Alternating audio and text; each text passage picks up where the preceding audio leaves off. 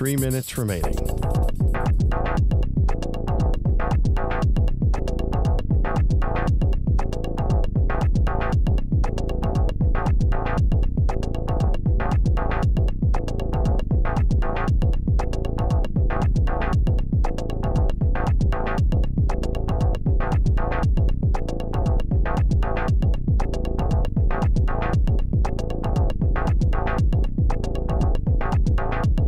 Two minutes, 30 seconds remaining.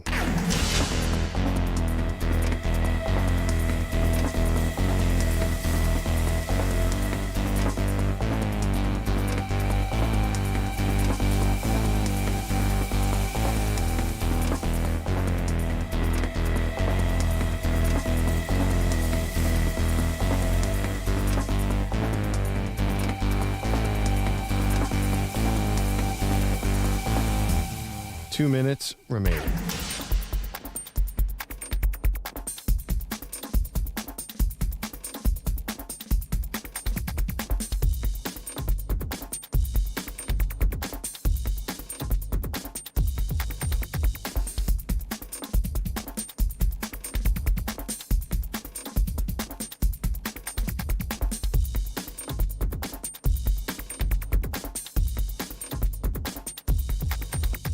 One minute, 30 seconds remaining.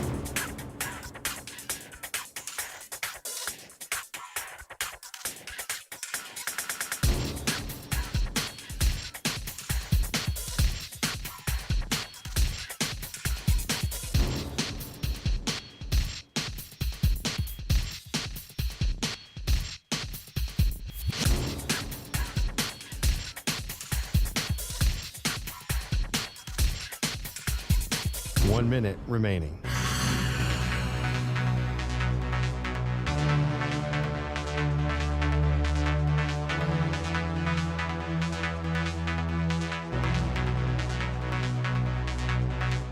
Forty-five seconds remaining.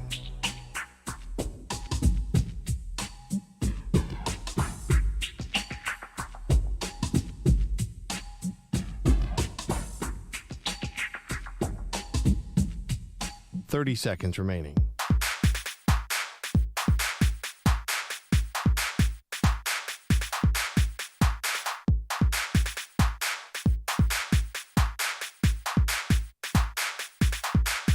Fifteen seconds.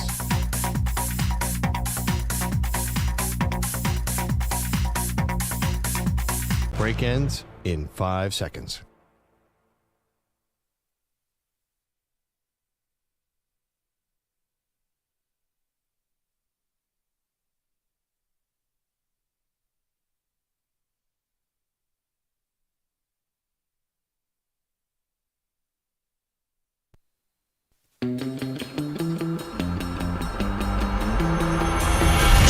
Can run the 40 faster than Tom Brady. He got a perfect score on the Wonderlic. They are Maggie and Perloff on CBS Sports Radio. The Raiders get a win last night. They keep doing that. The Raiders get a win last night, Perloff, but this still looks like a franchise that doesn't have much direction. Barely get a win. Why did you say that, Maggie? What are you talking about? Barely get a win over the Green Bay Packers. So I guess Josh McDaniels gets a little stay here. I had major issues with how that game was coached last night from the Raiders side. And listen, you win this game 17-13, and Max Crosby has a great game, and that's kind of all she wrote about the Raiders.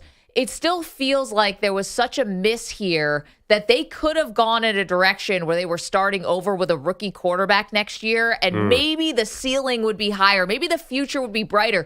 They got a win last night, but I don't know how anyone feels great about this Raider team this morning. So you're saying they should have tanked. And how would that have worked? Because Derek Carr left. Who's going to play quarterback this year, if not Jimmy G? Aiden O'Connell could have played quarterback for you, or someone else, to try to give you a better chance to put yourself in position. Yeah. Because think about what happened last night, right? Like, you have Devontae Adams, who is obviously dealing with some kind of shoulder injury. Right. You have, like, Josh Jacobs. He wasn't able to do much last night. He was fine last night. The output wasn't huge. you have a couple really solid guys on your roster, but you really don't have any depth. Like, the Green Bay offense is so bad. You should have been able to win this game going away, and they couldn't. Like, this is not going to be a good Raider team, and you're going to be stuck in limbo. But let me ask you a question. Yeah. Are you sure that Aiden O'Connell gives you a better chance to Jimmy G win you've ever seen in your life? Yes. That, so many ugly throws, but just enough plays to somehow eke out a win. It's going to go on his tombstone someday. They're a little too good to tank. So it's easy to say tank. The other thing, too, Mark Davis is a high-profile owner. He's got that beautiful stadium. Yep. I just can't see them tanking. They have to try to win games, and they're going to win a bunch of games and they're probably going to win 8 games and go 8-9. Isn't that better than going 4-13? I don't know how anybody loses to the Raiders. Like, I saw Green Bay do it last night with a young quarterback, a young receiving core, and they couldn't put up points. But the Raiders are like fits and spurts. I guess you can squint and see it. And again, Crosby was a game wrecker last night. But Josh McDaniels is a terrible coach. And I just don't want to play the results here because they won the game. Him deciding to kick the field goal with under 2 minutes left that ends up doinking off the upright. It gives the Green Bay Packers the ball with 1:56 left to go and 1 timeout at their own 42. They should have lost this game. They were down by 4. Why would you kick the field goal there on the 4th and 1? You can't get a yard. You can't get a yard. Instead, you decide to kick the field goal. To me, Green Bay has to score a touchdown to win the game no matter what. You didn't change anything except the decision gave Green Bay this awesome field position. They just couldn't capitalize on it. Well, I don't totally believe that you're not playing the results because the 8 times the Chargers have done this and not gotten a yard. We haven't said anything this year. Everyone wants their coach fired. What are you kidding? Everyone hates what the Chargers do. Is your problem, if that's your problem with Josh McDaniels, I understand it. I have this stat here. Next Gen Stats tweeted out, I couldn't believe it. Isn't Next Gen Stats a neutral party?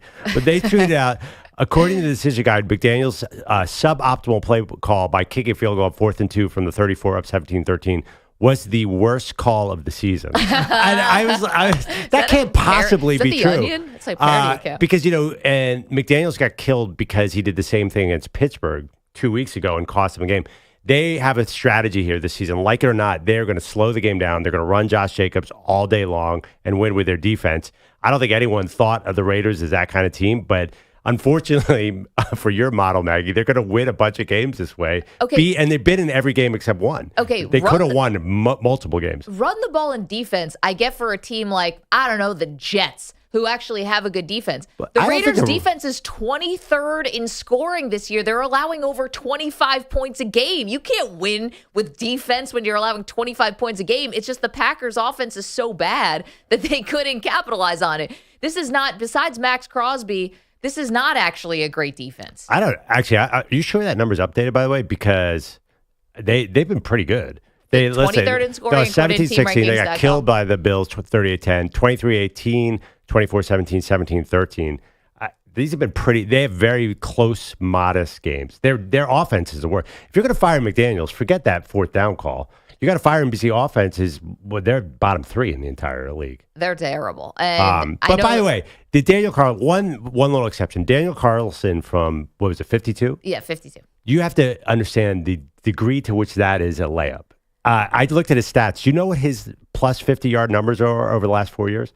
You're not going to believe this. What? He's 21-24, 88%. Plus 50. That indoors for him, that's an extra point. The fact that he missed that is a huge statistical anomaly. It doesn't matter, actually. Yeah. Daniel Carson's a great kicker. That's fine. Green Bay needed a touchdown no matter what. You didn't improve your chances to win at all, did you? But you understand, 20-13, if Green Bay does score, it's a tie game. It's not over. Well, unless they go for 2. Well, right. What are the odds of that? That's a 50-50 shot, too. I don't know. They could go for 2 and walk off win you. It's possible. Like, how do you leave that much to chance as opposed to just 4th and 1? Because getting a yard in the middle of the field. Because Josh Jacobs was running into the line. You would run into a stack box. I don't think they had that much confidence that Josh Jacobs was going to make that because he averaged 3.5 yards per carry, but one of them was a 25-yard run. Yeah. He was closer to really 2 yards per carry, and that's when they didn't know if he was going to run. In that situation, too long to sneak. They were going to hand it off to Josh Jacobs. What do you think was going to happen? Perloff. He was going to get eaten up by that line. It's a professional football team. You have to be able to get a yard at some point. And Troy Aikman actually said it right as the Raiders were starting the drive. He said, good teams, they got the ball with about 4.5 minutes or so left, and they had a 4-point lead. Good teams salt this game away. Yeah. Good teams are able to run this out, and they're able to just finish the game and have their offense finish out the game. And the Raiders aren't a good team because they couldn't do that. Yeah, no doubt. They were 1-3 entering the game. Everyone knows the Raiders aren't a good team. So that's why this win just doesn't really do a lot for me. Yeah, it did. I think if McDaniels lost that game, I wonder if he would have gotten axed today. Who would have taken over, though? Like, that's what I always wonder when these guys get fired. I mean, I know Rich Bisaccia, the special teams coordinator, who's now with Green Bay, took over when John Gruden got fired, and no one saw that coming, and they ended up making the playoffs. But, you're going to give it to who? Patrick Graham, your defensive coordinator? I don't know. Yeah, it's anybody. They have tons of guys on here that have big-time experience. They could bring in anybody. You're right, Bisaccia was awesome there. That was probably their best season. Maybe they should have just stayed with him. But I did a little bit of a disagreement, too. Aiden O'Connell probably gives them the same chance of winning. I mean, there's no real passing offense here. You got Devontae or bust. So they have a Hall of Fame defensive end who just completely took over the game in prime time. The Green Bay tried. Green Bay, if they didn't have Max Crosby, I think Green Bay would have moved the ball. But he had 4 tackles for loss. He was blowing up the run game again and again and again. No Aaron Jones. Listen, I looked at this game and I was wondering, how are the Raiders favored in this one? Vegas seemed to know exactly what was going to happen. Well, it's because Green Bay's offense is just, I'm going to be kind here and say work in progress, but there's nobody who you trust in the receiving core. Jordan Love throws 3 picks. I would say 1.5 of those was actually his fault. Definitely the first one where he threw it to the linebacker that he didn't see. And I would say the third one, which is in the end zone, he underthrew it, and the wide receiver kind of didn't really battle for the ball where he could have probably batted the ball down in the end zone, and that sealed the game. The second one was in the second half, and that was like a tipped ball that ended up getting intercepted, scooped up by the Raiders. And they just don't trust him. They had first and goal to really take it was 10-10, and they had 2 running plays that went straight into the line for nothing, and then they were screwed because it was 3rd and 6, and he had no one to throw to. Yeah. So I think it's LaFleur. LaFleur, it's not just Jordan Love. I think Matt LaFleur, the head coach, a little bit exposed. He's not quite the West Coast genius when Aaron Rodgers is not his quarterback. No, this is great. Like the Matt LaFleur stat that everyone likes to bring out is like, this guy's got like a 70% winning percentage. It's like, well, there's a reason for that because you're winning tons of games with Aaron Rodgers. Like, look at what's happening right now with Bill Belichick without Tom Brady. Everyone's like, he's an average coach. Like, what do you think Matt LaFleur is without Aaron Rodgers? But I do think there is something. After 20 years, at some point, you're going to have to rebuild, and you're clearly looking at a rebuild team. Just the fact that every single player on the offense is 23 years old. Yeah. And Bakhtiari's out for the season. So this happens. You rebuild. I don't know about Jordan Love. I was really high. Big but Jordan I Love saw guy. The funny thing was he won his first game. Everyone's like, look, Jordan Love can do it. I'm like, ooh, that was not pretty. He's very inconsistent. It's amazing. The first half he was terrible. Then he comes out in the second half again and again and gets these little drives going that give you a glimmer of hope. I think our question here is it better to have a glimmer of hope, like the Raiders winning the game and having an easy schedule coming up, or is it better to just be bad? Because Love, first half, I was like, oh, this is terrible. Then the second half, I'm like, ooh, that was a nice throw. Ooh, that looks good. He just does enough to make you think, oh, this guy could be really good. Just how bad was it in the first half? This is the 3rd straight game where the Packers have scored 3 points or fewer in the first half. He gets it going. He's not going to win games that way. He gets it going in the second half. They've won a couple that way. Yeah, that's true. D-Cell, you seem like you wanted to jump in there, pal. Good morning. Good morning, guys. The way we're talking here about this Monday Night Football game, we seem like we're down on both of these teams right now, Packers and the Raiders, like nobody won this game last night. You're smart to pick up on that, D-Cell, because that's kind of how I feel. I don't feel good about what the Packers are doing. You had Jair Alexander last night saying, we can't allow the other team to score touchdowns if we want to win. Think about that, how much pressure the defense feels because your offense is not capable of putting up big points. And I think the Raiders have been wrong with this trajectory all season long. And I know they won last night, Band-Aid over a bullet wound. That's not no real solutions were found by the Raiders last night. You know who their owner is, right? Yeah. And you expected, what did you expect? The Vince Lombardi Packers as an organization here? Like, what did you expect of the Raiders? I mean, this is not a newsflash that the Raiders long-term team building strategy is a little bit off. So I'm wondering if maybe they can just play in that cool sphere sometime. Yeah. That seemed like the most fun part of the broadcast. Can we just say that stadium looks amazing? And the vibe there was great. It looked like a huge party. There were a lot of Packers fans there. So I agree. I agree with everything you said. But then when you pull back a little bit, you're like, of course they're a mess. Of course they don't know what they're doing.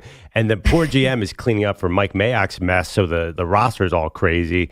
One thing, let me ask you this question. Yeah. Jimmy G, even a short-term answer. Last night I was wondering, I mean, Troy Aikman is so mean to opposing quarterbacks he's covering, but it didn't even seem like he's a short-term answer. He could not make a play. No, I mean, that's Jimmy, though, right? Isn't that where we are with Jimmy right now? I think that's just kind of what it is. Like, this is the one thing about Jimmy when he has to move around in the pocket a little bit. You like, hold your breath. Right, and then that's he actually the thing. escaped at one point, and it was like, maybe Jimmy can pick up. No, he can't.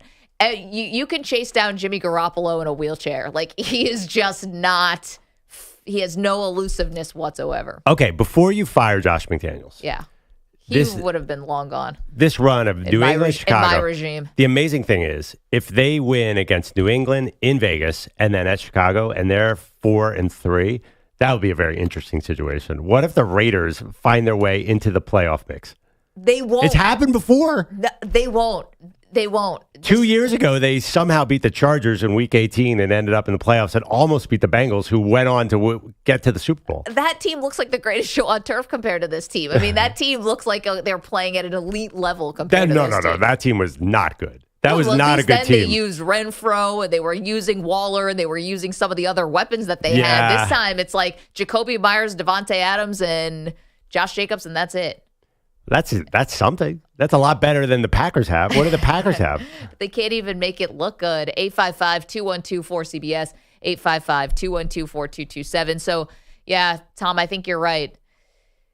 Double L's given out for this game. No, I give a W to the Raiders because unlike Maggie with moral victories and things like that, to me, a win is a win and a loss is a loss. It doesn't matter what the final score is.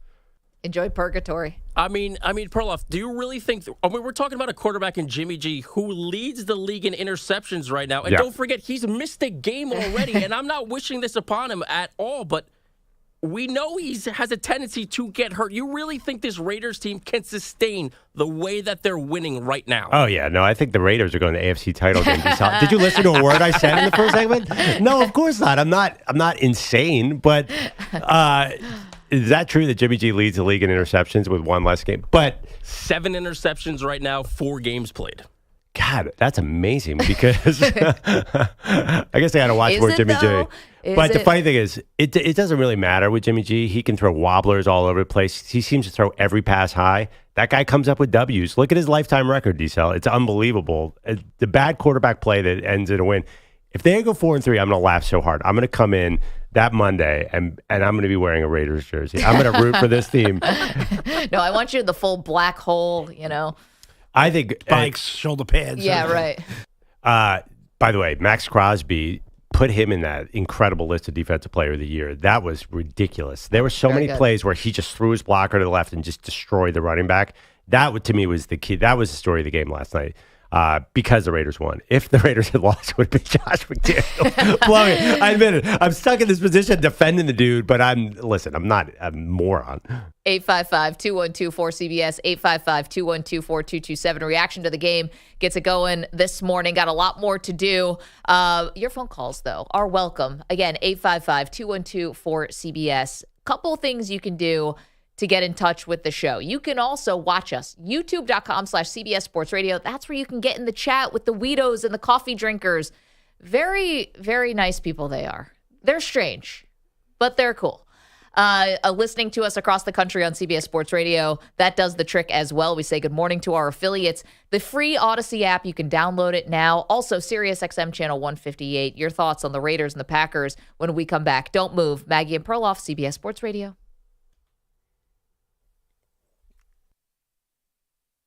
You're in a 5-minute break.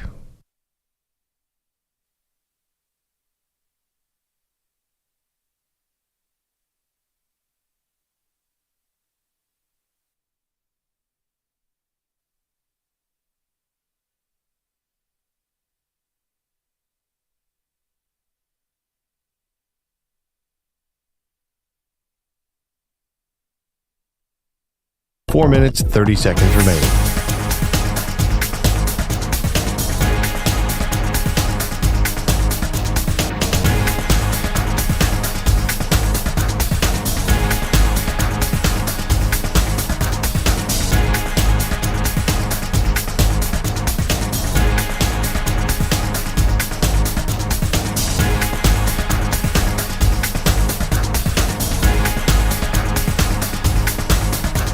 Four minutes remaining.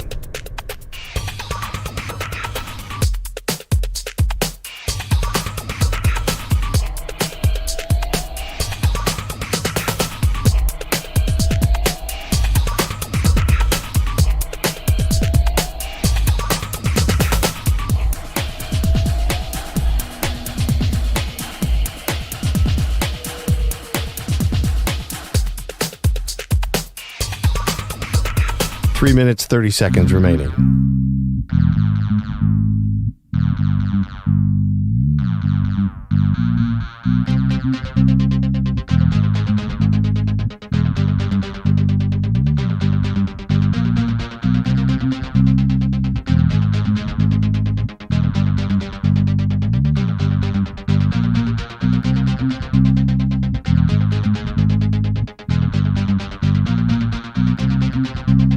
Three minutes remaining.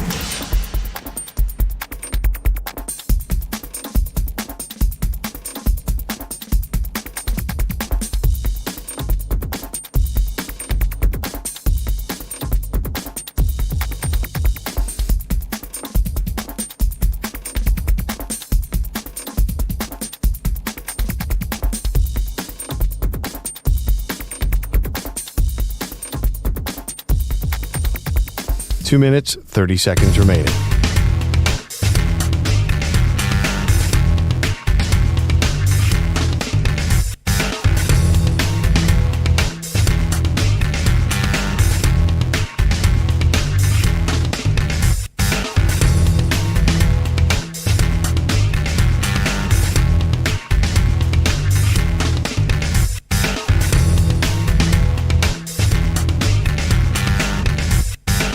Two minutes remaining.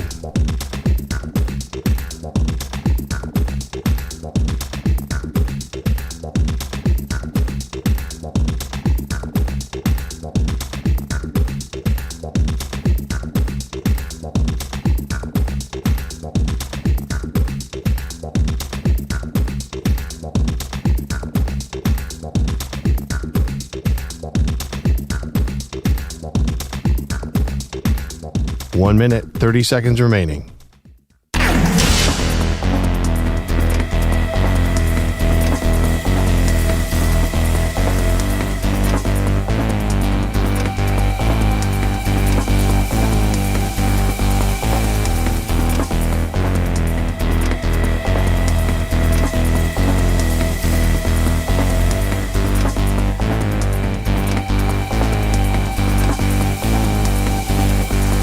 One minute remaining.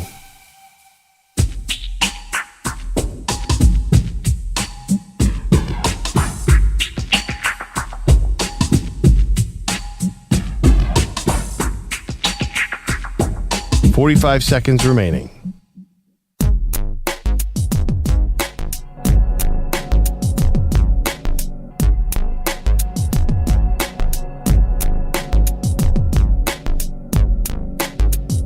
Thirty seconds remaining.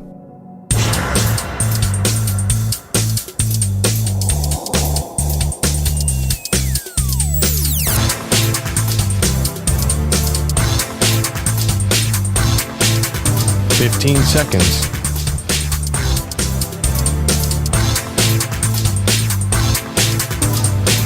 Break ends in 5 seconds.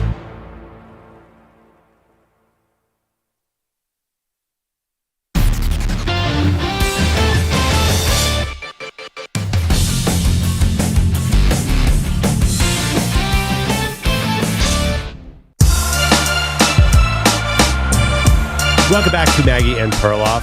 I don't know how we did this, but we gave both team losses for last night. The Packers Raiders seems unfair. Big W for Max Crosby, who is sort of the He's the emotional leader of the Raiders. He feels like the emotional leader of the NFL. He's just such a cool dude. He's got this great recovery story. He's got this great family. He is always interesting on the mic. I love watching him. He blew up last night's game. Yep. It's interesting to me when a pass rusher blows up the run game, which is exactly what he did, 4 tackles for a loss. Usually we judge guys just on sacks. We give out Defensive Player of the Year just on sacks. Generally, yeah. But this year, it is a who's who in the Defensive Player of the Year race. We're just putting some names down. Who do you got, Maggie? I know, back of the envelope for all the good defensive performances we've seen. TJ Watt the other day basically single-handedly kept the Steelers in that game. Yeah, and he's chasing the sack record. He's already got 8. Micah Parsons is going to be there. I know they're coming off of a tough one against the 49ers. Myles Garrett. Awesome. Max Crosby last night, obviously. Nick Bosa and Fred Warner are going to be named every time they're on a primetime broadcast. These guys get more shine than anybody. Aiden Hutchinson. Hutchinson with the interceptions. The fact that he's somehow an interception machine. Remember, did we talk to him and he never had an interception his whole life? Super Bowl, we talked and then about. he had 3 last year. He had an amazing one the other day. I would definitely put him in the mix. I mean, you have the legacies, if you will, like Aaron Donald, who's always in the mix. Still amazing. You got Chris Jones, who's the best defensive player on a team in the Chiefs that's a Super Bowl contender. And I thought Josh Allen, the other Josh Allen from the Jaguars, was incredible against the Bills, and he was everywhere. There's a guy on the Colts, Zaire Franklin, who's leading the league in tackling, but it's not just accumulating empty stats. He was making huge plays against the Titans. It's funny. It's obviously an offensive era, but doesn't it feel like this year there's a lot of star defensive players? I think it's because there's so much passing. Yep, I agree. It's giving so many more opportunities, but you would think that would also give opportunities to more corners. And I don't know if there's a corner right now that would be in that mix. Corners are weird because if you're a really good cornerback, no one throws at you, so therefore you don't get interceptions. Let's go to the phones, 855-212-4CBS. Our pal Jay is in Nashville. Good morning, Jay. Good morning. I'm literally in the parking lot of my job putting my pants on and no shirt on, looking like a homeless sex freak in the parking lot or whatever. But listen, we'll vouch for you. We'll bail you out. Don't worry. I don't know after that description, Jay. I trust Jay's my emergency contact now. I trust Jay. Wait. No, man, there's a lady Pants parked or right no next pants? to me looking. There's a lady parked right next to me looking over here like, man, what the hell is he doing? But this is only my second day on the job, so I got to be careful. But it's early in the morning. Please don't get arrested for indecent exposure your second day on the job. We can only do so much for you, Jay. Hey, they got their own police around here too, so I don't know what kind of rules they working with. But hey, I heard y'all talking about Jimmy Garoppolo. Remember I told y'all a while ago that dude is my spirit animal, man. For real. And it's good to see him doing good last night. I mean, I wish I was still living in Vegas, man. I lived there before all that, the freaking wind hotel and in the stadium and everything. So it'll probably look totally foreign to me if I were to ever set foot in Vegas again. But I mean, it was good to see Jimmy G doing good.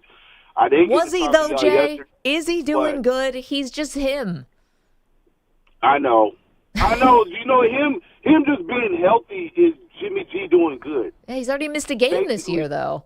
It's like Jimmy G, mediocre quarterback, above average looks. Every guy wants to be him. I'm sure he's killing it in Vegas right now, but I didn't think he played great last night. But that's why he's some people's spirit animal. It's like he looks good in mediocrity. Just gets him in every red velvet, every door without a pass. He doesn't have to have credentials. He's a dude that doesn't even have to have credentials. He just walks up let him in. That dude looks good to leave out here. But as far as I heard, what did I hear you? Oh yeah, as far as Green Bay and everything. And I was telling your screener, I was like, I know Aaron Rodgers is in a dark retreat right now with a tablet. Just him. The only light in there is the tablet and him looking at the game. And secretly, he's just like, I told you. He's like Shaq when he did that freestyle rap talking about you couldn't do it without me. Yeah, right. You know what I mean? Yeah, I remember that one. Tell me how my ass tastes or whatever he was saying. The famous rap about Kobe. Jay, it's so funny, and you're the best. Put those pants on, though. We don't want anything bad to happen to you in the parking lot of your job. It's so funny. I had the same thought about Rodgers. I bet that Rodgers sends a supportive sounding text to Jordan Love after the game. Meanwhile, in the back of his head, though, he's like, you guys wanted to get rid of bum. Oh, 100%. Hey, kid, keep your head up, man. Only good things to come. Shrug this one off. Whatever the inspirational text is going to be to Jordan Love, he doesn't mean a word of it. That's why when I send notes to the Dan Patrick Show guys saying, I really hope you win the Emmy this year. Yeah. No, I actually do mean that because that would be awesome because I would totally say I was on an Emmy award-winning show. Yeah, I mean, you were. Yeah, Emmy honestly, nominated. I do agree, though, with Jay that Jimmy G is so good-looking. I can't imagine what life would be like if you could just walk up. I walk to the club, and it's like, even when I was back in the day, and it was 50-50. Do I have a shot at getting in here? Because Jimmy G, not bad. Yeah, 50-50. I was being modest there. I was being generous there. Jimmy G gets in any club, it's like the male version of being a hot woman. Yeah, no, that must be amazing. But I don't know if Jimmy G. Why would you have a personality if you look like that? You just walk in a room and everybody loves everything you say. I'm sure if Jimmy G walked in here, we would all be fawning over him, being like, "Oh, Jimmy, you're so smart." Yeah, that's like when people are like, "Kate Upton, she's so funny." It's like, is she? Yeah. Is she really? She might be. It's possible. She might be. Yeah, she might not be. No, she's hysterical. I'm sure. I know. It's like crazy she's not doing stand-up. Like, she wants to so come in funny. here and tell jokes. We're all down. I'm all for it. What were we talking about, Jimmy G? Oh, Jay driving to work naked. Yeah. Yeah. There was a lot going on there, by the way. I didn't understand why his pants were off when he was changing his shirt. Listen, it's Central Time there. He's an hour behind. It's tough enough for us to get up. He's got to get up. It's super early. Everyone comes here dressed. Yeah. Or gets to the train dressed. Yeah, Why was he changing outside work? Maybe he had to don't put on a know. uniform. But if he did have to put on a uniform, I'm not sure why new pants. I think he had to put on some sort of like a shirt. He does a lot of deliveries. I think he did. He used to because he was a big book on tape guy, and he was like doing some data science boot camp stuff. We know a lot about Jay. I had a job like that where you had to not put on your outfit until you got to work. Oh, okay. I was a certified baseball and softball umpire. You cannot drive to the game. Certified up to the junior varsity level. You cannot drive to the game in your uniform. Big no-no. You get docked points. That's a thing? That's a real thing? In the Binghamton umpires chapter, it was, of which I was the first woman to ever be a member. Could you at least wear your umpiring pants that people can't see? No, and it was odd because I'm a chick, so what am I going to do? So I would wear like how like Dwayne Wade used to wear like the leggings. Every basketball player wears like those leggings. Yeah. I'd have to wear those Workout leggings. What's the point of this strange rule in the Binghamton softball? Your outfit's got to be your uniform. It has to be pristine. Who's going to rat you out, though? The other ump that you're with. Oh, no way. You cannot do that. Yeah. That's crossing This sounds like the line. worst association in the history of the world. They also The Draconian Binghamton Umpire Association. They also used to hold their meetings at a bar, and I was only 17. So I was like, I guess I'm in this bar now hanging out with these umpires. Meetings are at a bar, but you can't drive to the game in your umpire uniform? Yep. Give me a break. I know. Very, very strict on the rules. Also, no quality control. Terrible umpires, but they showed up in the correct apparel. That's Of not which what I was the matters. worst, by the way. Blowing calls left and right. Andrew Bogish is here with some headlines. Good morning, Bogue. Good morning. Those headlines sponsored by Progressive Insurance. Insurance for motorcycles, boats, and RVs for protection on the road and on the water. See how much you can save at 1-800-PROGRESSIVE and Progressive.com. A baseball playoff game had never ended like this before. 2-2. In the air, out towards right center field. Harris going to go back. Harris back to the warning track. He leaps. Michael's got it! He's got it! They fired it in, and it rolls across the infield. Taken by Riley. He throws to the bag. They double him off. Ball game over. Braves win. I've never seen a play like that. Yeah, that's what I just said, Braves Radio. Michael Harris is leaping catch in right center. Austin Riley picking up his errant throw and firing it to first to get Bryce Harper is the first game-ending double play involving an outfielder in MLB postseason history. Wow. And it came the half inning after Riley clubbed a go-ahead 2-run homer. The Braves had been staring a 2-0 hole in the face, down 4-0 to the Phillies. Entering the bottom of the sixth, catcher Travis d'Arnaud kicked off the comeback with a 2-run homer. It was really emotional, especially the way we came back. So it was one of my favorite postseason games ever. And that's from Bally Sports South. That's it's so weird. Like we're getting calls, we're getting post game sound. when the Phillies won game one, my Phillies won game one, I don't recall even 3 seconds of any of your updates mentioning the game. Well, maybe a score. Well, I think the big like America reason cares would be about Travis d'Arnaud. we weren't on the air Sunday after they won Saturday. Okay. What about the It's an series old win over the story. Marlins? Was there any player interviews after that? I mean, Yeah. That doesn't count. We did a whole thing on Jacob Tyler Realmuto. There was I plenty did of that. Phillies. I instigated that. You And I did told you- nothing. And by the way, Jacob Tyler hit a home run last night. Yeah, and you're not and mentioning lost. that. Yeah, but it's okay. The Phillies are fine. I didn't watch the game. Are they? Yeah, they're totally fine. Soul crushing. They loss took Fried yesterday. out of it. I'm fine. This is fine. They were in Atlanta. It wasn't soul crushing. Rob Thompson learned his lesson. He did not take Zach Wheeler out this time. Should have. They're fine. This is when you know it's not fine, is how many Yep. times Perloff goes. It's No, fine. it's fine. You're They're trying to just- tell yourself you're Yeah. fine. You don't sound fine. Well, Austin Riley was rusty until the end of the game. Yeah, they should have put that away. But okay, when it was 4-0 Phillies and the Braves bats were dead, didn't everyone here say, "Oh my God, I can't believe how bad the Braves are and Yes. Perloff's going to win this series"? Did Yes. that thought cross everyone's mind? It did. And then but I just can't believe that baseball's been around for like 150 years and there's never been a play like that with a double play that starts in the outfield. That's insane. Did you guys kill Harper for that? I did not for some reason. And I'm not glad seeing you him said getting him that. killed. I'm glad you said that. Yeah. No, absolutely not. Like, I know the rule is you're not supposed to go past the bag at second base. You're supposed to go halfway. No way. That's an amazing catch out there. Yeah. You cannot crush Bryce Harper for that, air quotes, base running blunder. No way. Oh, I think you can. Come on, dude. Really? You cost Crush him the him? game. I mean, you still would have been able to have an at-bat left if you had just gotten your tush back to first. Right. I mean, So you would have 2 outs with a guy on first down a run. It's not like that cost them the game. You're trailing. you can't have that be your third out and the end of the game. But you can't not score from first there either. I think actually you can. I think the only time you're really running that hard is when you have 2 outs. I mean, he no? would have had to. No, I mean, down a run, he would have had to go through whatever was. He had to go for home there. He might have. They might have waved him home. I mean, Harper's got some speed. Well, right? he would have went no matter what. Yeah, That's no, the Har- thing. by the way, that's the thing. Who Harper cares about the Harper sign? is always going for home, and that hat's always coming off. That's Yeah. the thing. That's why I can't crush him for being overly aggressive there. Like, that's who he is.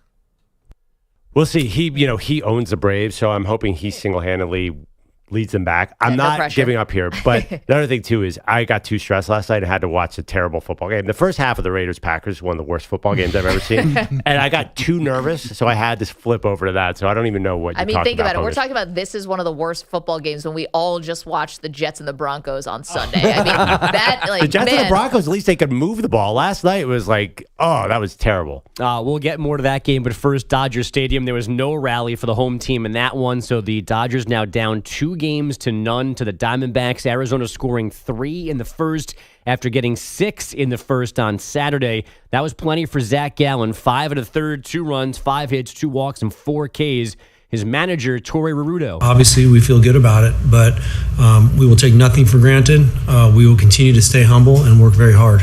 It's a 4-2 win for Arizona. For the Dodgers, only 2 higher seeds have won a 5-game series after losing the first 2 games in this current format.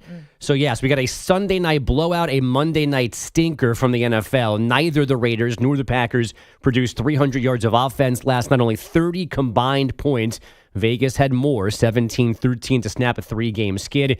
Jimmy Garoppolo back from his concussion to throw for a touchdown and a pick. It was a total team effort tonight, and we knew it was going to be like that.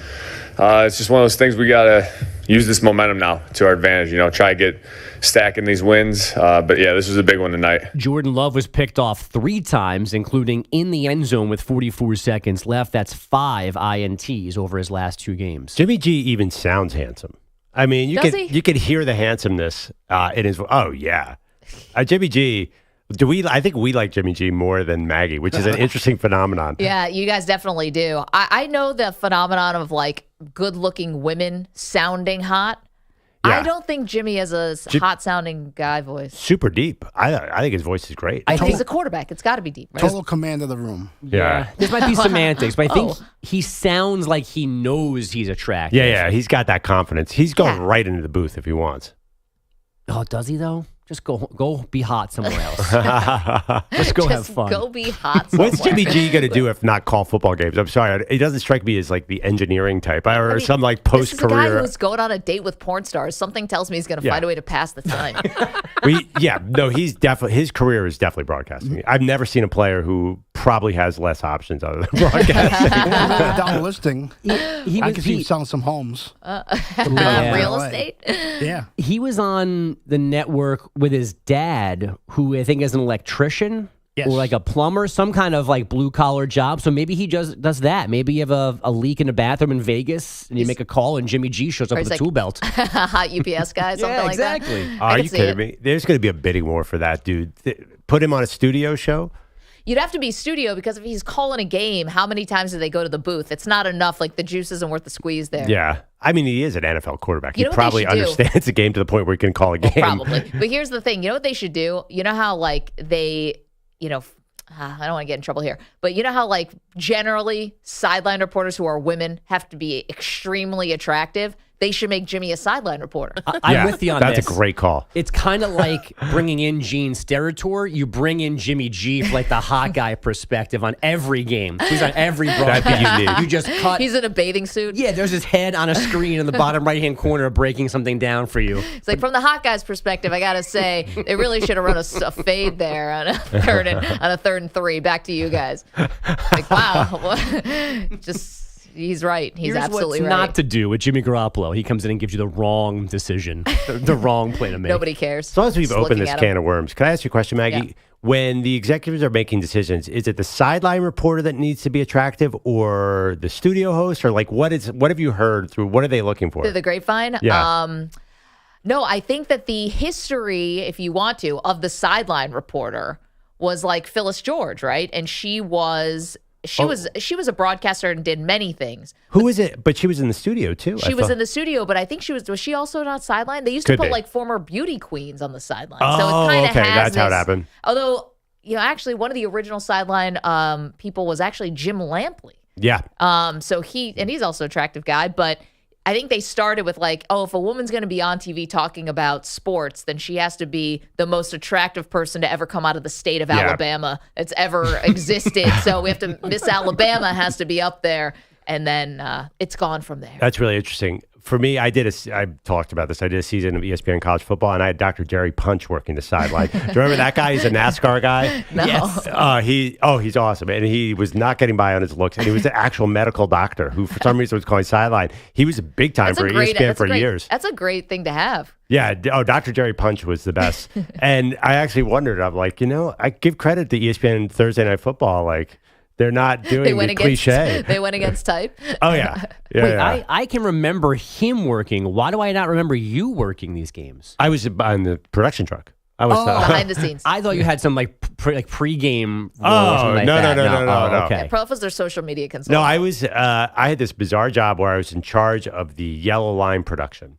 So you know how they put the yellow line on the field? The yellow line is the greatest invention of the 20th century. So I worked for Sport Vision, who does the yellow line, and we sometimes they would put these like graphics on the field where you could see where the quarterback was, where Ben Roethlisberger was throwing the ball, and I was in charge of that. And I basically hit a button 4 times a game, and it was the most anxiety-provoking thing I've ever done in my life. Not hosting radio. The producer would be like, "Perloff, you ready to go?" And I'd be like, no. All right, let's go to Jerry. Let's go to Dr. Punch, see what he has. That was typical Thursday night. And Perloff is sweating like he's the movie Airplane, just sweat dripping down. You can relate, though, Maggie. Is there anything more stressful than a football TV production truck? It's so crazy in there. It's I have to imagine insane. doing like a double lung surgery has to be more calm than what's going on in a production truck. Go Silver, go Gray, go Silver, go Silver.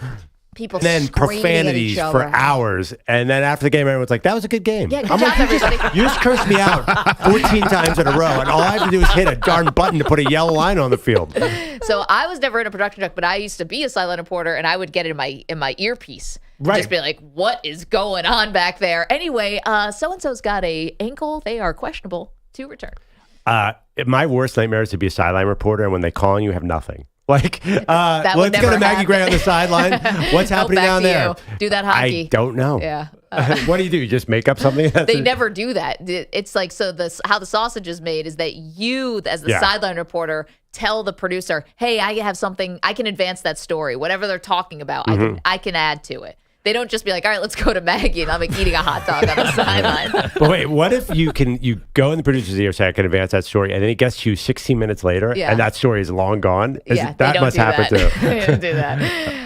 Though, there's so many things that go wrong. Stressful. It is very stressful. Listen, we're not like digging ditches, but it is stressful. But I was stunned in college. Armin Katayan came and spoke to my broadcasting, and he said that 95% of his reports were pre-done before the game even started. Yep.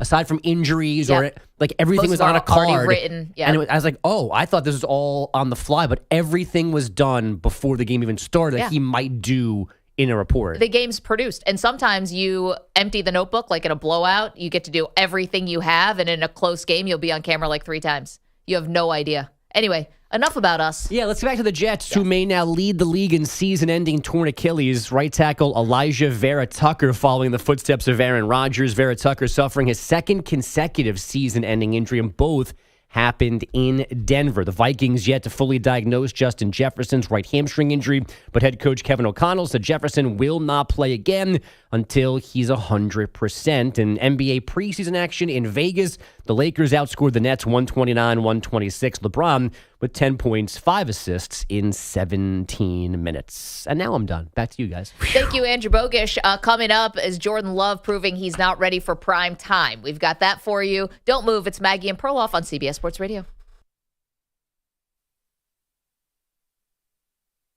You're in a 5-minute break.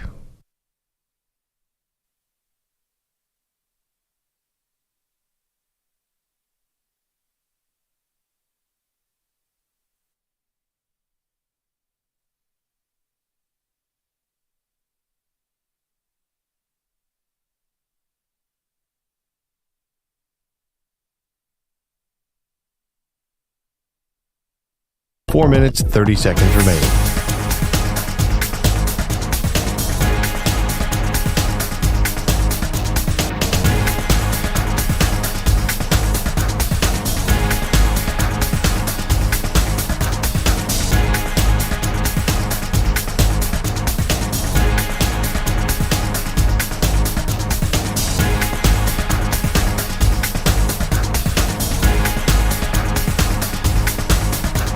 Four minutes remaining.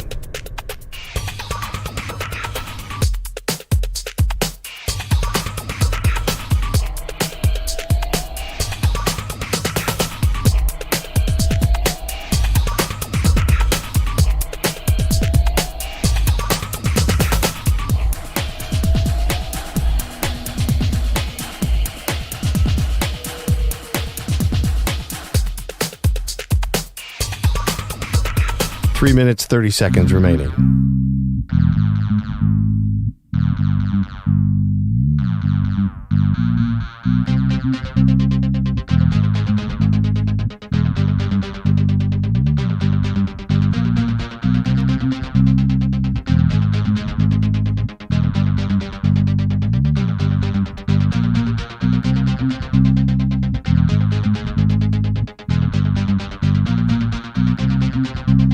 Three minutes remaining.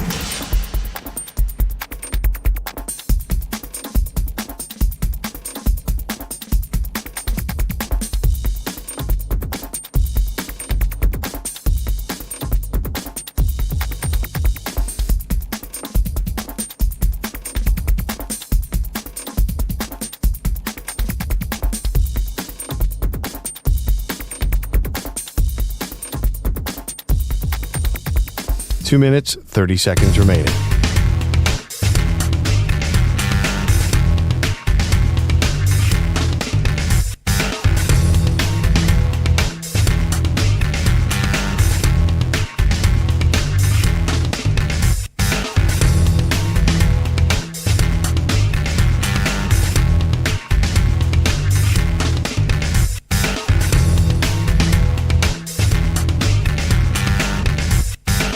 Two minutes remaining.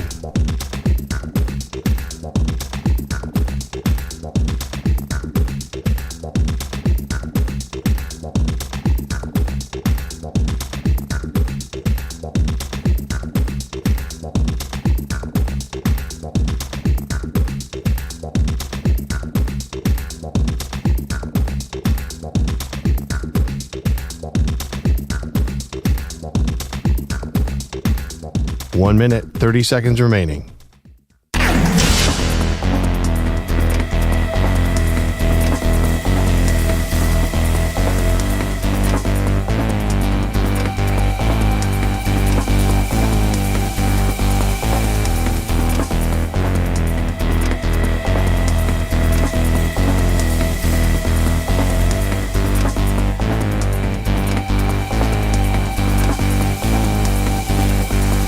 One minute remaining.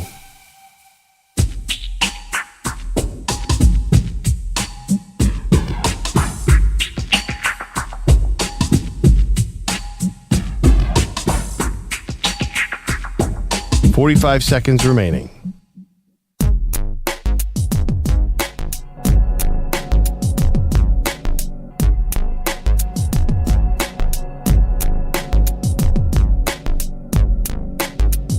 Thirty seconds remaining.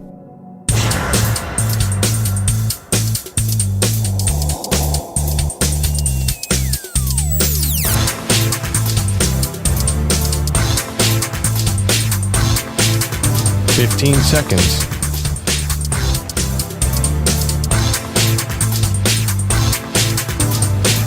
Break ends in 5 seconds.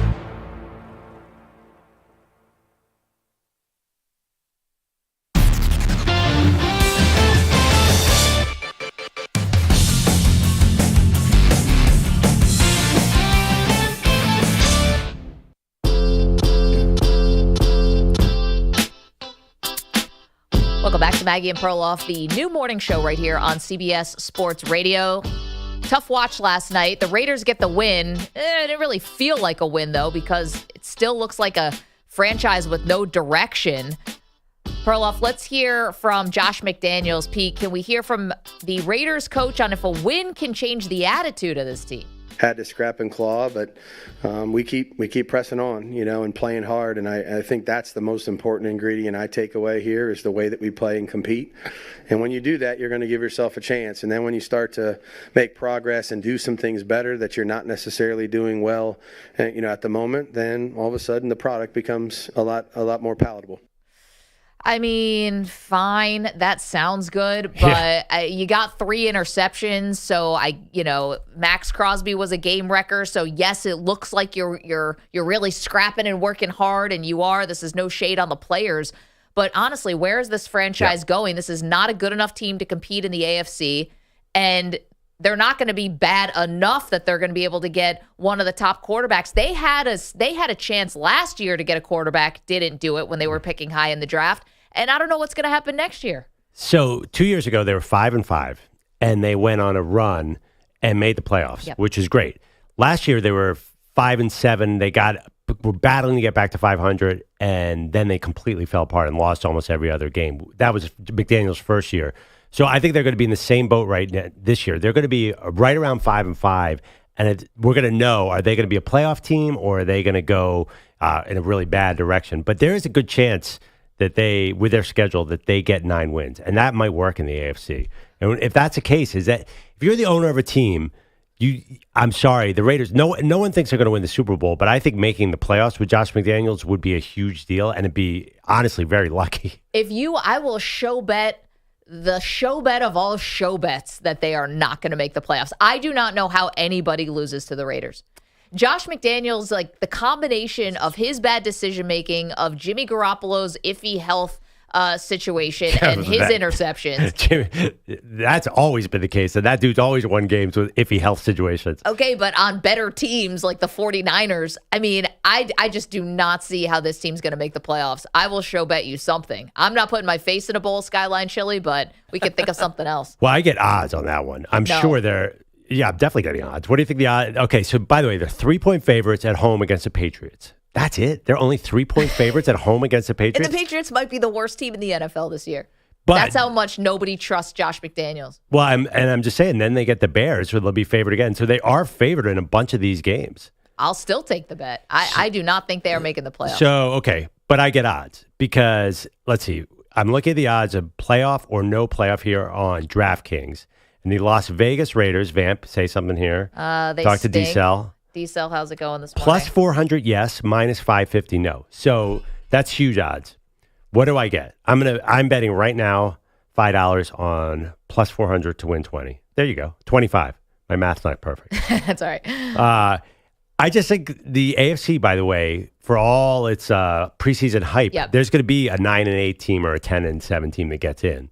The Raiders is a long I think shot. that team's probably going to be coming from the AFC North now. But really? Yeah, because I think that maybe the Bengals are not done. Somehow Jimmy Garoppolo, somehow Joe Burrow, kind of looks like he's back to himself. But those teams are all going to beat each other into smithereens. Four really good defenses. Yeah, you're probably right. No, the Raiders is a long shot. Maybe this is an idiotic bet, but I'll do it. You know what? The bet that I'm in real trouble on. Real trouble. And I'm so glad that Andrew Bogusch in his top of the hour update did not mention it. Yeah. The Wembanyama preseason debut was pretty sweet. That's a problem for me. Yeah. What shape is your car in right now? Because if you have to drive, the show bet is that if he wins Rookie of the Year, Perloff has to drive to San Antonio, wear a sandwich board outside of the stadium to personally apologize to the French windmill for doubting him. Whoa. Those are not the terms I agree to. I have to stand on the Riverwalk with a sign like John Cusack and say anything. So the odds are still Wemby minus 110 to win Rookie of the Year. Scoot Henderson's a plus 225. Last night was terrifying for me. He can do everything. He can shoot from the outside, block shots, can dunk. He's like a tall Kevin Durant. This is bad. I'm not going to lie. I Googled this morning how far, 27 hours from where we sit right now to get to San Antonio. You better have some books. You better have some books on tape, a couple podcasts. You can listen. I'm assuming you'll still call into the show, right? Well, okay. Am I going during show hours? I'll be driving? If it's 27 hours, you can't just take 4 hours out of the middle of the morning. I think that's all got to be used driving. That could go on the weekend. You could go on the weekend. San Antonio is a great town. Honestly, there's this breakfast taco place I have scouted out that I kind of want to drive to right now. It's so good. And when you're driving through like Wichita, you better keep that in the front of your mind because you're going to need something to keep you going on a 27-hour car trip. I have no problem with that car trip. You're just going to be screaming pavement, for a lot of singing along in the car. I'm going to stop and see friends. It'll be great. I love road trips. I've been trying to lose a road trip bet since we started the show a year and a half ago. You just want to get away from me? Yeah. How many road trip bets have I? No, it's not that I want to get away from you. I like work letting me drive and go wherever I want. Like I would love to do a bunch of road shows where we go to affiliates and I'm down. Out? Yeah. If anybody out there is listening, we'll come to your town. Perloff will personally drive there. But you want to fly. I understand. You're one of those airplane people. Yeah, I'll meet you there. Don't make her sound weird that she wants to fly. Yeah. Everybody would want to fly. Yeah, thank you. I don't want to drive from New York to San Antonio, Texas, and I'm the weirdo. Okay, fine. You can go the traditional way, but there's so many interesting adventures between here and San Antonio we could have. This is like the Thelma and Louise, but hopefully with a better ending. Maggie Perloff hit Illinois. It's exciting. Why did they rob a bank in this? Oh, I just got bored. Coming up, more from last night's game. Reaction to the Raiders and the Packers. Got to get into Jordan Love. 3 interceptions, including the game-sealing one in the end zone. We get to that. Don't move. Maggie and Perloff on CBS Sports Radio.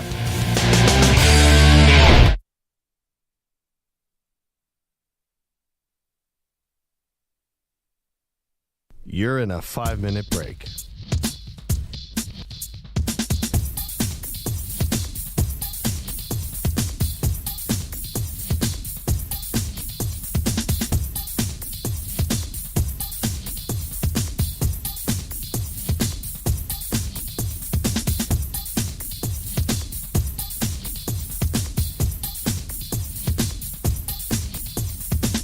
Four minutes, 30 seconds remaining.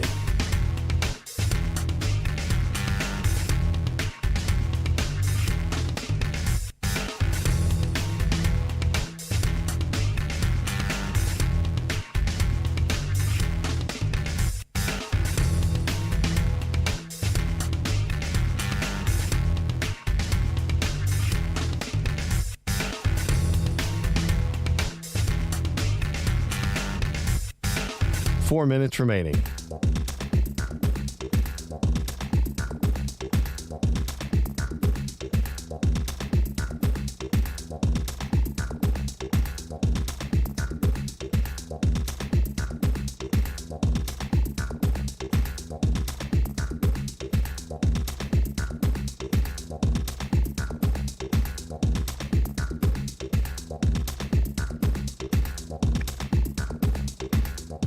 3 minutes, 30 seconds remaining.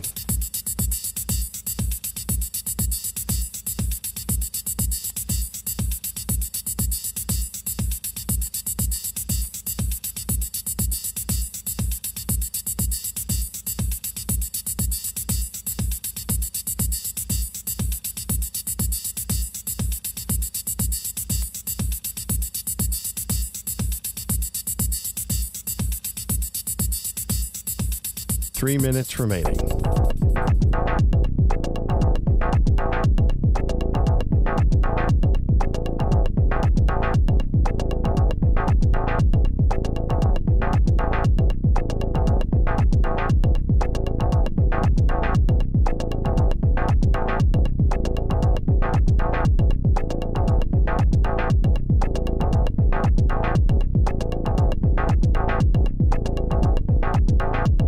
Two minutes, 30 seconds remaining.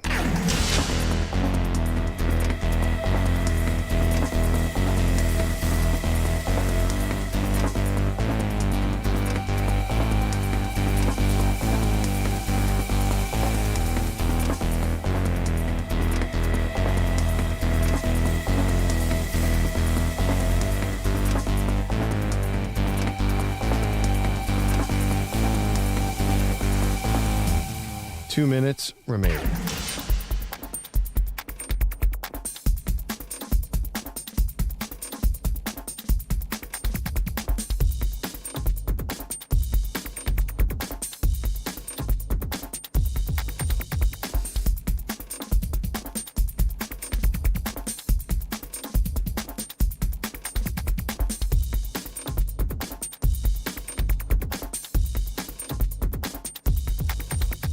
One minute, 30 seconds remaining.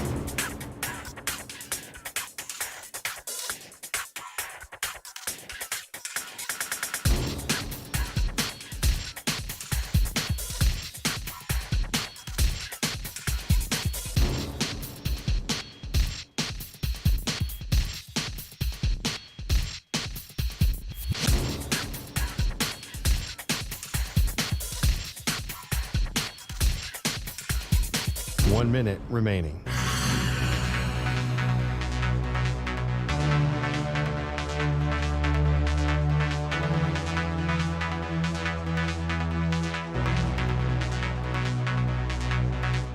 Forty-five seconds remaining.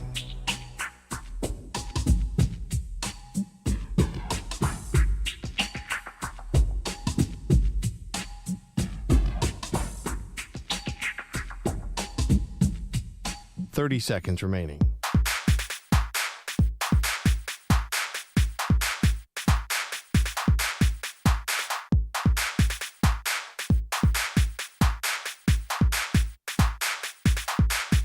Fifteen seconds.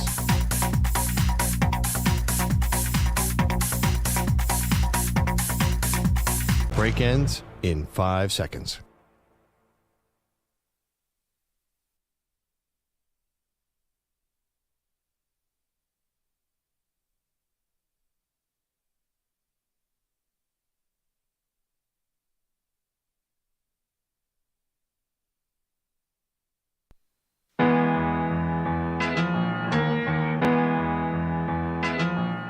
She can put away a large pizza by herself. He's allergic to cheese. They are Maggie and Perloff on CBS Sports Radio. Well, forgettable performance, I would say, from Jordan Love last night. The Packers lose to the Raiders 13-7, although they had a chance at the end, Perloff, because the Raiders elected to kick a 52-yard field goal rather than go for a 4th and 1 at the 42-yard line. The field goal doinks off of the right upright. They end up giving the ball back to Jordan Love. This is a perfect opportunity. Monday Night Football, you're facing a not great Raiders defense, although Max Crosby was playing out of his mind last night. A not great Raiders defense on the whole. You've got a minute 56 left to go with one timeout, and you're at your own 42. I mean, this is a moment for Jordan Love. It ends with him throwing a regrettable pick in the end zone. Game over. And it was just another example of Jordan Love, despite the fact that he's got to sit behind Rodgers and learn for 3 years, he is just not ready to step into a big primetime performance. Here's the question, though. How much of it is Jordan Love? How much of it is Matt LaFleur, the head coach? How much of it is the lack of weapons, the sort of raw receiving core? Yeah. I didn't see Christian Watson and Romeo Doubs running wide open anywhere. How much of it that Aaron Jones wasn't there, so their screen game was affected? I just feel like the whole offense was janky. There was never a play where Jordan Love went back and there was an easy pass to make it. It was always him hold on to the ball, trying to make a play. Yeah, he's quite raw. Yep. But you still see some talent there. See enough throws in the second half of games for some weird reason that you say, okay, maybe there's something here. And the truth is, I'm not sure. We were talking about the Raiders tanking. Packers aren't going to tank, so I'm not sure what option. They have to try to build around Jordan Love right now. Listen, Jair Alexander after the game said, we just can't allow the other team to score touchdowns. Like, that's how little the margin for error is because the offense is just not able to score. Third straight game where they score 3 points or fewer in the first half. They put themselves in some holes. This one not as bad. It was only 10-3 at the half. They scored 10 points in the third quarter, but just could never keep it going. And quite frankly, that one touchdown drive that they went on, they gave it to A.J. Dillon, I believe, 6 carries out of 9 plays, and at one point it was 5 straight. So, the run game was working. The less that Jordan Love was doing, the better. Then they blew up a great red zone opportunity where Jordan Love led them right down the field, had a big pass to Watson, and they ran A.J. Dillon into the line 2 times, 3rd and 7, and they bombed it. LaFleur's play calling seems a little bit off to me. It's almost as if he doesn't have a Hall of Fame quarterback who can toss it anywhere around the field. That's crazy. But I'm still fascinated by Jordan Love's ability, his physical ability. Sometimes he's rolling against his body and he will throw a spiral 50 yards down the field. I don't love the receiving core. I think the Packers are similar to the Raiders. They're going to end up in that 6 to 8 win area, which is, I don't know what it is, Maggie. I'm not sure where they're going with this. Aaron Rodgers had one kind of bad year when he took over for Brett Favre. Maybe Jordan Love takes the next step. I think people are very, very eager to say this guy's a bust or this guy's not good because it's out there. There were a lot of people on Twitter last night saying, 3 interceptions, he's not going to make it. But I remember the same things were said about Jalen Hurts and the Eagles. It takes time for young quarterbacks to learn how to play this game, and we're less patient than ever. We are, but that's also because Jordan Love's not a rookie. It might be his first season, but he's not a rookie, so you kind of expect, not that he's going to step in and it's going to be perfect handing the torch from one Hall of Famer to Jordan Love, but you kind of expect it's going to look a little different. Like, for example, you have the Raiders, and again, Max Crosby was excellent last night, and he was disruptive at the line. But you have their 2 starting defensive backs are out for the Raiders. Mm-hmm. And the Green Bay Packers had 1 catch of over 10 yards. Like, it was that big 77-yard throw and catch to Watson. And besides that, like, they weren't even really able to do much downfield. And again, I know Crosby was disruptive, but you would have thought you could take advantage of a banged-up secondary for the Raiders, and they couldn't. Well, the Raiders' strength, though, is safety. That's where they put all their money, and those guys were there, and they were killing them. And it didn't matter. Max Crosby was all over the field the entire game. I don't think that. Did you watch that game and say Jordan Love had any clean pockets at all? No, he didn't. But at the same time, I feel like he has not been like the positive that I was expecting. And yes, he does have flashes where you see the talent, but I can say that about literally every quarterback in the NFL. Did you see any talent in Jimmy G last night? Well, but Jimmy G, we know what he is. Even like the worst quarterbacks that we think of in the league, like a Justin Fields or a Zach Wilson, like they can make good throws every now and then. There's a reason why they're even at this level. Now, I know Jordan Love's not a rookie, but he's 24. This is the first time he's played sitting behind Aaron Rodgers. What difference does it make? I mean, you do get into games a little bit. Like, he's had a little game action, and you learn from Rodgers. Like, this is the model for Green Bay. Honestly, I think we're moving too fast here on Jordan Love. Jalen Hurts he was in his second year, and he was sort of struggling a little bit, and a lot of people are like, ooh, the Eagles should get another quarterback. A lot of people. They made the playoffs. They were 9-8. Yep. They were just kind of a middling team, and then he exploded the next season. So I think you have to look at some of these young quarterbacks and say, it might be there. Not Zach Wilson, but most. I think that we're moving on too quickly from Jordan Love in our mind because we see some guys Jordan Love, Justin Fields, all these guys, they're like, 2 years in, he's not going to make it. But quarterbacks do develop. Listen, I'm not moving on from him. I'm just saying at this point, he's not ready to like lift the Packers. And maybe that was too much. Maybe that was way too much of an expectation to put on him, but he's not like a net positive to me right now. The defense does whatever they can do. They're hanging in these games, but Love is not the rising tide. Again, you had a perfect opportunity under 2 minutes with a timeout of your own 42. Oh my God, there was no way they were scoring there. They hadn't done anything all night. Yeah, that's true. 855-212-4CBS, 855-212-4227. All right, let's get to our Cowboys Quickie for today.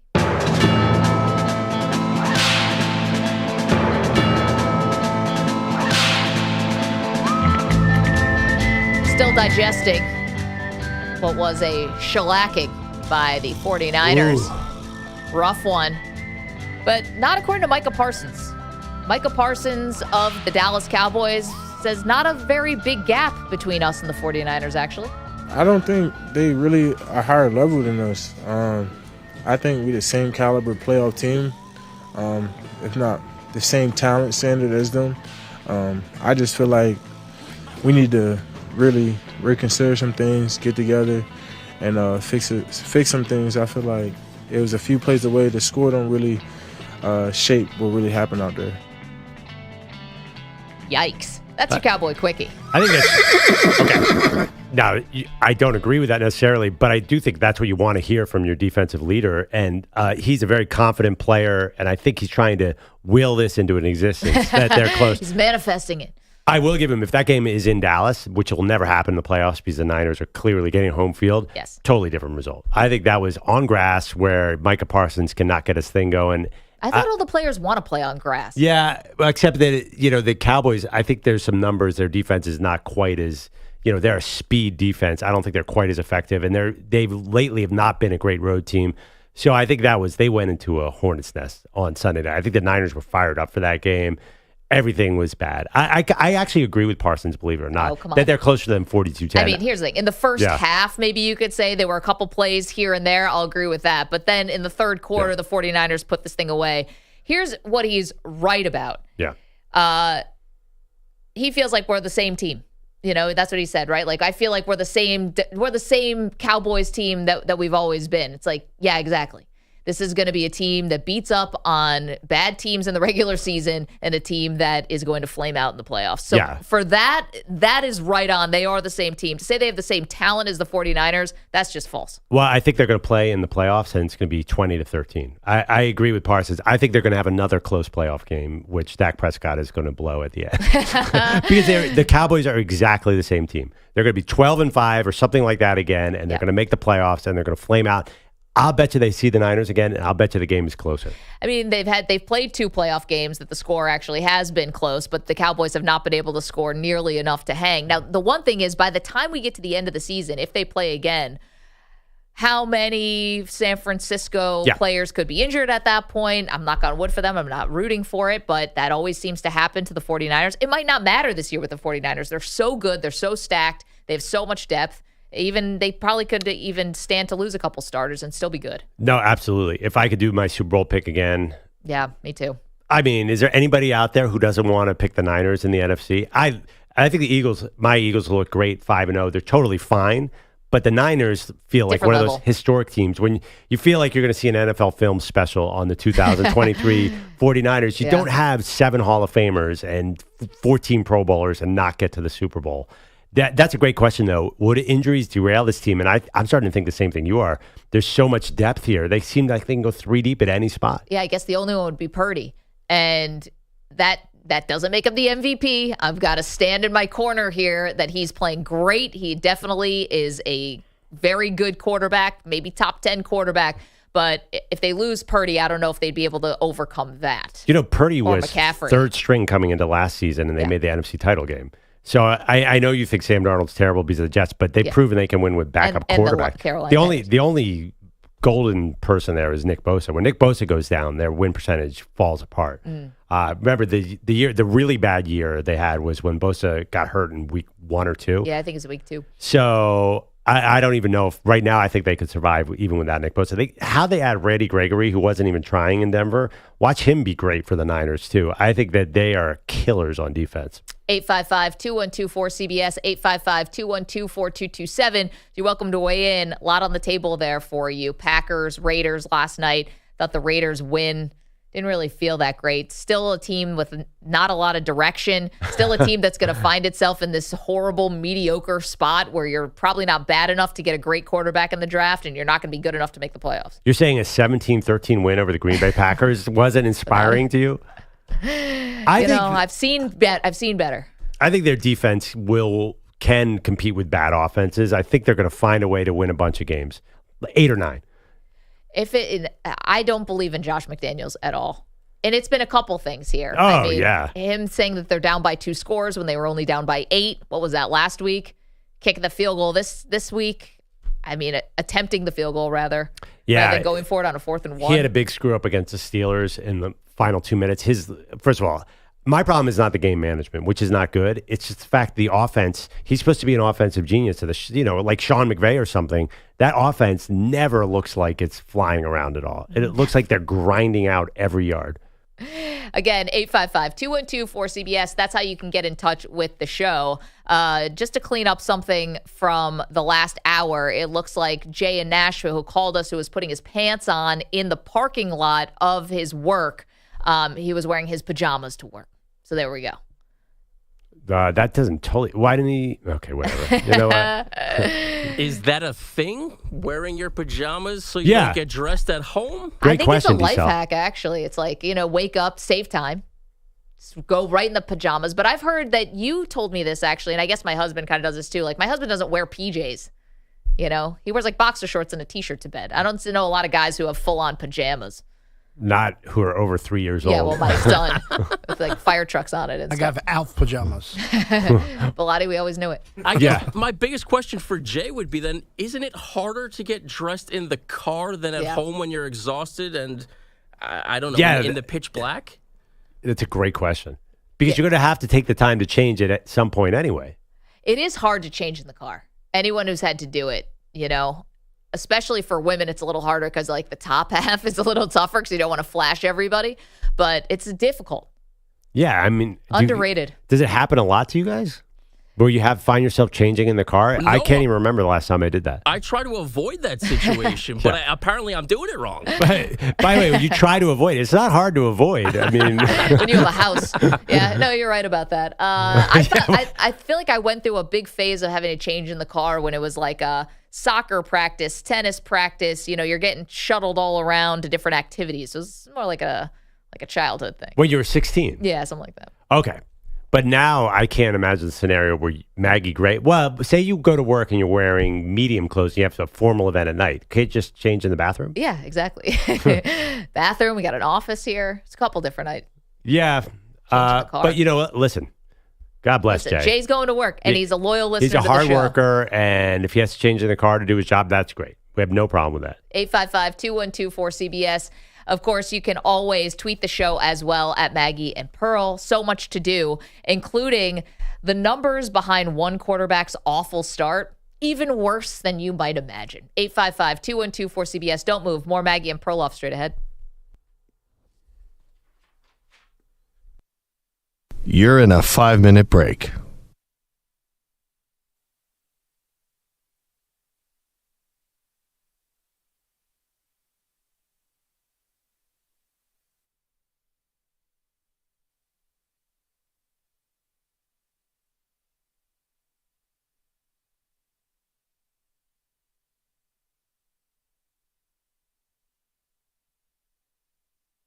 Four minutes, 30 seconds remaining.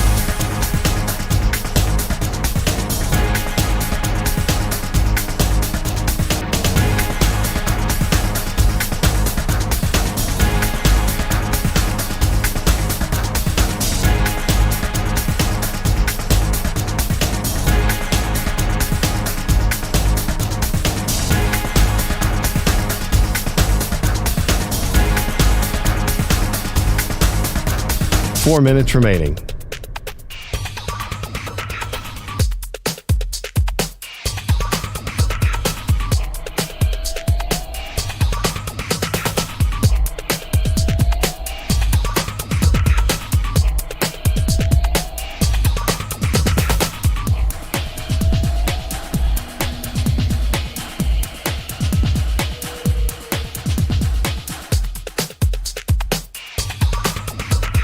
3 minutes, 30 seconds remaining.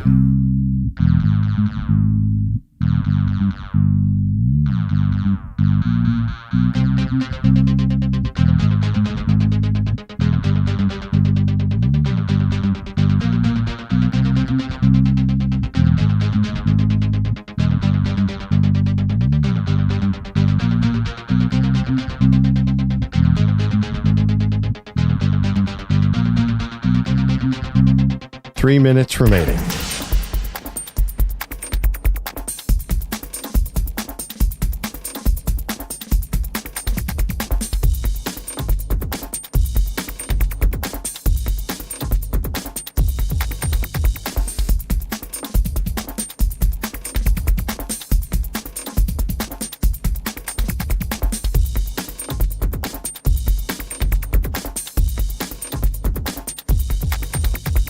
Two minutes, 30 seconds remaining.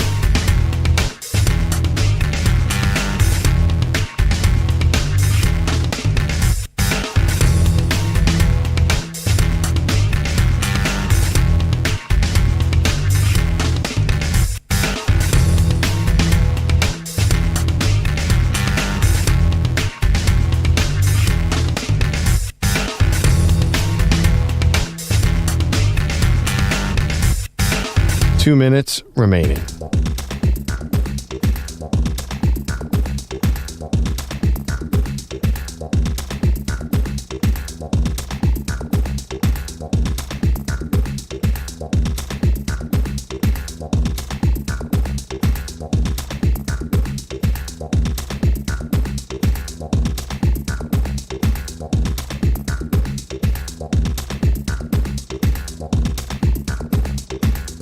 One minute, 30 seconds remaining.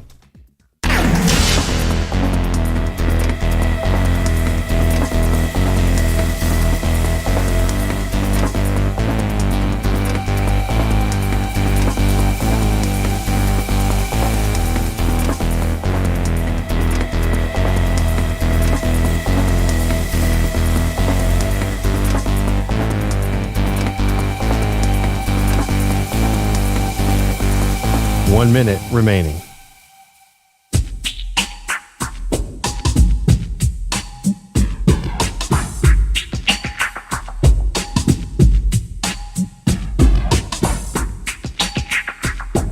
.45 seconds remaining.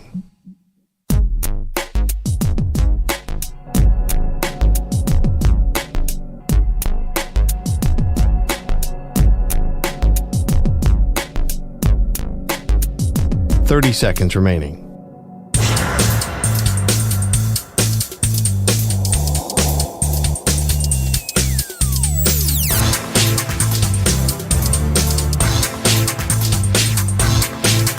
.15 seconds.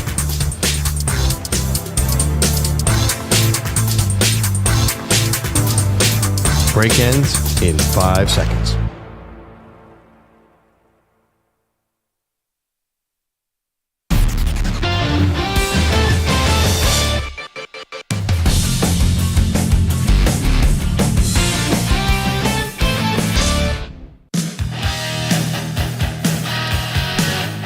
We're back here on Maggie and Perloff. It's early, but there's NFL breaking news. What do you got, Maggie? According to Tom Pelissero of NFL Network, the Vikings plan to place wide receiver Justin Jefferson on injured reserve because of that hamstring injury that he suffered in Sunday's loss to the Kansas City Chiefs. The exact timeline is TBD, according to this report, based on how he responds to treatment, but he's going to be out at least 4 games, obviously, because he'll be on IR. The next 4 games for Minnesota: at Chicago, home for the 49ers, at Green Bay, at Atlanta.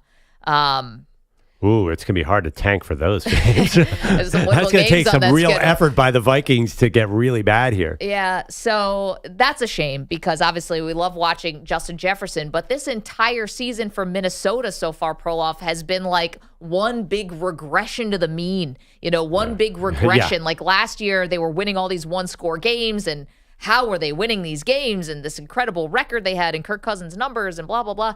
And then they got smoked by the Giants in the playoffs. And I don't even know if the Giants are a good team because then they turn around and get smoked by your Philadelphia Eagles in the next round of the playoffs. So there's a lot up in the air here.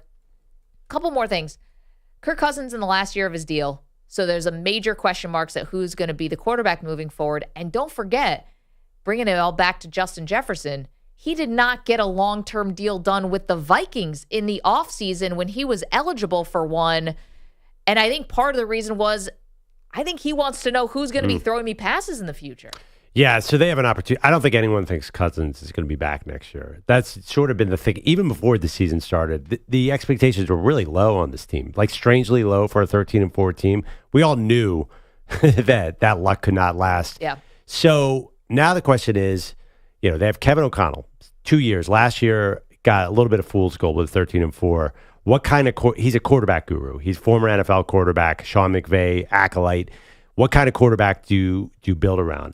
I hope it's not Cousins. I like Kirk Cousins a lot, but I feel like they've hit the ceiling of where they can go with Kirk Cousins. I think that's Definitely. obvious. Yeah. So do you bring in a veteran, or do you hope that you're bad enough to get a quarterback? And if you're Justin Jefferson, do you want to sit around and wait for a young quarterback to develop? See, that's the thing. Yeah. I mean, you have a talent like Jefferson, and I know he's young in his career, right? So in theory, he could grow with a young quarterback, and it's not like their timelines are so wildly different, but it's not like he's Devontae Adams, who's 30 years old, who wants to win right away. Jefferson's still young, but... Well, I will tell you one thing, and I got in big trouble for this take. Yeah. He's not going to find a more friendly quarterback than Kirk Cousins. Kirk Cousins churns up yards for wide receivers. The dude threw for 5,000 yards in Washington. That's how Kirk Cousins throws a very, very catchable pass. Yeah. He just doesn't win a lot of games. So I don't know. Jefferson might think the grass is always greener. I think he's at a good spot. He's in an indoor stadium. He's the main target. He's great chemistry with Cousins. But they're not winning football games. So what do you want as a receiver? Do you want a lot of yards, or do you want to contend for a Super Bowl? Well, I'm sure if we asked him, he would say win. What does he really want? I don't know. Yeah. I think that there's an opportunity to do both. I don't know if it's Cousins. Yes, he throws a very catchable ball, but think about it. In Washington, that was like the Shanahan offense, right? When he was there, was Mike Shanahan and Kyle Shanahan together, and now he's in a very quarterback-friendly scheme with O'Connell. O'Connell was there, too. He was in Washington. Can it just be the scheme? Like, does it have to necessarily be the way Kirk Cousins throwing a football? It seems I don't know. It seems like Shanahan loves Kirk Cousins. Well, I mean, yes, but how do you know, say they draft Michael Penix or Bo Nix, do we know that those guys are going to instantly pick up that scheme and be able to... Never know with rookie quarterbacks. It's unlikely that they're going to be able to churn out 1,900 yards for Justin Jefferson. I mean, look, last night, Devontae Adams is still arguably the best receiver in the league. When Jimmy G's playing terrible, Devontae Adams is not going to rack up a lot of yards. So I think wide receiver is very quarterback dependent. So if Justin Jefferson's looking at his future, where does he want to go? Obviously, it'd be great to be in Miami. But if you're in Miami, then all of a sudden you're part of a much bigger wide receiver core. I'm not sure what he does here. All I do know for sure, the Vikings are going nowhere. They need to rebuild. They need to start over. Well, you're looking at the bottom of the barrel teams if you're talking about tanking and trying to start over with a high draft pick. Again, never certain, but you're going to be battling it out with the New England Patriots, who are also 1-4, the Denver Broncos, who are 1-4 and may want to move on from Russell Wilson. You've got the New York Giants suddenly, who are in the mix here. You've got Minnesota, of course. Carolina Panthers are 0-5, but they don't have their first-round pick because they traded that to the Bears. And then you have the Arizona Cardinals at 1-4. So it is a race to the bottom here. Yeah. These teams are going to get aggressive, I think, about getting that top pick. Yeah, it's really hard. The funny thing, I was thinking about this last night, the irony, the Texans blew it by not getting the top pick. And what's their consolation prize? C.J. Stroud. Well, maybe they would have taken Stroud, though, right? No, I don't think so. I mean, like, the draft fell out. I don't think anyone really had C.J. Stroud number one. Well, I mean, I think there were a lot of people, Maybe I was one of them, who were concerned about Bryce Young. Well, regardless, everyone was upset because they blew their tank with a late season win, and it worked out great. So you never know how it's going to work out. To me, the thing about this tanking is it's really Caleb Williams is so far. I love all these other quarterbacks are great, but do you tank for a Drake May? No. Do you tank for anybody else besides Caleb Williams? So if you're not going to get that one, it's a very dangerous game to tank. Well, it's for desperate people. Yeah. It's dangerous, and it's when your team is super desperate. And I think you could put the Vikings kind of on the cusp of super desperate here. You need a really secure owner who doesn't, like Mark Davis is not tanking with the Raiders. He needs to keep winning and be competitive. Yep. You need a secure owner, a secure GM, and a coach who thinks he has something in it. Like that was a messed up situation in Houston because what's the point of tanking if you're going to get fired? Yeah, right. Why would you tank? I don't think the Vikings tank. Well, that screams who's got all that security out of these, teams that are at the bottom. You would have argued maybe Bill Belichick, but now I'm not so sure that Belichick has that type of security that they could tank the season and they'd let Bill sort of take over with a young Caleb Williams. That feels like an accidental tank. Like they want to win. they just have no talent. I know. 855-212-4CBS. So to bring it back around, Justin Jefferson is going to be placed on the IR, according to Tom Pelissero. There are a lot of teams who wouldn't mind a Justin Jefferson. Is that the most obvious statement ever? Yes, Can you imagine? Justin Jefferson, Devontae Adams. Get Justin Jefferson to Baltimore, people. Let's do it. There's a lot of different people who would want Jefferson, which it might be attractive to Minnesota. Do you want 2 first-round picks? Ooh, no. You're never going to be able to draft a guy like Justin Jefferson. You send Justin Jefferson to a contender, it's going to be the 28th pick. I know, but the Bills traded for Stephon Diggs, and you would have thought, are you going to get a next Stephon Diggs? And they got Justin Jefferson. True. Maybe you can get the next Justin Jefferson in the draft. That's a good point. Justin Jefferson never should have fallen to 23. That was a mistake. Well, thank your Eagles. You know who needs a Justin Jefferson? Rager. By the way, I know we'll get to the update in a second. Jordan Love needs A.J. Brown, or they need to bring in a Stephon Diggs. You're so right. He needs a go-to wide receiver. He's got nobody now he trusts. Yeah, I think a lot of these young quarterbacks would be much better if they had Devontae Adams or Justin Jefferson. I only say that because maybe they're on the trade market. Maybe you have a young quarterback and you sell the house. But you can't trade a Viking to a Packer like that, no. Can you? No, but you look at, or the Bears. The Bears have been searching. Well, maybe DJ Moore is that guy. But look at DJ Moore with Justin Fields. Yep. I think you look at these young quarterbacks and you have to consider who are their receivers because Jordan Love doesn't have any. That is true. 855-212-4CBS. You're welcome to weigh in on Justin Jefferson. We say good morning to Andrew Bogish. Good morning again. I think this is more about trading Kirk Cousins now possibly than trading Justin Jefferson. So think about inquire if you're keen on that. So here's the thing, though. Who wants Cousins now? The Jets should want Kirk Cousins. They're coming off a win, though, with Zach Wilson. I understand that, but they should. And I defended Zach Wilson. They should want Kirk Cousins. Do you think he learns? He's not from that kind of offense. I don't care. They're good enough. They need something better than Zach Wilson. Previous guys like Colt McCoy to me were not better than Zach Wilson. Kirk Cousins is better than Zach Wilson. And then he leaves, and then it's done. And then he walks away, and Aaron Rodgers is back next year, and away they go. I feel like Kirk Cousins needs all the pieces around him to be pretty good, and he needs to know the system, be really comfortable. I don't feel like there's a lot of margin for error. So the Jets' offensive line is not good. And Elijah Vera Tucker out for the year. Yeah, I think that Kirk Cousins would be a sitting duck back there. Honestly, I don't think it would go great with Kirk Cousins. That's not my match. But yeah, I think it's not perfect, but he's got Garrett Wilson, he's got a developing, healthy Breece Hall, and he's got that defense, and he's running out of time to win important football games, or at least be back in important football games, and then maybe beat Kirk Cousins and not win them. But there are dead men walking in Minnesota, especially for a month without Justin Jefferson. You're definitely right. I mean, he's definitely better than Zach Wilson, for sure. As a quarterback, for sure. It's just, I always thought if they were going to go the Cousins route, it would have had to have been a little bit earlier in the season because you have to give them maybe a couple weeks to learn the offense. Yeah, a week or two.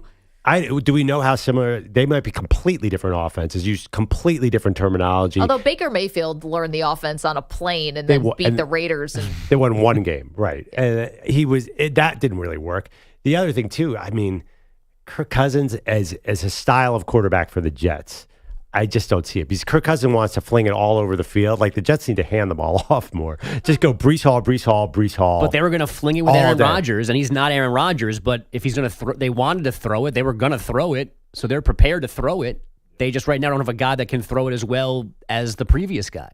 I mean, Zach Wilson can throw the ball a long way to other people. Yeah. Just sails not into the first row. Not where he wants to go necessarily. The headlines, by the way, is sponsored by Northern Tool and Equipment. Get the tools you need from the brands you trust. Start solving your projects today at northerntool.com. We're made for this. And just to recap that breaking news from the NFL, the Vikings now expected to place Justin Jefferson on IR, that hamstring injury from Sunday. He'll miss at least 4 games, which will be the first 4 games he has missed in his career. Jefferson has played 92% of snaps since becoming a starter in Week 3 of the 2020 season. No good news either in Buffalo. Linebacker Matt Milano, D-tackle Daquan Jones, both need surgery for Sunday's injuries in London and are out indefinitely. And the Colts have ruled out Anthony Richardson for Sunday's game in Jacksonville. At least the rookie QB still getting extra opinions on Sunday's shoulder injury. Wait, sorry. Can I just back up on 1 second for the Bills? I need everyone to be honest with me at this moment. Mm-hmm. Like, you're my friends here in this room. These are devastating injuries. Tre'Davious White's out for the year. Matt Milano's out for the year. Daquan Jones out for the year. Who knows if Von Miller's going to be able to stay healthy? Like, do the Bills still have a chance? I've never heard of a team losing this many starters on defense and still actually being a Super Bowl contender. I need you guys to be honest with me. Well, let me ask you a question. Tre'Davious White, did they really plan on him being there? Yes. Because 2 years removed from an ACL.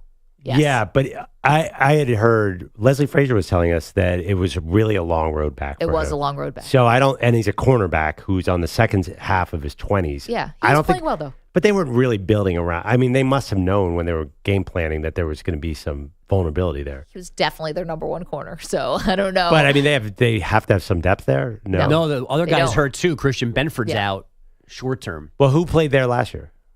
Opposite him? Well, when White Like was Dane out. Jackson. Yeah. Those guys. Yeah, and Hamlin, right? Well, DeMar was the backup safety. Yeah. And what's the deal with Poyer? Is he ever going to play again? Yeah, he played in Jackson. He played against the Jags. Oh, I thought he was hurt. No. The previous game he was out. Yeah. Oh, that's what I mean. So no, they're telling me in the chat, no. But the other thing They're telling too me is they have as much a chance as Dallas. Thank you, Thrifty. In the chat, youtube.com/CBS. the other question: why would you count on Von Miller? Like, you must have known that, Maggie. Okay, you pay him $50 million. I figure you don't bring him back maybe until like December, and then he's fresh and You ready did for say, a run. full credit. Maggie said, put Von Miller in bubble wrap until the second half of the season. Don't need him now. Don't play him in London. Dumb. So silly. Okay. But he survived that, right? So now you do need him. I mean, he couldn't finish the game, but sure. Wait, what's the deal with Von Miller? He's okay? Apparently he is didn't get okay. hurt He was again. just on a pitch count. Yeah. They didn't have him in at the end of the game, when the game's on the line. Oh, I thought he got hurt. That's what I thought, that something might have happened. He had a setback, but it turns out it was a pitch count. Okay, everyone be honest with me. Go around the room. Yes, no. Yes. You're being kind. No. Okay, so I mean, by definition, they have a chance. Yes. that's kind of not a good Look at one. the Thank you. FC. Semantics. No. They forget all that defense. Their problem is they have no run game, and nothing has changed. All right, back to the update. It didn't really feel like the Packers or the Raiders wanted to win Monday Night Football. Vegas made that dumb decision to kick a 52-yard field goal on 4th and 1 for a late 7-point lead. They missed it, giving Green Bay a chance to steal the W with a touchdown. Taylor to the right of Love. 2 receivers each way. Shotgun snap. 3-step drop. Eyeing the middle. Pressure up the middle. Love out of the pocket. Throws downfield for the end zone. Intercepted! Amik Robertson in the back corner. Picks it off in front of Watson. And the Raiders defense just seals the victory here in Vegas. That's Jason Horowitz on Raiders Radio, a 17-13 win, leaving both teams at 2-3. Jordan Love picked off 3 times. That's 5 in his last 2 games. Bogus, they're showing that play on TV behind us. Christian Watson, 6'4". The guy who picked it was 5'10". Yeah. And Watson just got manhandled by him. That dude has no idea how to play receiver. Tons of talent. Just does not know how to position himself for 50-50 balls. There was another deep ball. Love threw a beautiful one. Watson had a smaller guy on him, went right through his hands. I think the problem is also the receiving core, not just Jordan Love. Give him an A.J. Brown, just like Jalen Hurts got an A.J. Brown, and I think he's better. So Watson and Trey Lance, not really the best commercial right now for North Dakota State football in the pros. Or Carson Wentz. And that too. I forgot about that. How's Easton Stick doing? I think backing up Justin Herbert he's correctly. Holding on. Yeah. You asked this last hour. Should Bryce Harper be crushed for being too aggressive and getting doubled off first base to end last night's postseason thriller in Atlanta? Here's Harper. He made a good play. I probably shouldn't have gone over second base, but made a decision, and I'll live with that. It was top 9 in Atlanta. The Phillies had led 4-0 through 5.5. We're now down 5-4 after Austin Riley's 2-run homer bottom-aid. Nick Castellanos drilled the ball to the right center field fence where Michael Harris made a leaping catch. Riley then scooped up Harris's errant throw in and got Harper at first by a whisker. And again, a playoff game had never ended before with a double play involving an outfielder It all began with Harris. I knew off the bat it was going to be close to the fence, so I knew once I went back, I wasn't stopping. I was going to do anything I could to get a glove on it. So I wouldn't crush Bryce Harper, but he clearly made a mistake. And the game should have still been going for one more batter. Because as good as the catch was for Harris, he was tracking it the entire time. Yeah. It was not a ball in the gap where he came out of nowhere, made a ridiculous play.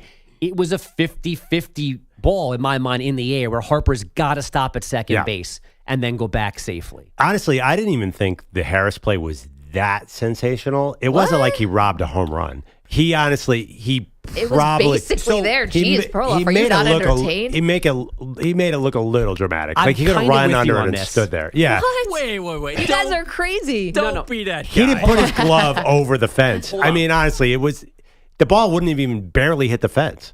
So Not wrong. I kind of agree with you here. He was never at full speed. He was tracking it the entire time. It was not going to leave the yard. It was a very good catch, and the double play makes it a more significant play for ending the game. But there have been far better individual efforts to make a catch in a playoff time game. and place, though. Yeah, I mean, know, you're that's what trying you to. said. It's like the 9th inning in the playoffs. You're like trying to keep you have a historic season. You're trying to keep yourself in it. By the way, after Castellanos, who hit that ball that got caught, right? Isn't it Stott who's up next? No, last night it would have been, I think, our boy Jacob Tyler. Oh, was it Real Muto next? I thought it was Castellanos, and then it was Stott in the lineup. This is a guy who already crushed a grand slam. Like, Bryce Harper can't make that mistake. Yeah, I think could have won the game on the next swing. I think last night they flipped it against Fried, and it was Bohm, Harper, Castellanos, Real Muto, Stott. Okay, and that's not what I'm seeing here in the outfielders. box score, but okay. Either way, or Real Muto, you're paying $1 gajillion. Give him a crack. My thing is you can't give up outs in the 9th inning when you're trailing, especially when you're up 1-0 on the road. Yeah, you know it. Pete knows it. Every Little League coach in America knows it. And Bogus, you're holding it against him that he was tracking it the whole time and that it wasn't going to be a home. He got a great jump on the ball. I'm not holding it against him. I'm just saying that in saying why Harper made a mistake, it was a ball that Harris was lining up was tracking well the entire time. So it was not a play where like, oh my God, how did he get there to catch it? He was on it from contact. Yeah. He made a very good play, but because he made a good play and reading his body language is another reason why Harper should not have been so aggressive, being a third of the way around second base. It's a rough crowd, man. That's a sensational play. I thought so. I mean, I can't get there, man. By the way, the real problem, Rob Thompson should have pulled Zach Wheeler. Even I knew that, and I don't even follow that closely. The other thing, the home plate umpire, go to computers, please. They killed the Phillies all night long. Well, hold on. Go ahead. Finish your point. And the third thing, I forget what the third thing is, but I have another big excuse for the Phillies. Okay. They left too many guys on base. That was a huge problem. And my bad, Maggie is right. It was Real Muto Castellanos into Stott, so Stott would have been next. Did Stott get up with the base loaded earlier in the game and do nothing? I think Stott left some guys on. Everybody left guys on last night. It was a bad game. Should have won, but it's not over because I think they're getting into the Braves pitching staff a lot, which is making me very encouraged.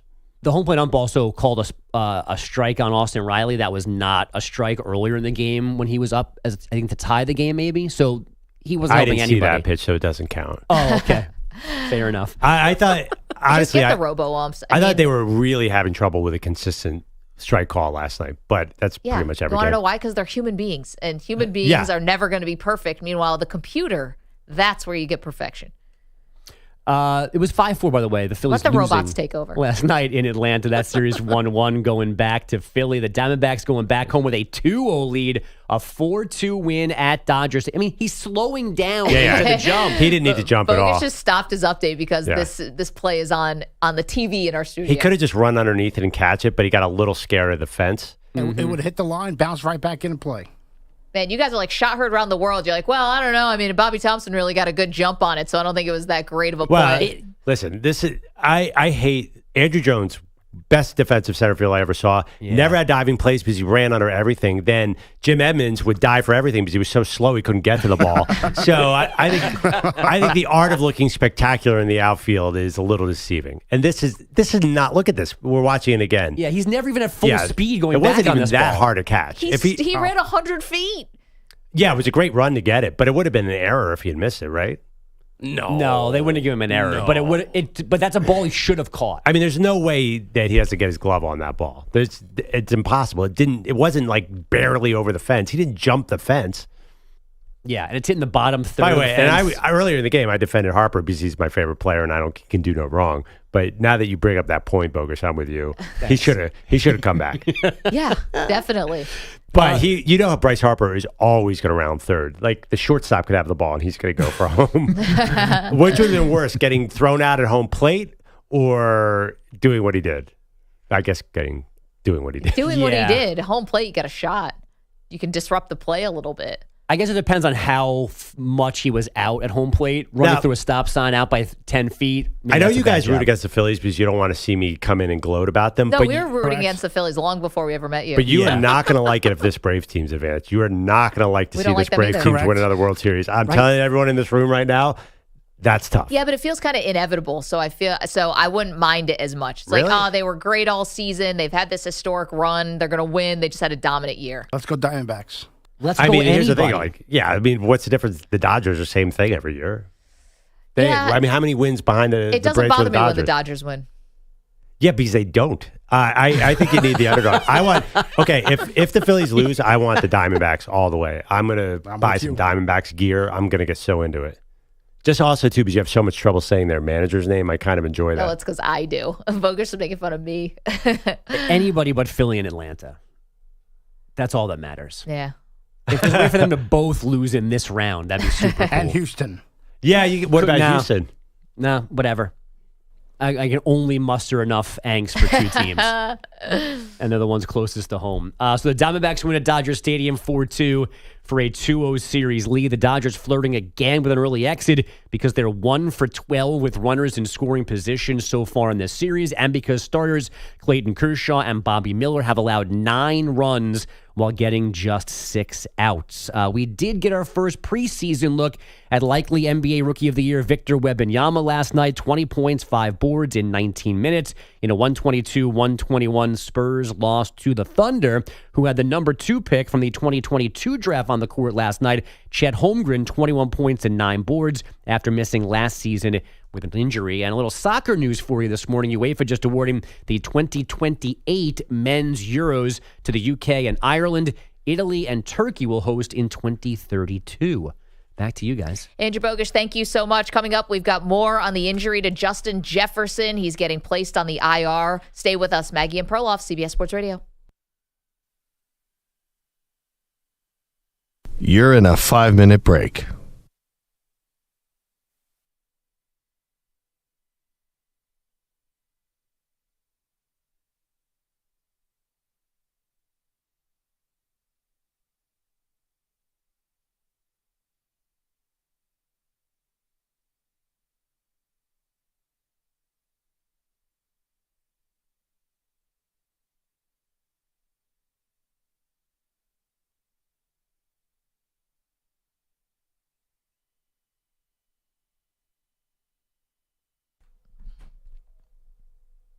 This is Maggie Gray with a CBS Sports Minute. This is Maggie Gray with an Odyssey Sports Minute.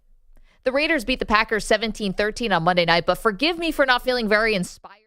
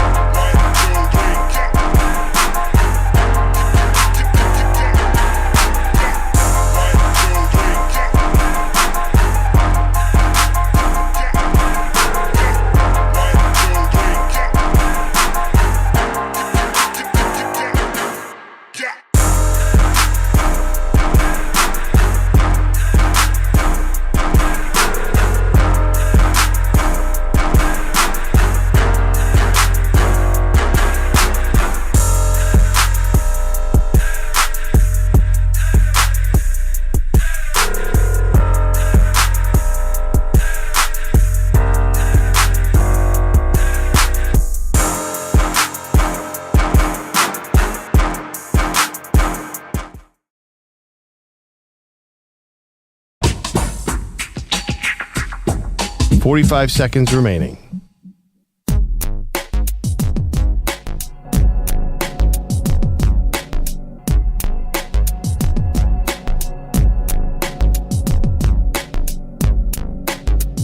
Thirty seconds remaining.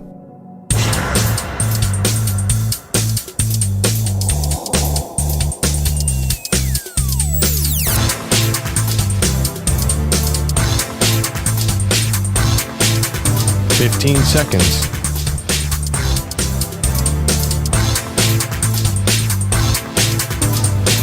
Break ends in 5 seconds.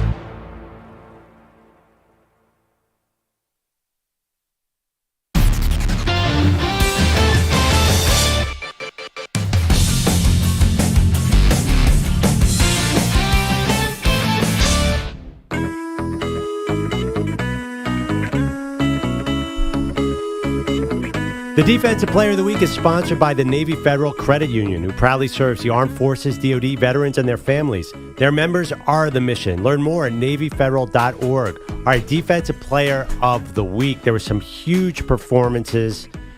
I mean, who picked it? Pete, you did? Okay. Yes. How much recency bias? We were starting to learn. Yeah. We knew Pete's tendencies. Our old person who picked them, we knew his tendencies. Yes, you can't go Monday Night Football on a Tuesday, can you? Because it's too obvious. Because Max Crosby was awesome for the Raiders last night. He was good, but he didn't lead the team in tackles, though. He led them in tackles for loss with You 4. have 4 tackles for a loss is a lot, It's a lot. in one game. I think he's going to go with I have a guess. Fred Warner or TJ Watt. Greenlaw did a lot in that game, too. I think he's going to go with Aiden Hutchinson for the interception, but I'm not sure. Who'd you pick, Pete? Maggie was correct. TJ Watt. There we go. He's on the track. The 2 sacks. I mean, without that defense, they have no chance in that game against the Ravens. So I'm going TJ Watt. I had another potential one, and it was an all-encompassing pick. It was the Saints defense. Oh, just Total. shutting out Belichick. Shutting them out. I know. But TJ Watt is my Yeah, guy. but I mean, is that a function of the Saints defense or is that a function of the Patriots offense who scored 3 points the week before as Right, well? That's the other question. But I picked TJ Watt in this case. I'll tell you what, the pure glee of just watching the Patriots struggle is something that's just not going to get old for certain people. Really? Yes. You're still worried about the Patriots? Yes. And no, I'm not worried about them now. I mean, you're kind of always a little, but just watching them struggle after not only did they win so much, beat my team into a pulp year after year, but, they were cutting corners. They were cheating. They were doing this and that, playing fast and loose with the rules. And now for Belichick to get his, I respect the hell out of him, but this is fun. Really? And wow, to that watch is mean.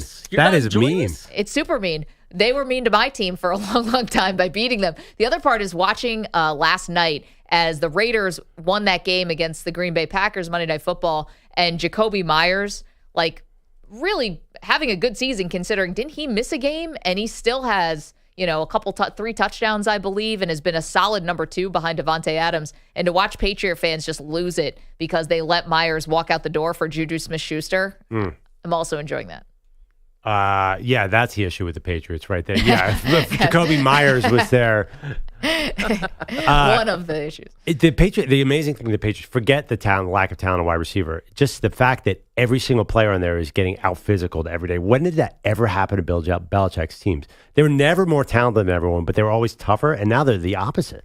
So the big breaking news this morning is that Justin Jefferson is going to be headed towards the IR. So you got real life implications. I'm sure there's a lot of fantasy implications there as well. So overall, just sort of a big day here for the Minnesota Vikings and a team that is really at a crossroads. It's just not looking like it did last year. They're not winning those close games. They don't have the same kind of fervor. So do you sell off some of the pieces and parts here and try to go in the full tank? Or do you try to scrap together and still win games? Well, listen, they looked okay against the Chiefs. That's a good team that they lost to last week. 1-score game, sure. Yeah, they're going to trip into some wins because they're in the NFC North, who's not great. They start here this week with Chicago, even without Justin Jefferson. I know Chicago look great on Thursday nights, but Chicago going to win on a Sunday. I just think that they're not in the position to tank. Everyone's saying let's tank. They're just not there right now. And also, do we know that Caleb Williams wants to go to Minnesota? Well, Minnesota, I think, is better than going to Chicago. Minnesota, you have at least some history there of, good quarterback wide receiver play. You would have Justin Jefferson. I mean, you have an offensive-minded head coach. Do you want to go from USC to Minnesota? I mean, get to play inside. I'm okay with that. I'd go from USC to Minnesota. Well, if you're Caleb Williams and you're saying I don't want to go to certain teams, and if it's not Minnesota and Chicago, what teams? I think he's talking about Chicago and Arizona. Arizona. I mean, I know the Vikings have a bad postseason history. Obviously, they've got just as much of a malign history as the Bills and some others with some heartbreaking losses. But at least, I think you got something cooking. Yeah, but Arizona, at least it's warm and it's indoors, and you could bring in hopefully, I guess you can't bring in your own coach. No, Jonathan Gannon has been not bad. Minnesota, though, you could they have a quarterback coach. Chicago, you could bring in your own coach. I think there's a lot to be said. I think there's a lot of football remaining. Who's he bringing? He's not bringing Lincoln Riley. Why not? What's Lincoln Riley? If I'm Lincoln Riley, I'm already done with this USC experiment. You can't stop a college offense anywhere. Why not Lincoln Riley? You're about to go to the Big Ten. It's going to be 12 teams in the college football playoff. Definitely. That is when Lincoln Riley should leave. He should leave right now so he doesn't have to play the Indianas of the world. No, so he doesn't have to play the Big Ohio Ten. Ohio State and Michigan. Yeah, I think Lincoln Riley wants no part of the Big Ten. I think that's part of he left Oklahoma so he could get out of the SEC. I mean, Isn't that the rap that everyone said? But you're going to go to the Chicago Bears, which just basically plays like a Big Ten team. Well, on the coldest day of the year. The ability to start over is valuable to coaches. They want to be the GM and do everything. I don't know. This is a silly conversation. The Vikings are too good to tank. Coming up, what did we learn last night about the Raiders? We'll tell you next. Don't move. Maggie and Perloff, CBS Sports Radio.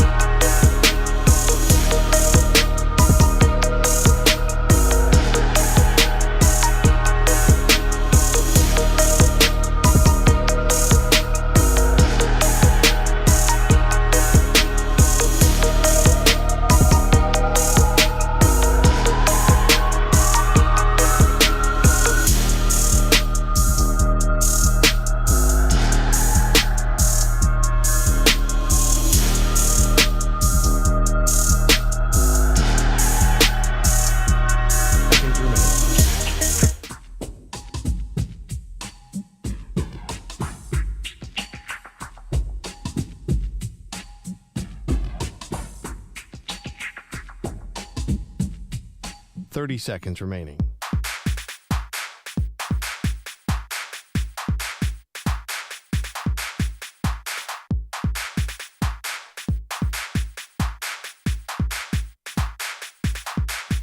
Fifteen seconds.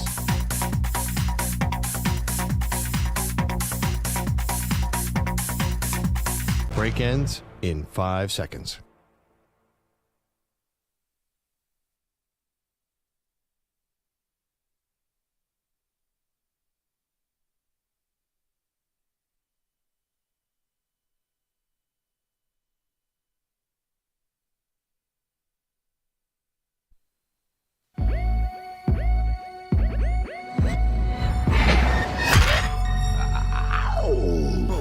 She once fell off a ski lift. He was called in for questioning. They are Maggie and Perloff on CBS Sports Radio. Uninspiring win for the Las Vegas Raiders last night. Hey, welcome to the show, Maggie Gray, Andrew Perloff. It is Maggie and Perloff on CBS Sports Radio.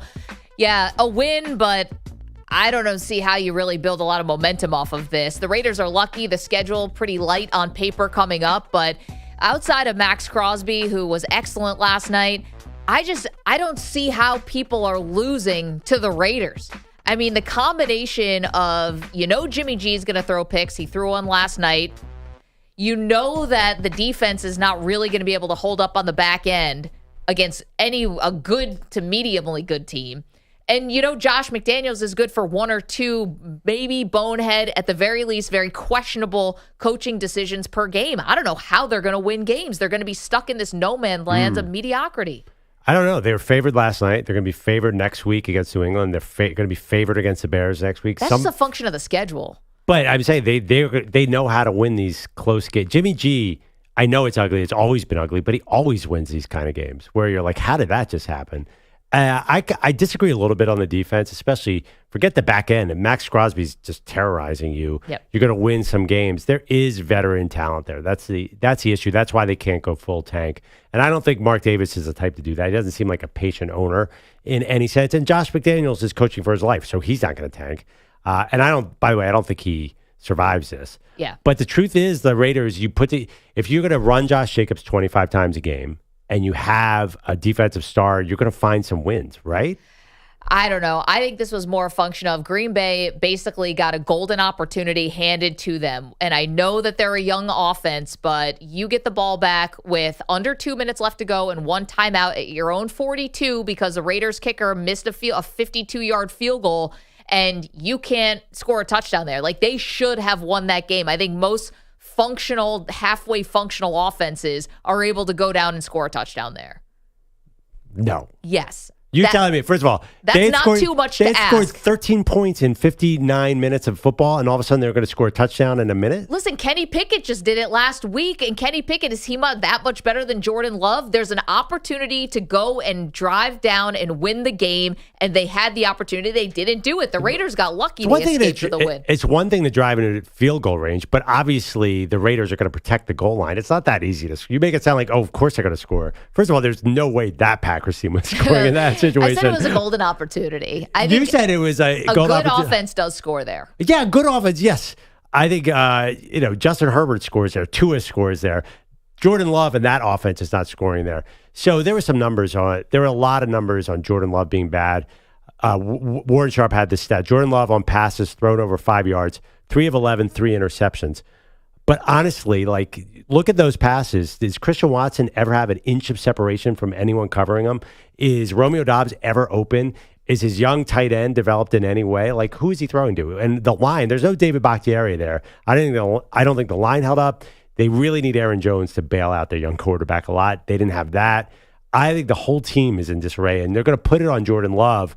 But I do think the Packers' problems run much, much deeper. Well, I'll agree with you there. It's not just Jordan Love, but you have a guy who's not a rookie. He might be young, but he's not a rookie. And yes, they need to get him more help, no doubt about that. But you're supposed to have this offensive head coach that's going to be this great scheme guy, and he's going to be the one who's going to help out Jordan Love. I didn't see any help. Did anyone think that Matt LaFleur was a great scheme guy? I was told Have you he's ever an seen offensive that? guru. Oh, yeah, I know. But With Aaron Rodgers, maybe. nobody trusts Matt LaFleur. The funny thing is everybody's going to look at it and say Aaron Rodgers was the key to that success. And he was. And it turns out he was. Everyone was right about that. That's one of those situations where we were all right. I just wonder where the Packers go from here. I really want to see Christian Watson develop as a receiver. He's got so much speed. He's a big guy. He just seems to do the little things wrong to me, and he's young too. Like allow a guy who's 5'9" to intercept him in the end zone to seal the game when he's 6'4"? And Quay Walker got dinged up last night. He's obviously I think their defensive star. They have so many first-round picks on defense too, and they're good, but they need to be like the Niners, where they're causing turnovers everywhere. For them to win games, they have to really make a lot of plays here, which is a lot of pressure. We said Matt LaFleur, not really one of our favorites in terms of coaches. Josh McDaniels, what was the thing you read me earlier? Oh, next-gen stats? Next-gen stats, right? Yes, they're supposed to be neutral. Supposed to be just the facts with the next-gen stats. Okay. No editorializing here. And what did they say about Josh McDaniels, his decision to kick a 52-yard field goal instead of going for it on a 4th and 1? According to the NGS, Next Gen Stats Decision Guide, I'd like to read that. Josh McDaniels made the suboptimal call by kicking a field goal on 4th and 2. It's funny, a lot of people calling it 4th and 2. It looked like 4th and 1. From the Green Bay 34, up 17-13 with 2 minutes left. The model recommended go for it by 7.7%. The most suboptimal call of the season. How could that be the most suboptimal call of the season? There's never been a more suboptimal call. Think about it. All those games that Brandon Staley is coaching, and this was the most suboptimal. So that's wild. I'll just offer a counter to Next Gen Stats. Daniel Carlson is insanely accurate from 50 yards, like all-time accurate. They didn't even factor that in. He is over 88% from over 50 yards over the last 4 years, 21 over 24. How is that possible? That's one of the most incredible stats. I thought I was reading it wrong. He is a killer at kicker. Okay, missed 2 field goals last night. One was tipped. The other one he just missed last night. Well, that's the one he missed, the one we're talking about. Yeah, right. I know he missed it. It hit the cross. It was shocking. That was like missing an extra point. The other thing, Josh Jacobs last night, he had 69 yards on 20 carries, but 24 were on 1 carry. He was averaging 2.4 on all his other carries. He was not getting far. Okay. There's a chance they hand the ball to him and he gets stuffed. Here's the thing, but in this day and age in the NFL, if he's short, everyone can just come and push him from behind and push him through the pile. No, the tush push. I'm saying you can just push a guy now. You can't push a guy on a handoff, though, because you can't get behind him. Because he's the far back guy on the play. I know, but if he runs, I feel like Jimmy Garoppolo could give him a shove. I've seen a lot of 4th and 1s get stuffed this year. I feel like only the tush push is a can't miss. Oh, there's a lot, and even get tush pushing. Then come on. Even tall quarterbacks screw up. Didn't Josh Allen slip on a 4th and 1 last year? A key one. Justin Herbert missed one this year. Or no, actually, Brandon Staley's missed a bunch of 4th and 1s. It's not that easy, Maggie. I feel like you're playing the result a little bit here. No, I'm not playing the result on that field goal that Next Gen Stats said was the worst decision they've ever seen in the history of football, give or take. I'm not playing the results there because that would have given them a 7-point lead. Right. They were already up by 4. So no matter what, Green Bay had to go and score a touchdown. So if they did score a touchdown, you wouldn't lose the game. You're home. You could have if they went for 2. You're leaving yourself totally exposed there. It doesn't make any sense to me. Yeah, but first of all, if the Packers had scored a goal for 2, they're not scoring on their 2-point conversion. I would give that a 14% chance. According to you saw the game last night. The Packers, did they scare you in any way? I would have gone a 7-point lead against that Packers team is insurmountable. You won the game basically. It turns out the Packers. They came back against who? The Saints. That was the big comeback in Lambeau earlier this year. After Carr got hurt, by the way. That was true. And they blew that lead. They were up big on Atlanta. That's the game they should have won. That's a game the Packers are looking back on and said we should have won that game. But these were 2 bad teams last night, and that was really bad football, especially the first half. Rough, very rough. So you're welcome to weigh in on the Raiders and the Packers. A win for the Raiders, but what does it really do? I mean, this is a team that's pretty much mediocre. I don't think they're a playoff team. Perloff thinks they could sneak in. 855-212-4CBS. Also, some breaking news. Justin Jefferson is going on the IR, Perloff. He suffered a hamstring injury against the Chiefs, and boy, they could have used him because that was a 1-score game in the 4th quarter against Kansas City. He's going on IR. The Vikings are 1-4. talk about not going anywhere. Kirk Cousins is in the last year of his deal. They have no idea what's going to happen with quarterback next year, and that's tied into Justin Jefferson because he never signed a long-term extension with the Vikings before the season, partly because he didn't know who was going to be the quarterback. Yeah, this is not good. It's not a great situation. I think they have too much talent to tank because they still, Cousins is going to throw for a lot of yards. Obviously, Alexander Madison took over running back. That's been a little disappointing. But they have the rookie, Jordan Addison. Yep. I think he blows up a little bit. I think fantasy owners around the league are trying to make sure they get in on KJ Osborne and Jordan Addison. And they have TJ Hockenson, who's a really good player. It's just been a little bit off this year, which is funny because it was a little bit on last year. They won every close game. I think the interesting angle that we talked about earlier is, can you trade Kirk Cousins? Yeah. And we keep on talking about the Jets. Is there any other team that would take Kirk Cousins? I don't know what the market is. But say there's an injury in the next 3 weeks. Here's the thing, though. The Jets have been so stubborn about Zach Wilson, and maybe that's because they've needed to put on this sort of, front-facing, positivity because, who did they bring in?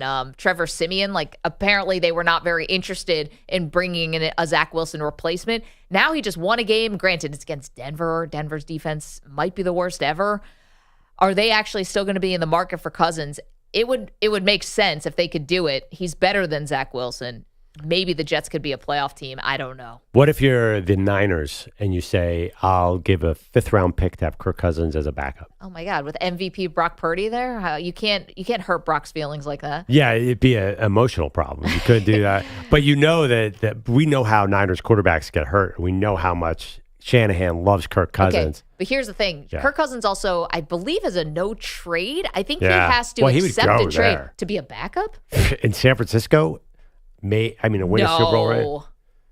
No, he wouldn't do that. Well, here's the thing. If you're a backup in San Francisco and you're playing.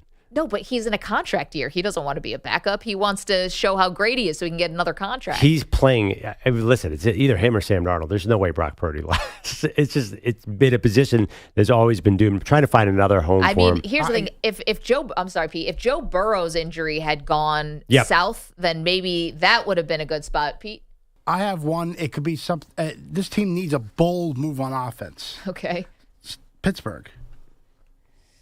Interesting. And while we're here blaming Matt Canada, the offensive coordinator, would the Pittsburgh Steelers bring in Kirk Cousins? No. Pickett just led that game-winning drive. When is the trade deadline? It's week 8 or week 9. Here, I don't think that's going to happen. They love Kenny Pickett, and I feel like a quarterback who throws for a lot of yards, they don't want that in Pittsburgh. That's not their thing at all. Yeah. How about they actually like it just the way it is right now. I can't remember a game that I've watched where Matthew Stafford hasn't looked on the verge of a major injury. How about I know, but they have Stetson Bennett as the backup. I think they. McVay loves Kirk Cousins. Stetson Bennett's not ready to play. And isn't Bennett hurt on and off, too? Actually, I have no idea. But again, why would Cousins want to go somewhere and be a backup? I'm assuming Stafford in the next 3 weeks gets hurt. I mean, watch a Rams game and tell me he's limping around all the time or his shoulder. So I think there could be an opportunity by week 9, I think is a trade deadline. And if he can get into one of the Shanahan, McVay, there's about 10 teams that have that coaching system. Yep. Maybe then you trade. But I don't think the Jets, because the Jets are, I don't know. That doesn't seem like a fit to me. They don't need a statue back there. Well, I mean, it seemed like a fit a couple weeks ago. Yeah, Diesel. NFL trade deadline, October 31st. You were right, Andrew, after week 8. Yeah. So it's coming up. That just reminds me. I got to get my kid's Halloween costume. Oh, I hate this time of year. So much freaking pressure, and I always forget until the last minute. Sorry, go ahead. What are the assets that they can trade? Danielle Hunter? I don't know, but the NFL isn't like baseball where if you're bad, you get rid of everybody usually. But I do There's no lefty relievers out there that you can just unload. But if you're the GM of the Vikings, you're ready to unload. You're ready to move ahead. Definitely. I realize here I'm in a dogfight. If I'm going to try to really get this number 1 overall pick, which I would think, why not me? I'm in a dogfight with the Patriots. I'm in a dogfight with the Arizona Cardinals. I feel like those are the teams. I know the Carolina Panthers are bad, but they don't have their first-round pick. And I'm in a dogfight with the Bears. So I really got to commit to this thing. I got to play. Yeah. Who was the backup again in Minnesota? Nick Mullins. Nick Mullins. Step on up, Nick. Nick can throw for a lot of yards. He's got a lot of Cousins in him. Okay, but we saw what he did with the 49ers, which was not a lot. Threw it all over the yard. He had like 300 yards a game, but 3 picks a game. That's the problem. He's got a very catchable ball by either by defense or the offense. Yeah. And you get Kirk Cousins on the bench, off the field. This is a bad Minnesota Vikings team. They lead the NFL in turnover differential at -9. They've fumbled the ball 8 times already. Yeah. 8 times. Like, this is a bad football team. Yes, every game they've played has been a 1-possession game. Yeah. But, like, Kirk Cousins is putting up stats this season and is masking a lot of what's going wrong. But they have in a lot. Minnesota. They're throwing to a lot of talented players. I mean, Addison looks good. Hawkinson's a really good tight end. They just paid him, right? Yeah, That's I mean, why, like, maybe you can get some first-round picks for Justin Jefferson. I know that if you well, look now at you can't. I mean, he's hurt. Yeah, like, but if you wanted to start selling off pieces, like, maybe it wouldn't be the worst thing in the world. Listen, Justin Jefferson, I probably trust that he'd come back from a hamstring. I don't think this is going to end his career. No, but I don't think you give up 2 first-round picks for a guy with a hurt hamstring midseason. What did Devontae Adams get traded for? A 1 and a 2? No, I think was it a 1 and 2? I thought it was just a first. Was it just a first? And Tyreek Hill. then they had to pay him, obviously. I think Tyreek Hill was also. I thought they were just first. Maybe Yeah. I'm wrong about that. All right, so maybe just a first. Yeah, I but mean, he's got a hurt hamstring. He doesn't have a torn ACL, as far as we know. I think maybe you do that in the offseason then. But what's his contract situation? Well, Jordan Jefferson's looking for a new contract. Right. So, I mean, so you do they get have the him? first-round pick and then pay him. Yeah, we'll see. I mean, I would expect that in the offseason. It's just the NFL. That's not really a thing that happens all the time. No, but listen, unprecedented times. It's also not often that you go into a season with a quarterback on a lame duck deal. You know, they kind of set themselves up for this a little bit because they had Cousins on the 1-year deal. Like, they knew this was going to be a big reset in the offseason. Yeah, they're rebuilding, and that happens.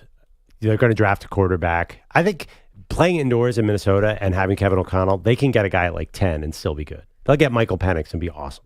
855-212-4CBS, 855-212-4227. So much more to do, including we're handing out some mulligans. Perloff and I are getting some mulligans, I should say, on teams and their do-overs. If they could, what would they do over? We'll get to that, include more of your phone calls as well. It is Maggie and Perloff, CBS Sports Radio. You're in a 5-minute break.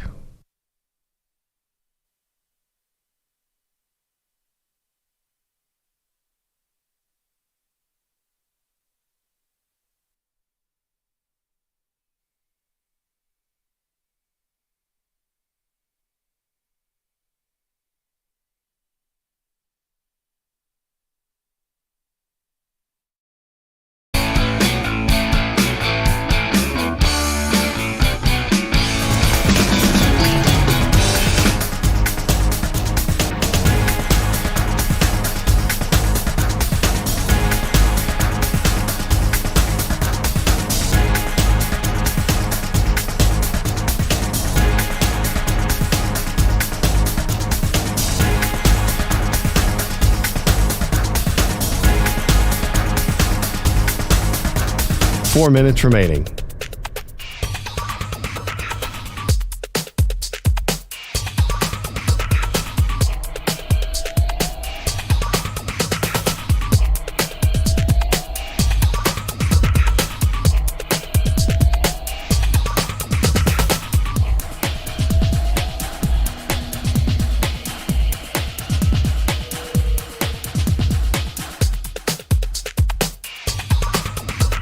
Three minutes, 30 seconds remaining.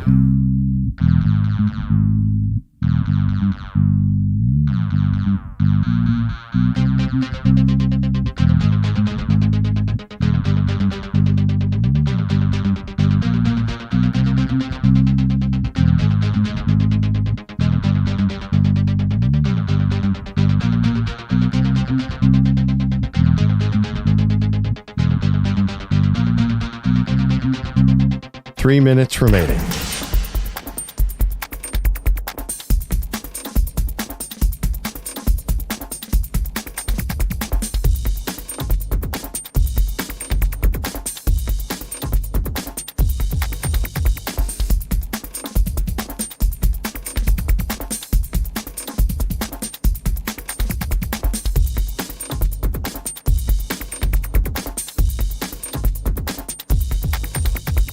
2 minutes, 30 seconds remaining.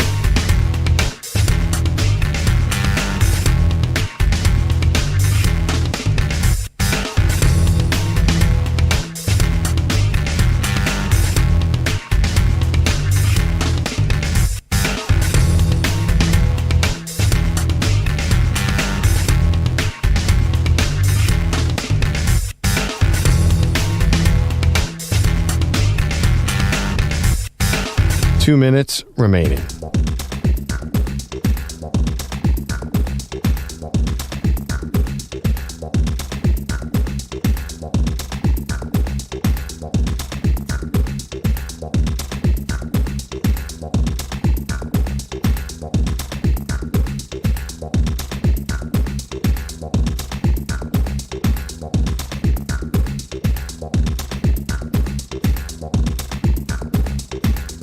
One minute, 30 seconds remaining.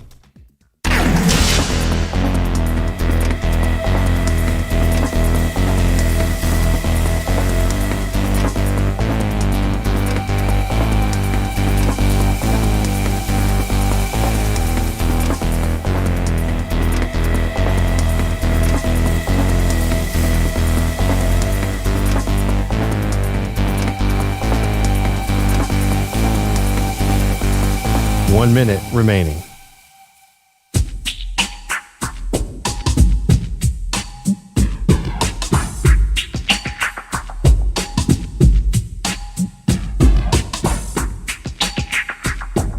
$45 seconds remaining.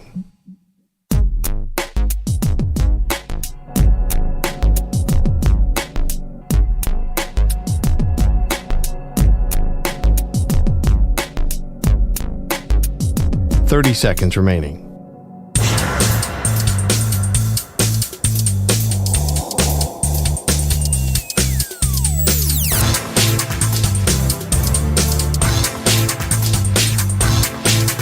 $15 seconds.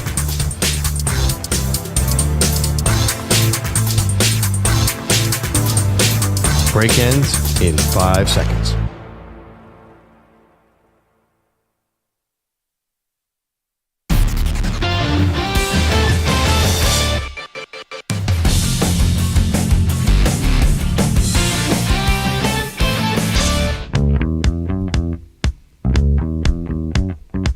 All right, welcome back to Maggie and Perloff. So, I'm going to share our Super Bowl picks. Yeah. Reluctantly. I have the Eagles and the Steelers, the all-Pennsylvania Super Bowl. If I could have a mulligan, I would do not the Steelers, number one, and then I'd do the Niners in the NFC. I'm going to just tell you that right now. I've seen enough. Yep. The Niners are terrifying. They are so good. Maggie, and you have the Cowboys and the Jaguars. Yeah, I would also take out the Cowboys and put the 49ers in. Yeah. My bad. So that's just us making our silly Super Bowl picks. If you were an NFL team and I had the power to give you a mulligan this offseason, look around the league. Maggie, where would you want to grant a mulligan to help out a team? My first one would probably be getting a better receiver in Baltimore. Odell Beckham Jr., 1 year, $15 million. Seems like a lot considering not a ton of production from Odell. He had DeAndre Hopkins was out there. Maybe you could have had Jacoby Myers, might even been a little bit better as we're watching. He's been at least a very good number 2 to Devontae Adams. I think that's a mulligan I would like if I were the Baltimore Ravens. Did you know at the time? I can't remember. He was coming our off reaction. with 2 ACLs. Yeah, this was so weird. And you know what? I'm going to say that actual dynamic between Odell Beckham Jr. and Lamar Jackson cost him that game. Lamar said afterwards, I wanted to give my guy a shot. I think he's friends with Odell Beckham Jr. I think he forced it to Odell because Odell's such a big personality. And Odell could not win that one-on-one battle with Joey. It was a 50-50 ball, and Odell got thrown to the side. And then Joey Porter Jr. said, go be with your family, man. Yeah. How bad is that? That trash talk is just, that burns. You know, the mulligan for me that's really standing out is that Panthers trade in the offseason. To trade trade up for Bryce Young. And the part that really bothers me the most is they gave up DJ Moore, their number one wide receiver, to Chicago. And they need a number one wide receiver. Now they're out there trying to trade for a number one wide receiver. Doesn't make any sense. When that came across from our buddy Jordan Schultz, it was like breaking. The Panthers are looking for a number one wide receiver. It was like, no kidding. Of course you are. You just traded your best receiver away. What do you think was going to happen? All right, you go. Give me one more mulligan. Okay, I think my other mulligan is going to be, I don't like where this is going with the Broncos. And I know that it is very early still, and we're only, 5 games in? We're only 5 games in, but I don't love Sean Payton's attitude here and what he's done in 5 games, and obviously Russell Wilson, that's going back 2 seasons for a mulligan. But this is the thing about Sean Payton. Let's not forget 2 very important things before he got this job in Denver. Number 1, it wasn't like a slam dunk when he started interviewing for the job. Remember, he went and interviewed in Arizona. Mm-hmm. It was never like love at first sight, which, okay, maybe that's But he was better. he was their first interview. It was their first. They were into him at first, for sure. But then he asked for a ton of money. But anyway, go ahead. Right. So it was not like perfect. I think maybe 2 sides might have talked themselves into this. And then the other part, don't forget, do you remember that story about Sean Payton saying if he was going to leave Fox and he was going to go be a coach, it had to be someplace where he could golf? He said he didn't want to go to a cold weather place. I know Denver is obviously cold weather, but he wanted a place where he could golf. Like, guys, maybe we just read a little too much into Sean Payton wanting to actually come back and coach. Maybe it was a fact that he just couldn't either turn down the money, which is a lot, $100 million, a crazy life, or what is it, $20 million a year, basically. Maybe not $100 million, but about $20 million a year. It's hard to say no to. I know the TV money is good for these guys, but it's not like that. I think this is a little bit of revisionist history, but Sean Payton was a hot item this offseason. Also, Denver's a sneaky great golf town because the snow goes away really fast. I was thinking players love high Denver. altitude, your ball can just sail. So it'll snow one day and be sunny the next. Okay. I kind of disagree because I'm hoping it's a 10-year plan for Sean Payton, and it's not just about this year. I'll give you one more mulligan. This I'm stealing from somebody, a friend of ours, Shereen Williams, ProFootballTalk.com, tweeted this, and this is the ultimate mulligan, and it's not this offseason. The Cowboys giving away Amari Cooper last offseason was the dumbest move in the NFL, and I think the reason we saw them stuck in mud in offense the last, and really for 2 years, is because there is no other option besides CeeDee Lamb. If they had Amari Cooper, this whole thing would look much differently. I think the defense matured to a Super Bowl defense, and the offense took a regression the last 2 seasons because there's no second weapon there. I think that is the big mulligan. I know I cheated because it's not last offseason. No, it's fine. It's just funny because there's a couple people to blame there. It's actually blaming then Jerry Jones in the front office because they were paying Amari Cooper that much money. And then all of a sudden they were running into salary cap issues. Now, let's turn this forward a little bit here on the Cowboys. Something that I don't think many people are talking about with the fact they're coming off a really bad performance, especially the offense. The offense looked terrible against San Francisco. The defense for the 49ers just stifled everything that they want to do on offense. You know, Dak Prescott never got a contract extension this offseason. Yeah. They kept saying, contract, it's coming. Don't worry about it, Jerry. Yeah, it's going to happen. It's going to happen. Meanwhile, it never did. And I think we've all seen that there's a ceiling here with Prescott. He's got one really good playoff win. It was a good one against a Tampa Bay team that barely made it to the playoffs. But granted, can't take that away from him. They went to Tampa and they rocked that team. That's it. Yeah. You ever going to get over the hump against the 49ers here? Is Dak ever going to be able to do this?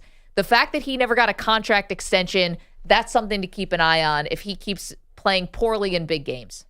Yeah, but they're going to win 11, 12 games. So then tell me that they're going to move on. Well, I don't know because they traded for Trey Lance. Now, I don't think that Trey Lance is actually anywhere close to being ready or a thing yet, but I don't know. I think this is something to keep an eye on. I think we're overreacting to the Niners loss. I think the Cowboys are about to go on a little run here.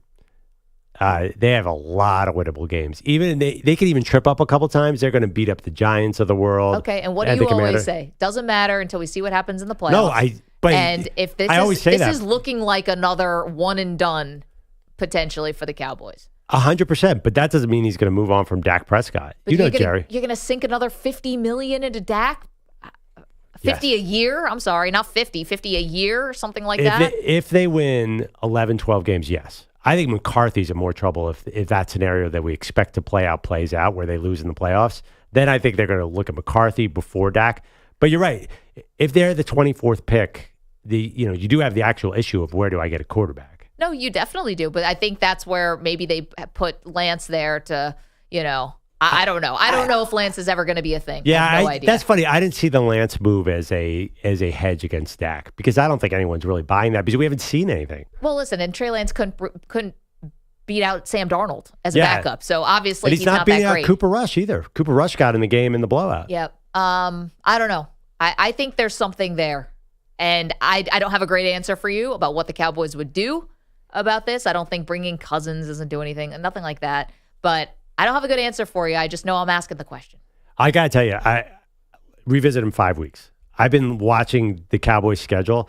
Just let him get against the Giants and throw for 4 touchdowns. It doesn't matter, assuming his finger is okay, he's about to put up some numbers. Okay, but if he can't score 20 points against the 49ers in a meaningful game, then... You are making a big mistake if you're judging a quarterback against the 49ers. It's just... That's who Jerry's judging him against. Jerry's saying he's that not really. He's just talking. I know. Every time I say something like, oh, Jerry said this, Perloff just blames Jerry's... if you say 50,000 words a week, you're bound to say everything at some point.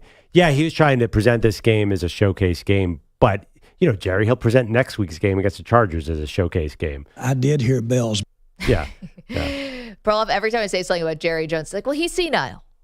No. That can't be the excuse. I don't think he's senile. No, I just think Jerry, if you're going to try and take everything that Jerry says as gospel, you're going to run into trouble because... Thanking himself. I think this one he actually meant. I think he was expecting the Cowboys to play well and thought, oh, this will quiet some of the conversation like we're actually on the same level as the 49ers, and they're not. They beat the Chargers on Monday Night Football. Jerry's doing a victory lap like you've never seen, as if the Niners never happened. Kind of circumcising the mosquito. 855-212-4CBS. Andrew Bogusch is here with some headlines. Good morning. Good morning again. The NFL trade deadline is October 31st. He's got a no-trade clause, but expect Kirk Cousins trade rumors to start whipping around now. His Vikings 1-4, and Justin Jefferson is now expected to go on IR with Sunday's right hamstring injury. That means he'll miss at least their next 4 games. That's the Bears, Niners, Packers, and Falcons. Cowboys linebacker Leighton Vander Esch suffered another neck injury in Sunday night's loss to the Niners. Mike McCarthy said yesterday the IR is possible. And Dolphins running back Devon Achane being evaluated for a knee injury. Mike McDaniel would not say when Achane got hurt during the Giants game or if he needed an MRI. Jimmy Garoppolo back from his concussion, looking handsome, throwing his 7th pick of the season. But Packers QB Jordan Love threw 3 of them, including 1 in the end zone with 44 seconds left, sealing a 17-13 Raider win in Vegas. I've got to be better. I've got to take care of the ball. And, not taking the ball hurts our team. So, I've got to be better in that area. Neither team reached 300 yards of offense last night. 13 points, the fewest the Raiders have allowed this season. Both these teams a resounding 2-3 this morning. Before Michael Harris's mediocre game-ending catch, there was a big swing from Austin Riley. 3-2 pitch. And he hits a high fly ball, deep left field, back to the wall, and is gone! Austin Riley hitting him where it hurts, and the Braves take the lead in the 8th. That's Ben Ingram, Braves Radio. Atlanta had been down 4-0, 12 outs from a 2-0 series hole, but Riley put them ahead with that 2-run shot, bottom 8. I was just trying to put a barrel on the ball. That's all it was. It's definitely up there, with my top ones. And I think, like I said, for me, it's the crowd that does it. I mean, yeah. Okay, whatever. Sorry. Maggie? No, I was just thinking where you learned from Perloff yesterday that he would want to be the color analyst who just goes, hey, you had a good one on that home run call. Whoever was doing the color there just chimed in with a perfectly placed whoa-hoo. I was like, Perloff, that's your dream job besides this one. Not to be able to say words, but just to make runs and things. Oh, there he goes. And scream. Yeah, I would definitely be a totally biased color man.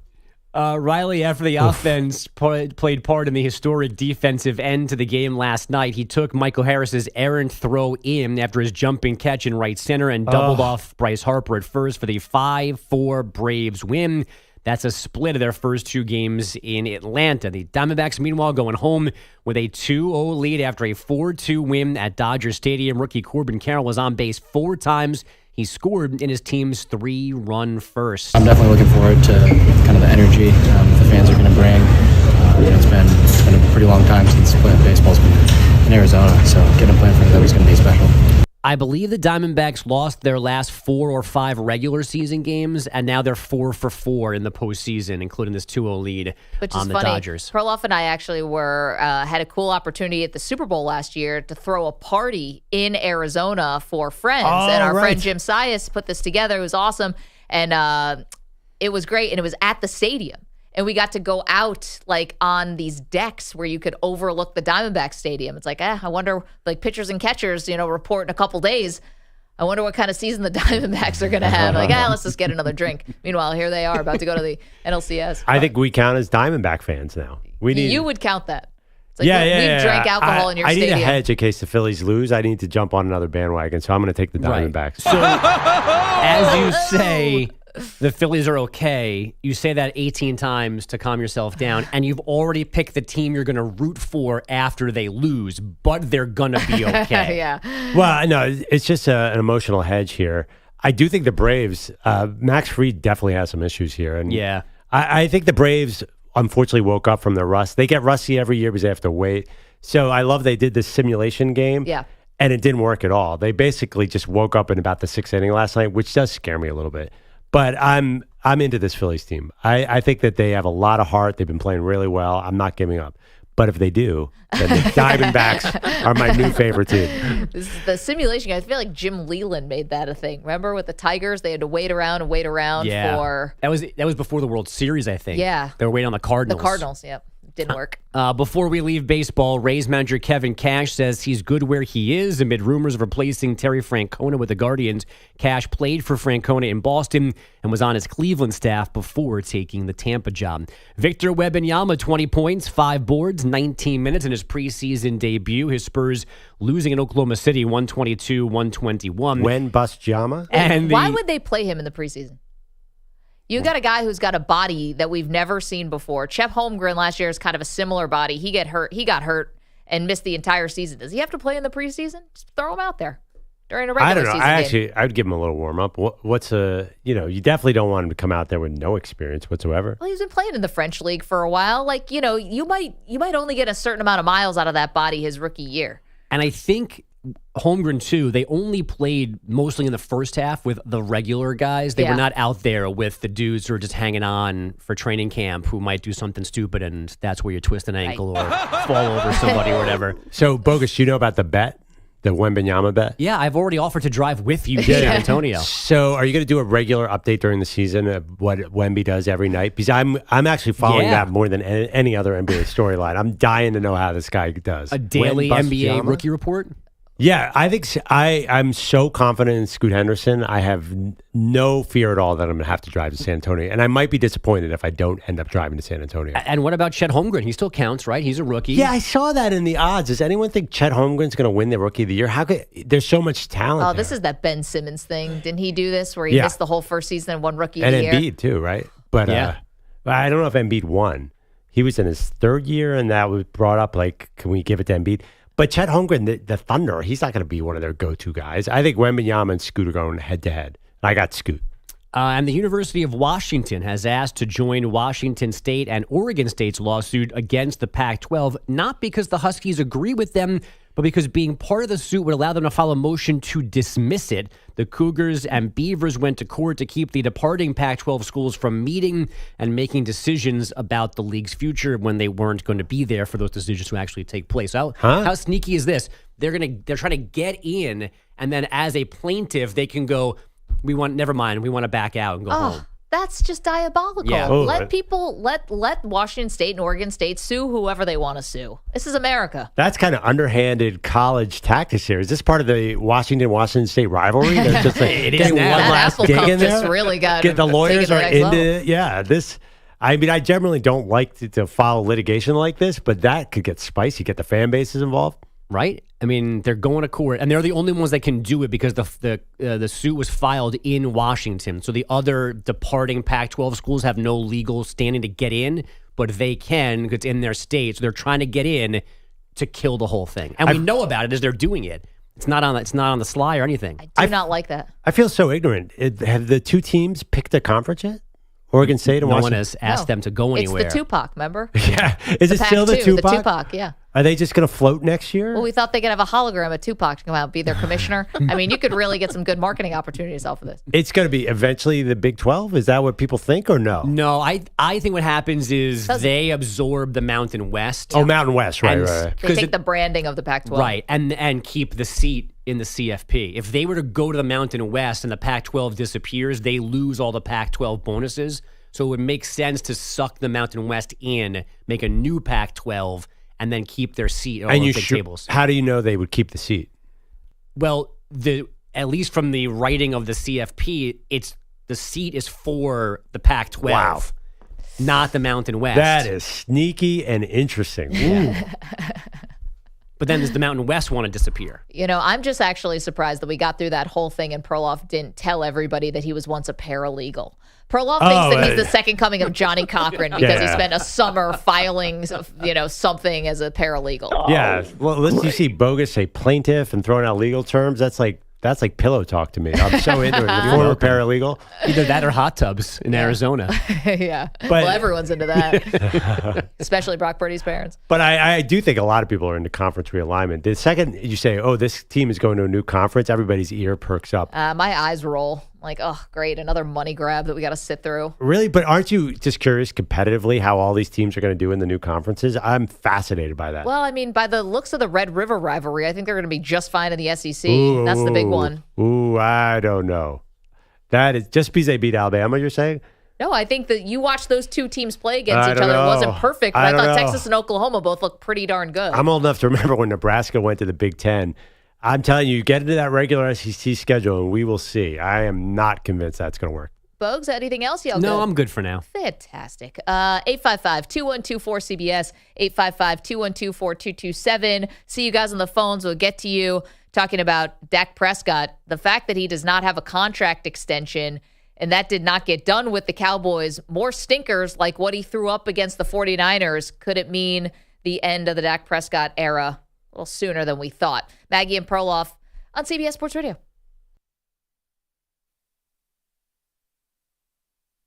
You're in a 5-minute break.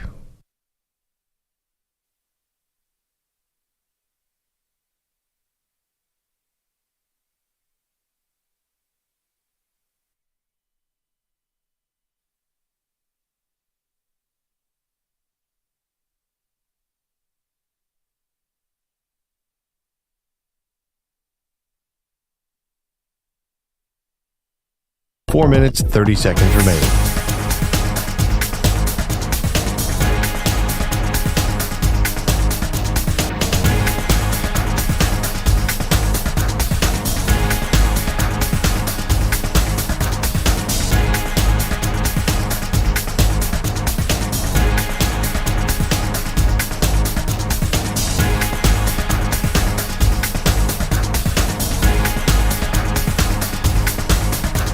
Four minutes remaining.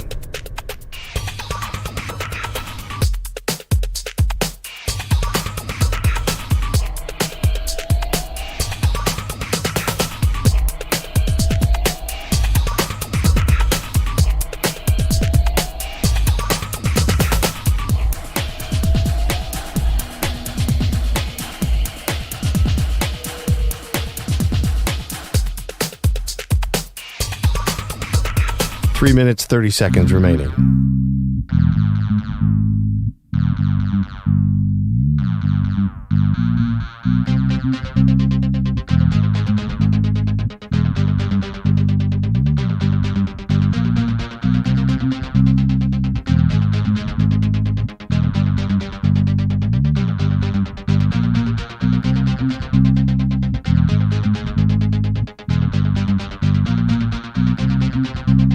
Three minutes remaining.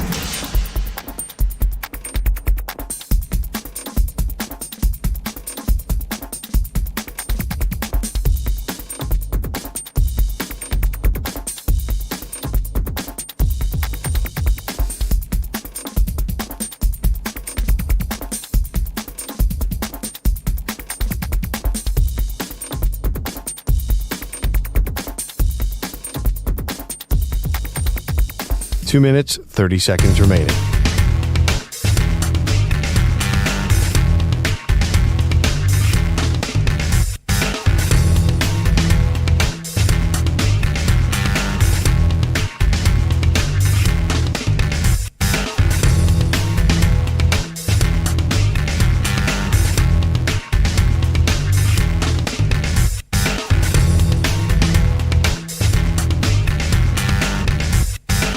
2 minutes remaining.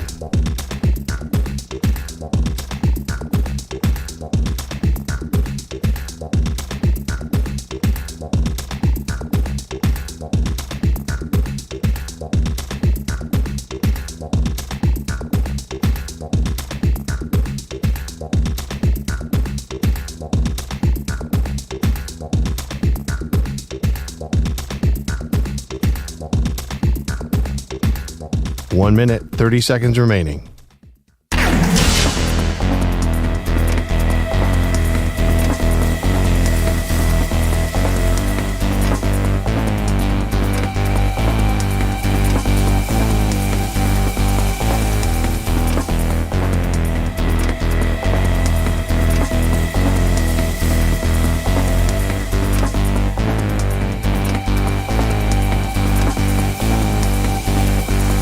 One minute remaining.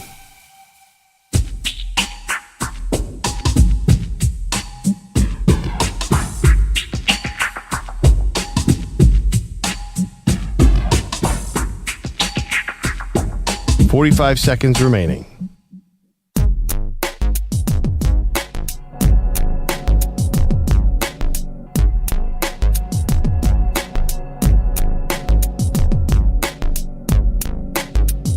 .30 seconds remaining.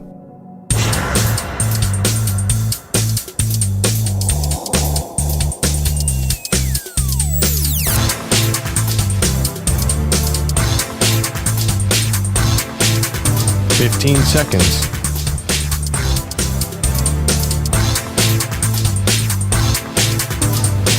Break ends in 5 seconds.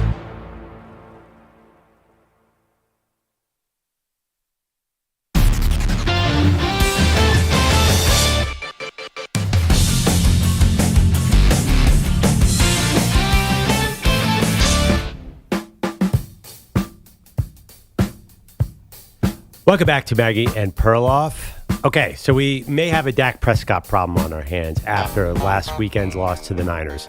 3 interceptions, another bad game. Maggie brought up a great point. They did not sign that contract extension we talked about this summer. So there's an out after this year. It's a ton of dead cap money, but it's kind of like bite the bullet. So I got some names, and maybe you're going to want to hold on to Dak after I throw these veterans at you. Assuming that they don't get a high draft pick, which is probably what's going to happen, and they have a good team, so they want a veteran in there. Okay. Matthew Stafford. The Rams might want to rebuild. How about Dallas native, Hillcrest High? No, Highland Park High. Okay. Matthew Stafford.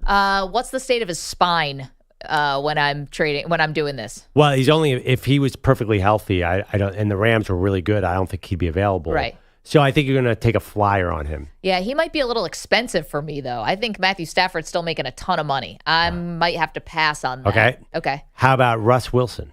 A huge contract, but they would be giving him away.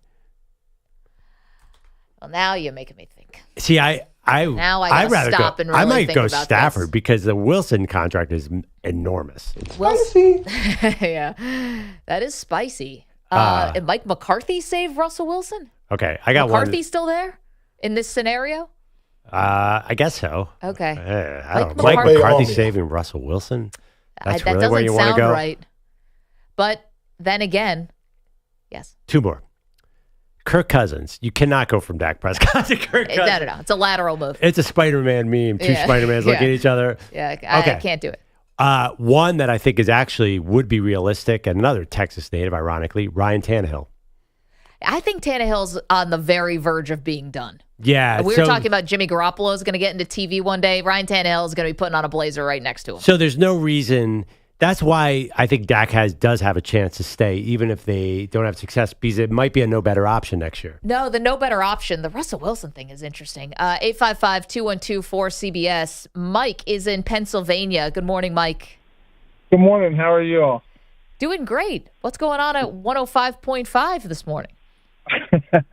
Well, I'm glad that you guys got your show on in the mornings. Every day at work, I can listen to you guys, and I really enjoyed listening to you. I listen to you in the evenings, too, when you guys had your show. But thank you. We're now 10% spicier because we're in the morning. There you go. So, and not to mention Perloff ate Cincinnati chili, which I live up around that area. I work down here. So, yeah. So I'm glad to hear that, too, that he got into the Cincinnati chili. Oh, by the way, I'm still finding the oils from that chili in weird places, Mike, just so you know. When you say got into the chili, that's a great way to put it, Mike. You have a future in broadcasting because Perloff stuck his face into the bowl and had to eat it without any hands. Yeah. No utensils. So great description there. As far as Dak Prescott goes, I know you guys have other callers, but I think this is he's in his last, run here with the Cowboys. I am a Cowboy fan, and I'm watching this, and we've seen him through the big games, and we see how he is, and he looked nervous and some tough situations. He didn't look as cool as some of the other quarterbacks. He's had this problem. It's been ongoing. I agree with Maggie. I think there is going to be some changes, and he's really going to have to show out the rest of the way. Mike, how about this? Forward. Can you imagine also, and I imagine as a Cowboys fan, you had to be livid about it, and thank you so much for the call. Dak Prescott after the game never saw it coming.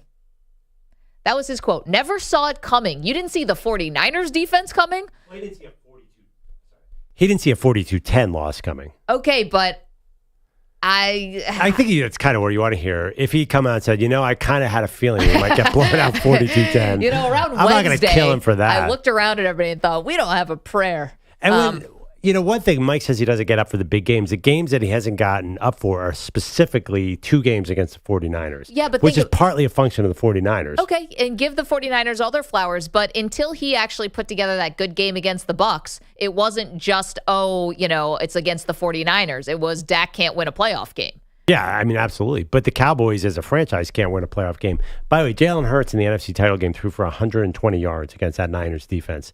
That Niners defense is ridiculous. Do you want to know why? He didn't have to throw for anything because they didn't have a quarterback on the other side. If that was actually a real game, who knows what would have happened? Yeah, but 49ers probably would have won.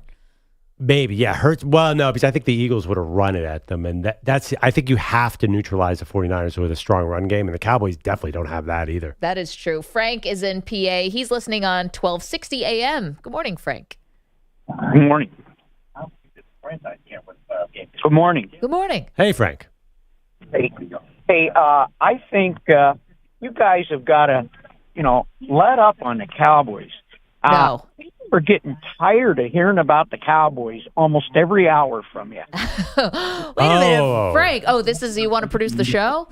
No, you mean, I thought you meant let up like the show, but Dak Prescott is a bum. If you put him on any other team, he would be terrible, worse than he is. And I don't think... Well, Frank, we can't let Perloff get away with all of his Eagles talk, Yeah, I know, but I just don't feel Dallas is the American team anymore. Well, I'll agree with you on that. Teams. I think you're right about that, Frank, and you've led us into yet another conversation about the Cowboys, so thank you for that. I think he's right about them not being as much America's team as they used to be, because when you're winning in the 70s and then in the 90s, you get like 2 generations there. You get the parents and then you get the kids. They haven't really been winning now. So if you were a Cowboy fan and you were a fan in the 90s because your dad or mom was, now you have kids. Are they necessarily Cowboys fans just because you were?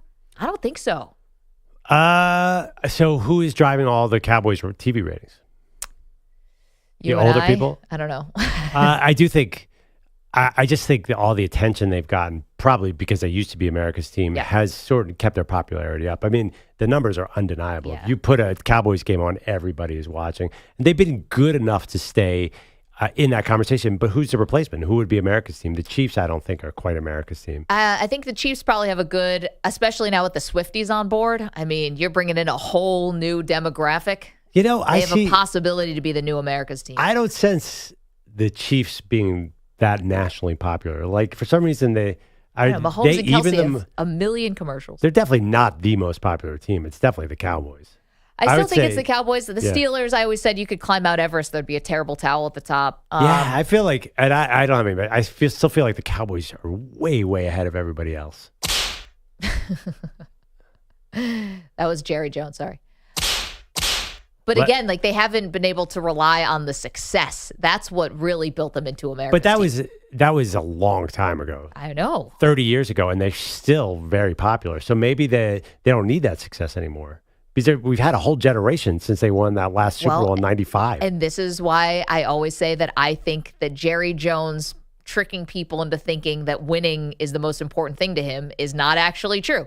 Jerry Jones just wants the Cowboys to be relevant and interesting and still be America's team. He's already gotten into the Hall of Fame. His franchise is worth $1 billion, almost as much as the Yankees. I don't think he cares about winning. He's already won. He's won because he has our attention and he got into the Hall of Fame. What do you win when you're 80 years old and you have $50 billion of that? What good does that do? The last thing is nothing. He just needs to stick it to Jimmy Johnson a couple more times. That's all he's got. He desperately wants to walk in that owner's room with a ring.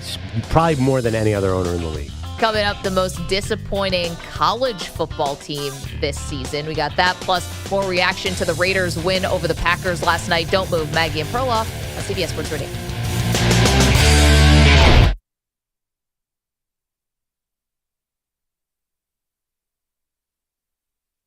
You're in a 5-minute break.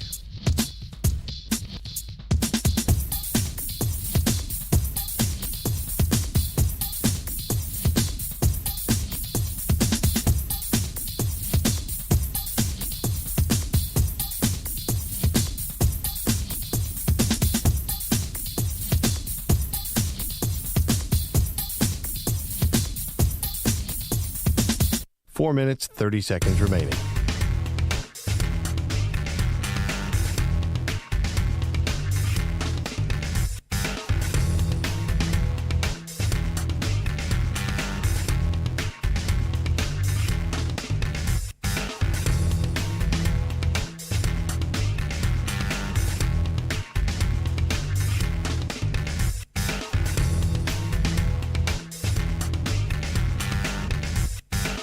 Four minutes remaining.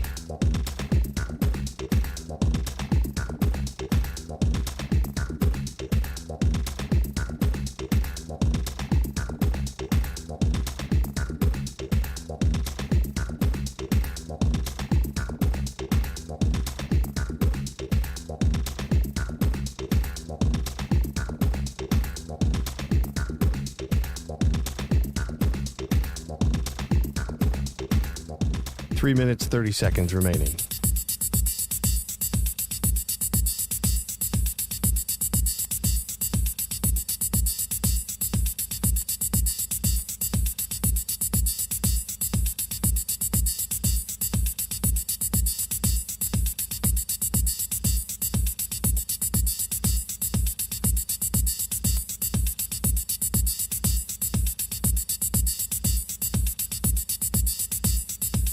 Three minutes remaining.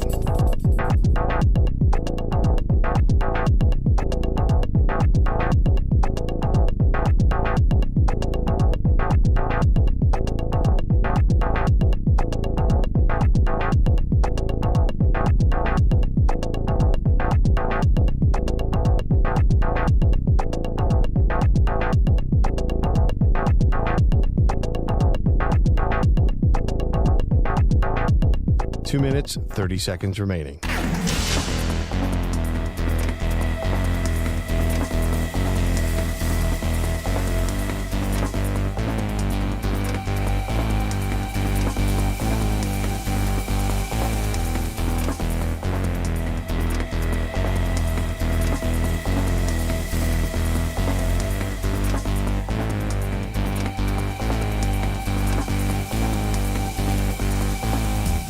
Two minutes remaining.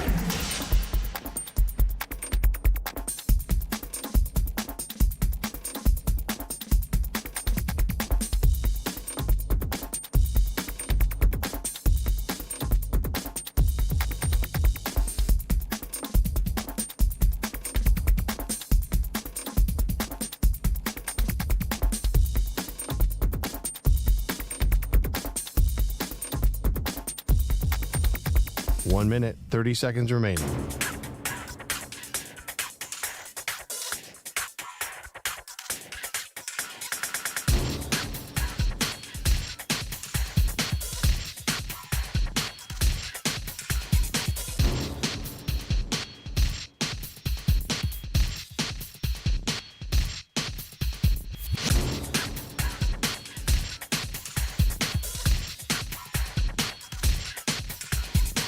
1 minute remaining.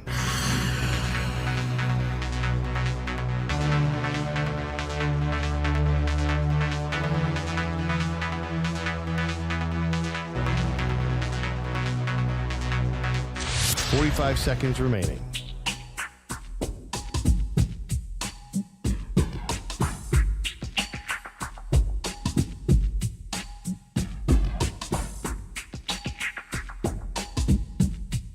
Thirty seconds remaining.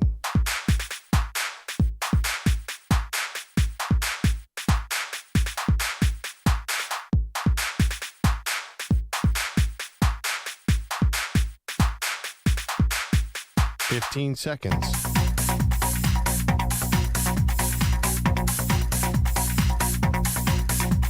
Break ends in 5 seconds.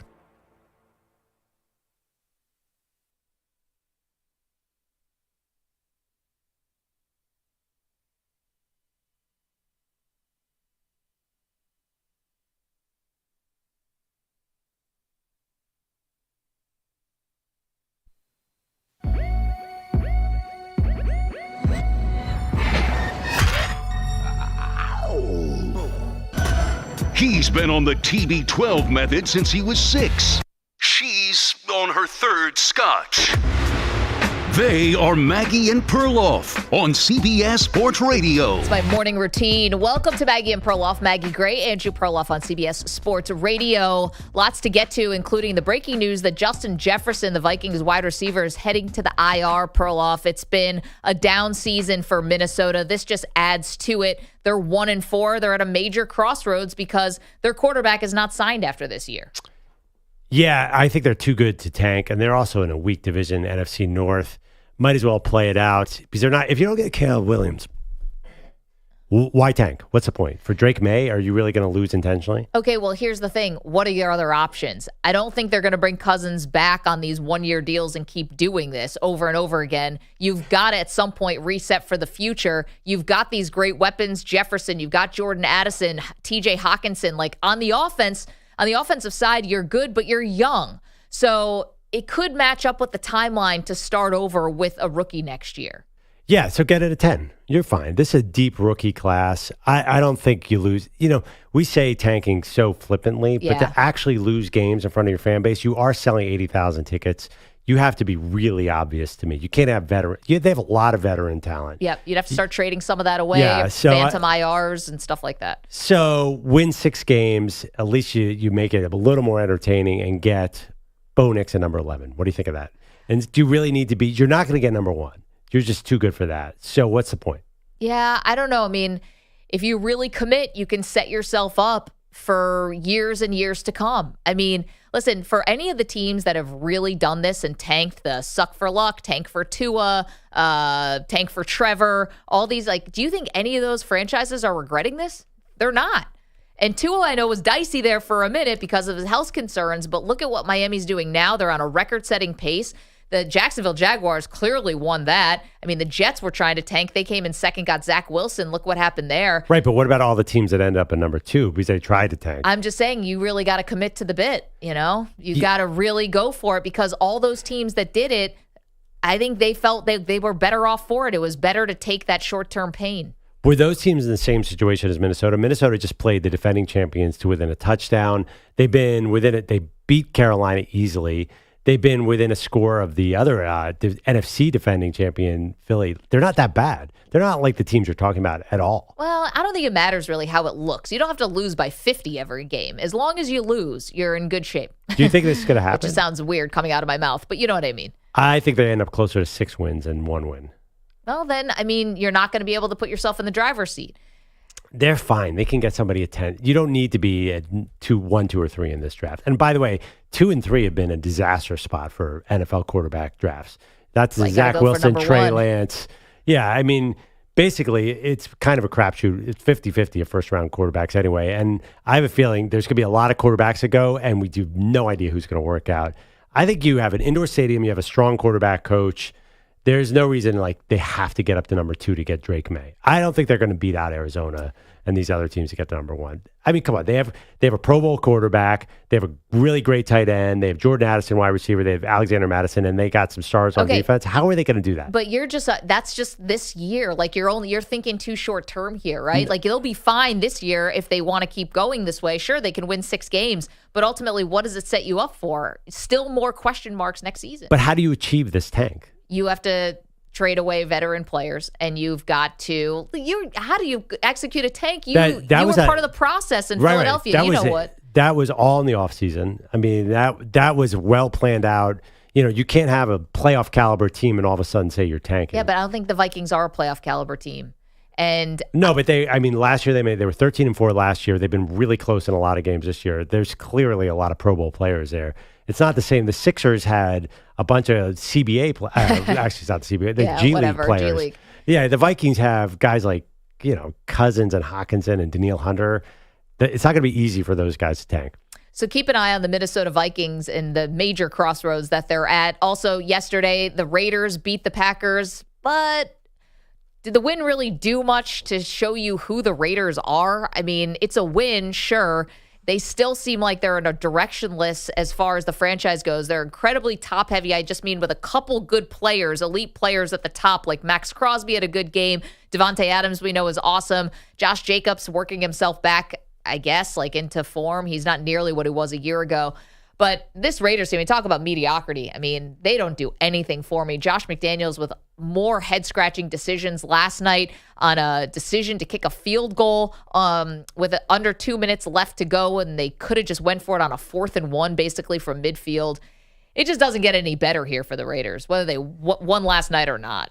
No, the Raiders, I think that starts with ownership, and I don't think that's a hot take by any means. Mark Davis seems like a nice man. But you saw him in the box last night getting frustrated with Josh McDaniels. There's been so many mistakes. I don't know how you start over. So they got rid of Mike Mayock, who made all those bad draft picks. Yep. Great TV analyst, by the way. But made a lot of bad draft picks as GM. You got rid of the John Gruden era. Josh McDaniels, other teams would have hired Josh McDaniels. It wasn't a crazy hire by any means, but it's not working out. Do you have any faith, though, that the next move is going to work out? Because I think when you look at these franchises that get stuck in these mires, it usually starts with ownership, and I think that's the case here. Yeah, it's not good all the way around. I'll agree with you there. I don't know how directly ownership is responsible for this, but yes, I mean, look at all the turnover they've had in the front office. Clearly the culture is, I think you can question what's going on in all facets of the Raiders, which is a shame. 6 stadium. Really cool. Yeah. By the way, they won last night. I know, but it didn't feel like it. And then on the flip side, Jordan Love throws 3 interceptions. I would say 1.5 of them was his fault.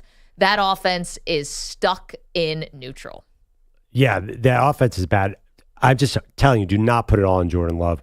Get him an elite receiver, and then let's talk, because Watson and Dobbs are just green. They're way too young. The offensive line doesn't have Bakhtiari. That offense is a mess.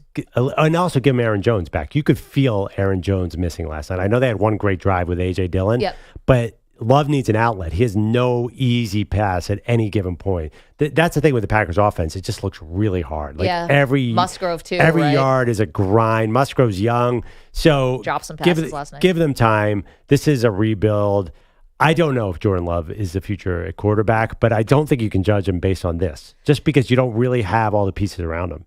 No, I can't judge him off of this. I just thought it was going to look a little bit better with him. I knew that the defense would be ahead of the offense in Green Bay, but he's not a rookie. He actually has had some coaching and seasoning. He should be better in this offense, but you're right, he does not have a great receiving If core. he was a rookie, we'd be like, okay, this is prominent. We'd give him a total pass. If he was a rookie, this would be his 5th game. This is why we're not making big sweeping judgments on Anthony Richardson, C.J. Stroud, and Bryce Young. He's 24.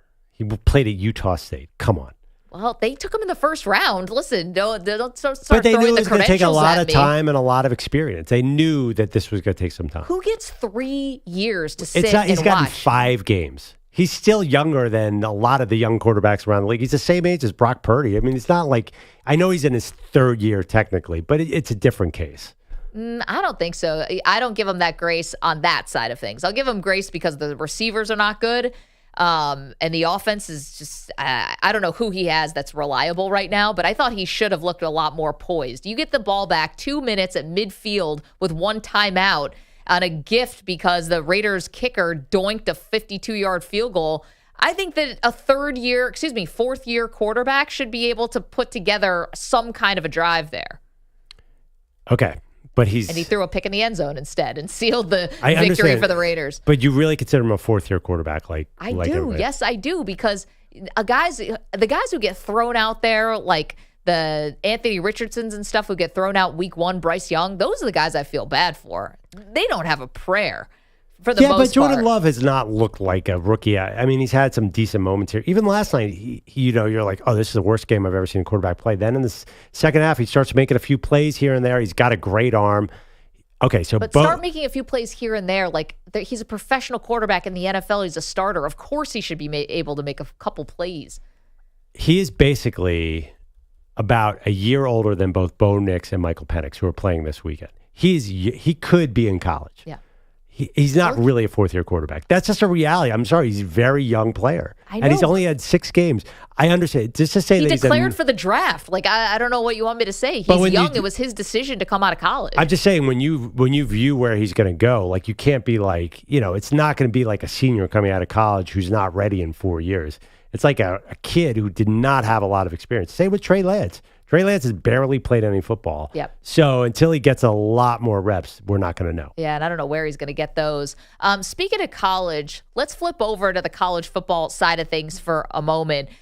If I were to ask you who has been the most disappointing team in college football, Perloff, I think there is one obvious answer here. I feel like the Powers haven't really disappointed us yet, so I'm curious about who you're going with. I think it has to be LSU. Okay. LSU was coming off a surprise trip to the SEC championship game last year. Brian Kelly comes back for year 2. They're preseason top 5 in the country. They start off the year with a loss to Florida State, 45-24. Then they get into a shootout with Ole Miss that they lose 55-49. It took every ounce and every moment for them to come back against Mizzou on the road, which I know could be a tough place to play. 49-39, they end up winning that game. And here's another reason why I think LSU has been disappointing. The SEC is kind of down this year with quarterbacks. It's not like there's this great, amazing quarterbacks, and Jaden Daniels is the best. And they have the best quarterback in the SEC, and they still already have 2 losses. To me, I think this is disappointing for LSU. Okay, they're 4-2. They're still ranked. They lost on the road to a ranked Ole Miss team, and they had a tough game against a ranked, really good, well-coached Missouri team. So I am not sure I can kill them here. So once they lost to Florida State, then I almost said to myself, oh, they're not winning the national title this year. So what do you expect them? Like, where do they need to be under? Were they already in a championship or bust mode? I think they were. The championship or bust might be a little bit harsh, but definitely competing for the SEC championship game again. And I don't know if that's going to happen now with these 2 losses. Well, they have 1 conference loss. Yep. So I'm not sure that's actually true. We'll see. There's a lot of football left. Also, they're about to they have Auburn coming up. Auburn can be a little spicy. Then Army. So you got to think they're going to be 6-2. Then a big showdown November 4th at Alabama. To me, they win that game, they're right back on track with where you want to be. So I'm not ready to totally bury them.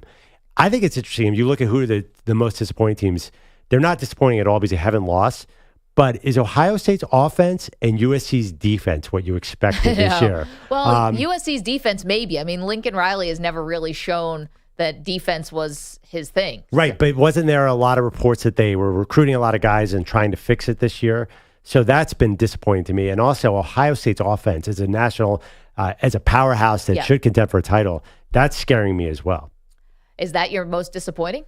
I think so, because there isn't, LSU might be the one, but there isn't a national title contender who's completely bowed out yet, who's lost a game. Is there? Because you still have. Did you not think Clemson was going to be in the national title conversation? No, not for a second. I mean, come on. Dabo doesn't even understand the transfer portal. No, he understands it. He chooses not to engage. To me, the national title came down. I mean, honestly, if you're going to look at a national title contender that's disappointing, it's Alabama's loss to Texas, and Alabama looking pedestrian in a lot of their wins. But it's Michigan, Ohio State, Georgia. Have any of those teams looked in any risk of losing a game? No, I mean, I think there would probably be some Penn State diehards who would tell you they feel like they're right there, too. Yeah. I don't know if the offense is going to be good enough. Ohio State should have lost to Notre Dame. I take that back. Yeah. So Ohio State's the one. But, I mean, Michigan and Georgia have not been threatened at all yet, really. So, well, I know you guys thought Kentucky was going to. It didn't happen. Georgia had one close game. I mean, Georgia will sort of play with its food in close games. By the way, Carson Beck, my preseason Heisman hopeful. Maybe not a Heisman hopeful, but I think the NFL started to sniff around that guy. So, yeah, to me, like college football is playing out a little bit like we expected so far. Would you say it's been a surprising season? Yeah, I think that, I mean, for a few reasons. I think that Colorado being 2 games away from being bowl eligible is probably the major surprise. Besides that, I think that there were probably some people who were a little shocked that Texas beat Alabama in Tuscaloosa. I don't think that was necessarily a given. Yeah. So that has been a surprise. But then Texas goes and loses to Oklahoma, what was a fantastic game. Maybe Oklahoma a bit of a surprise? Yeah, I mean, I think definitely. I think Georgia, if Georgia stays undefeated, then at the end of the year, we're going to go, okay, this year kind of went as scripted. That's to me, like, what we're talking about here is we really need to see one of these teams that should not lose. Texas beating Alabama, that is not, wasn't a shock. Close 2 years ago. But... Yeah. If we see Georgia lose or if we see Michigan lose to one of these scrub teams, then it's a shock. To me, it's kind of following script. It's interesting about LSU because I agree with you. Jaden Daniels is the man. He's amazing. But I didn't see Brian Kelly winning it this year, which actually begs the question, if he's not going to win with a really excellent Jaden Daniels this year, are they ever going to win in LSU, Maggie? Great question. 855-212-4CBS, 855-212-4227. Okay, so coming up, we've got headlines and more from last night's game, plus the Justin Jefferson injury. Also, Devon Achane looks like he might be headed to the IR also from the Miami Dolphins, so we've got the latest there. Later on this hour, the president, CEO of AEW, Tony Khan, is going to join us. Also, co-owner of the Jacksonville Jaguars, Fulham FC. If soccer is your thing, don't worry, we're not going to talk about soccer. He's going to join us a little bit later on in the show. If you want to watch that interview, youtube.com/CBS Sports Radio is where you can do it. Okay, coming up, more from last night's game and that Justin Jefferson injury. Don't move. It's Maggie and Perloff, CBS Sports Radio. You're in a 5-minute break.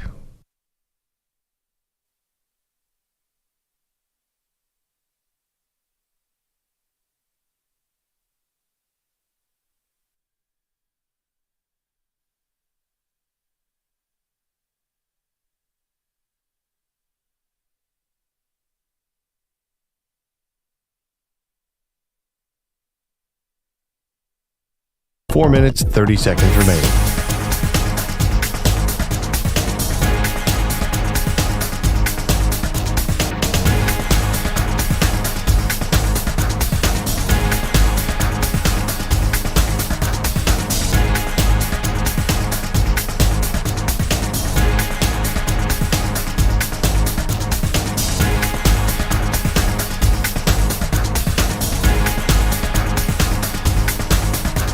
Four minutes remaining.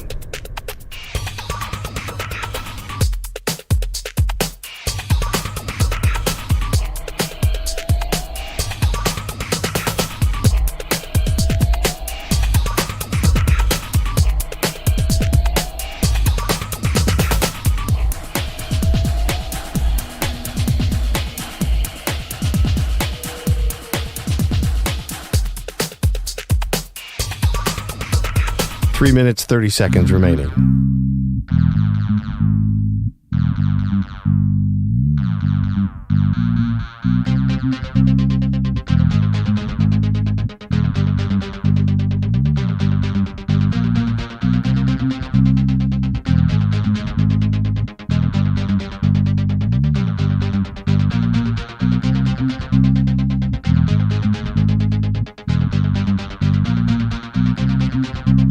Three minutes remaining.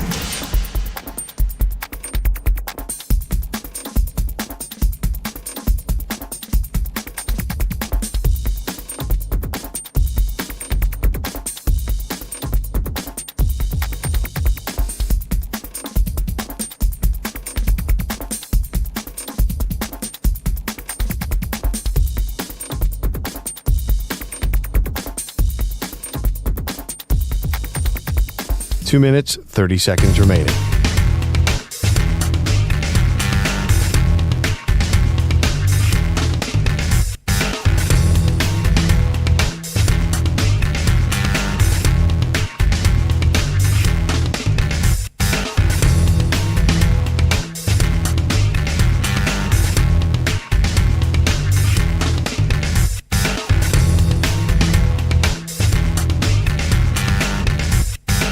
Two minutes remaining.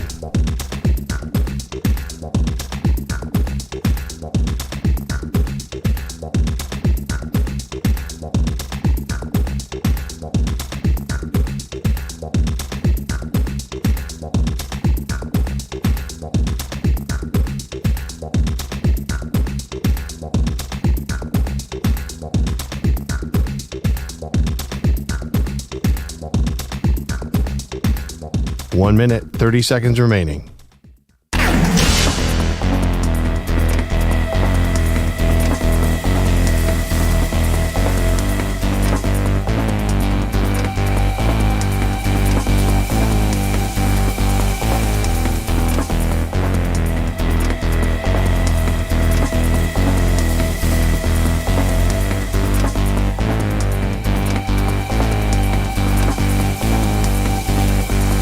One minute remaining.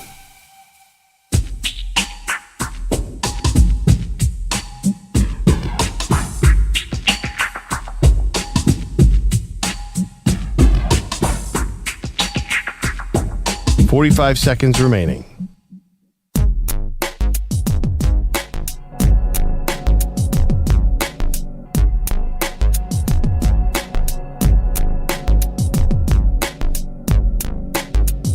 $30 seconds remaining.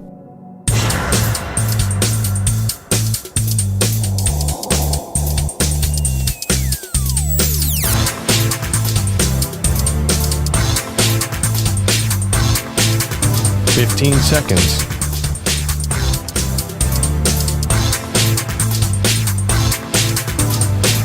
Break ends in 5 seconds.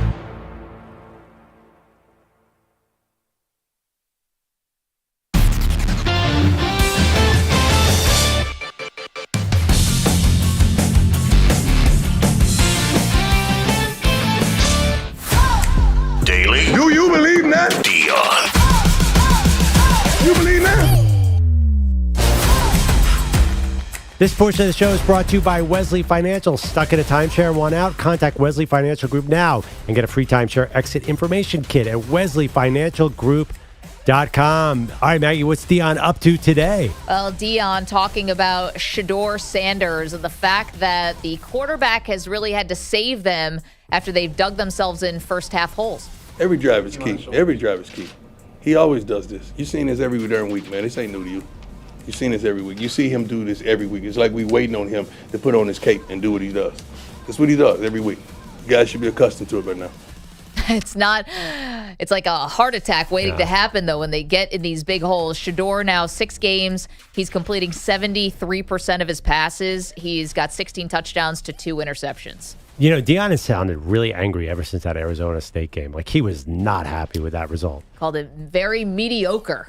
Yeah. Meanwhile, they're 2 games from bowl eligibility and play Stanford this week. Oh, yeah. So this is looking good for them. It's interesting. We wondered early in the season, what if Deion loses? Will he be able to handle it? And the fact that he can't even really handle close wins, like, he's got a high bar, Maggie. Like, that dude's got to win a championship the way he talks. And I'm saying he probably can, but he's one of those coaches who is not going to take losses easily. No, yes, you could tell that this one really got to him. Definitely. He said he can't stand the mediocrity. Now, there's another part of this, which is Deion is an excellent salesman. So, yes, I'm sure mediocrity probably eats at him, but at the same time, he's also trying to sell something, which is Colorado is a place where winners go, or that they're not going to accept anything less than that. So, is it real? Is it just Deion being a bit of a showman? Probably somewhere in the middle.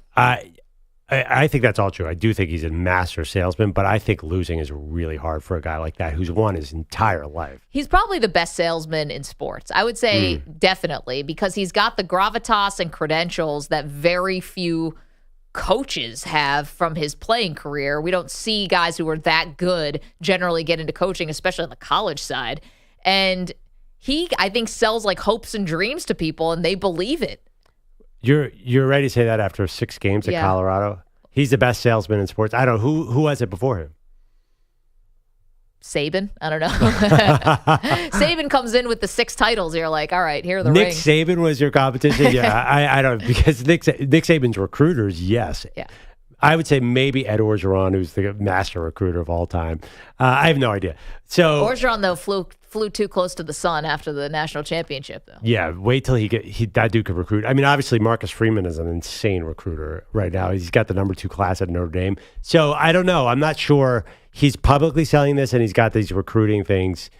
Yeah, we'll just see. To call him the best salesman, I just want to see him sort of have a little more, give it a little time here. I don't think so. D-Cell, you look like you want to get in on this. 6 games in, he's already hit the over on the 3.5 win total for the entire season. And I mean, he's a guy who's, they've lost to USC, an ultra competitive game, coming to the podium after a loss. All I wanted to do was hear Deion talk. He's got this charisma, and it's all for recruiting, like you guys said, but he's got that it factor where it almost, at this point, they've already had the success that we didn't expect. It almost doesn't matter what happens the rest of this season. So you're another one of those, you're one of the many people who wants to crown him after a 7-point loss to USC and hold a parade down Boulder. All in. Oh, boy.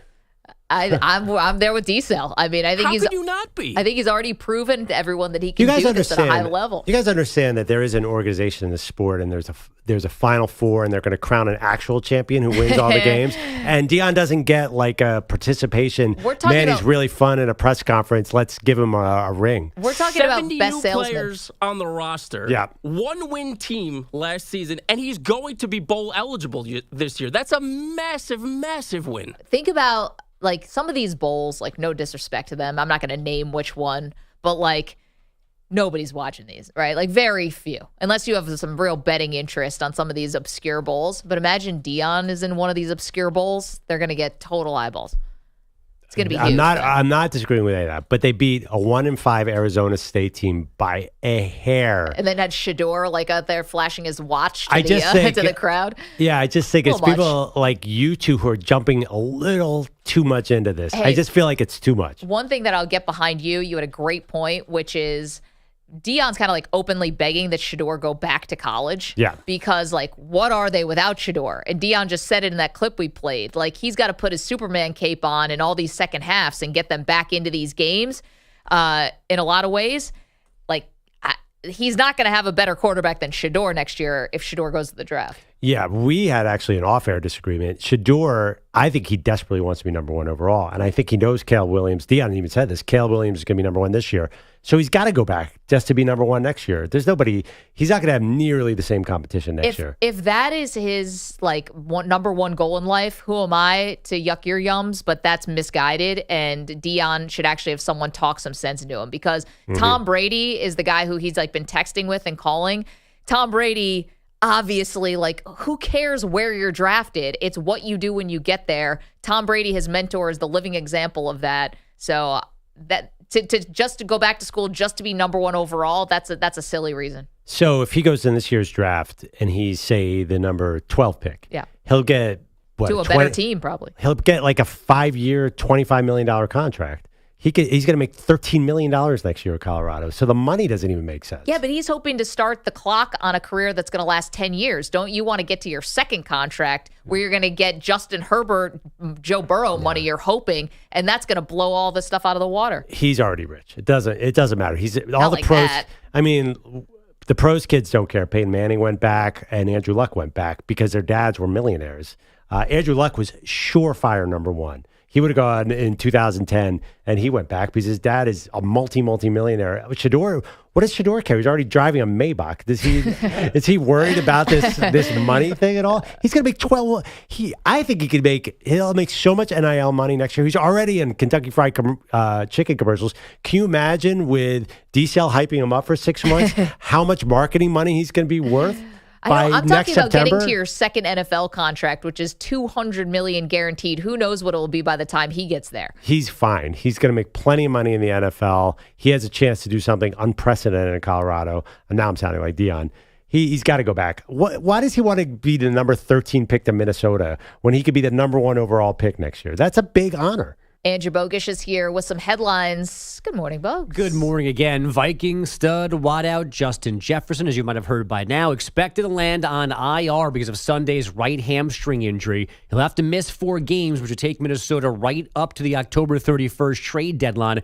Already 1-4. A sell-off does seem smart. Would that include dealing Kirk Cousins, who does have a no-trade clause? We're also hearing this morning that Dolphins running back Devon Achane could end up on IR as well because of a knee injury suffered during Sunday's win over the Giants. Just 4 catches, just 45 yards in his first game against the Packers, but at least it was a win, and Devontae Adams had a good time. It was hard not to be friendly with a couple of those guys out there just because I'm so used to being on the same time on the same side of the field with them. There's a lot of respect out there on both sides. So it was good to see him, good to chop it up before and after. Jimmy Garoppolo's lone touchdown pass went to Jacoby Myers while Josh Jacobs ran for the decisive point. But the Raiders didn't win until Jordan Love threw his 3rd pick into the end zone with 44 seconds left. Sorry, one quick thing. Devontae Adams is in all these Taco Bell commercials, and there's like the theme is there's a Taco Bell in his house. First of all, that sounds great, but like your whole house is going to smell like Taco Bell 24/7. Once in a while is fine. If you could pick any fast food to literally be in your home, would it be Taco Bell? It wouldn't be Taco Bell because there's not enough diversity on the menu. Like Wendy's, you can get a hamburger, you can go nuggets, you get baked potato, you get a Frosty if you need. They've got breakfast now. There's probably a little more variety there. Plus, it's almost like Richie Rich, right, who had McDonald's in his house. Was that the comic book? Did he really? No, Wait. in the movie with Macaulay Culkin? Yeah, he had a McDonald's in his house. Can we get Chipotle? Yeah, sure. And what about Starbucks?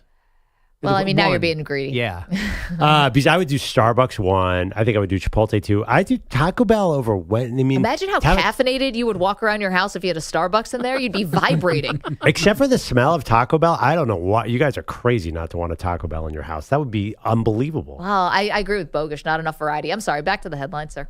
Where were we? Oh, 2 things had never happened in baseball playoff history until last night in Atlanta. The Braves were down 4 without a hit through 5 innings, but rallied to win 5-4. That type of comeback is a first. So was the game-ending 8-5-3 double play. Looking into his catcher, ready to fire, 2-2. In the air, out towards right center field. Harris going to go back. Harris back to the warning track. He leaps. Michael's got it! He's got it! They fired it in, and it rolls across the infield. Taken by Riley. He throws to the bag. They double him off. Ball game over. That's from Braves Radio. That's Perloff on color. First ever postseason game-ending double play involving an outfielder. All of that let the Braves salvage a split in their home stadium. Again, a 5-4 final over the Phillies. No heroics in L.A. The Dodgers in an 0-2 hole after a 4-2 loss to the Diamondbacks.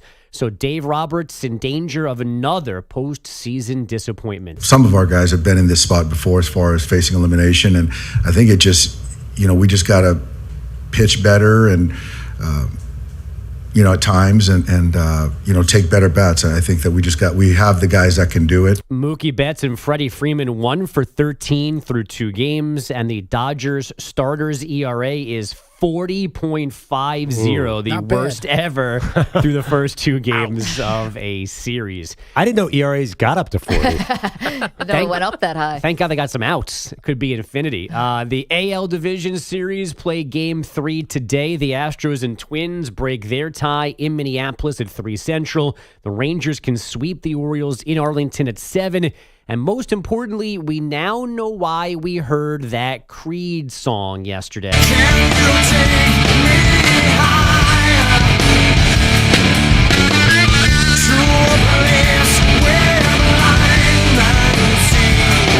The reference came during Mitch Garver's Grand Slam on Sunday because, unfortunately for the rest of us, Creed became the Rangers clubhouse soundtrack as they fought through some late-season struggles. So now we may be overrun with Creed music during this game tonight. I'd lose 100 games if that was my pump-up music. It would have the opposite effect on me. I'd go in and just completely, it'd be stuck in my head. I'd be distracted. I mean, the Marlins won with Creed as their front man in 2000. I mean, he's had some success. Yeah, it was proven. I'm sure Miguel Cabrera had nothing to do with it. 19 minutes of preseason action for Victor Sell Your Mama 4 Wembanyama last night in OKC. Victor Wembanyama. Thank you, Peter Schwartz. 20 points, 5 boards, and a 1-point loss. Not surprisingly, Greg Popovich limited praise postgame. I thought he was fine. He just went out and played.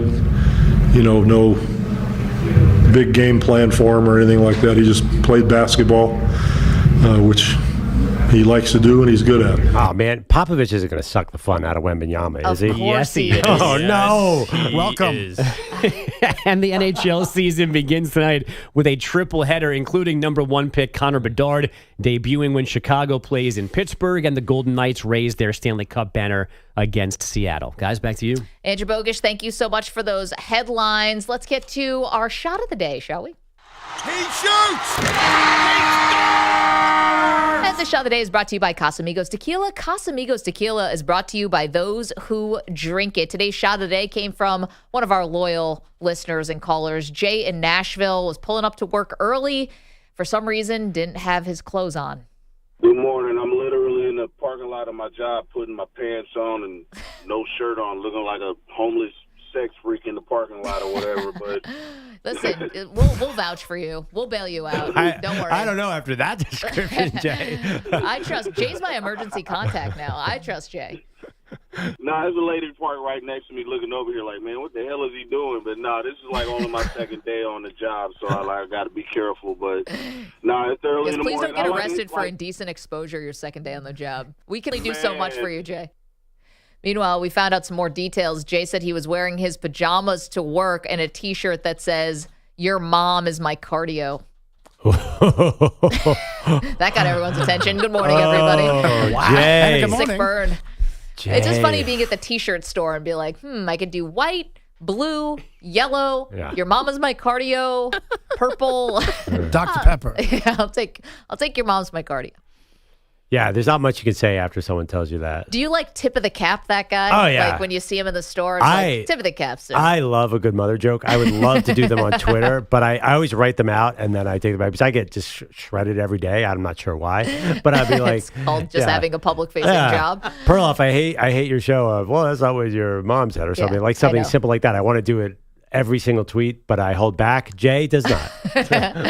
855-212-4CBS. Okay, coming up, got a treat for you. The head of, not only the co-owner, one of the owners of the Jacksonville Jaguars, also the founder, CEO, president. He does it all for AEW. Tony Khan is going to join us in just a moment. The Jacksonville Jaguars in Europe, a match made in heaven. Will we see more of it in the future? We'll ask Tony. Don't move. More Maggie and Perloff straight ahead. You're in a 5-minute break.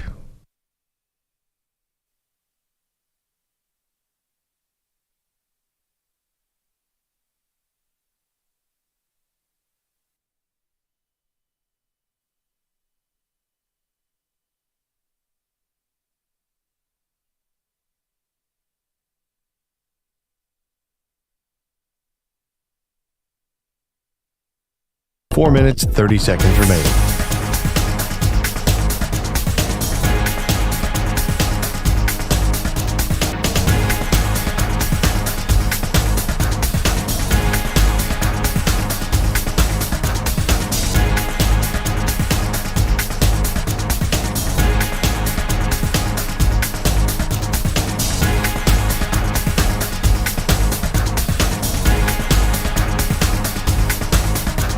Four minutes remaining.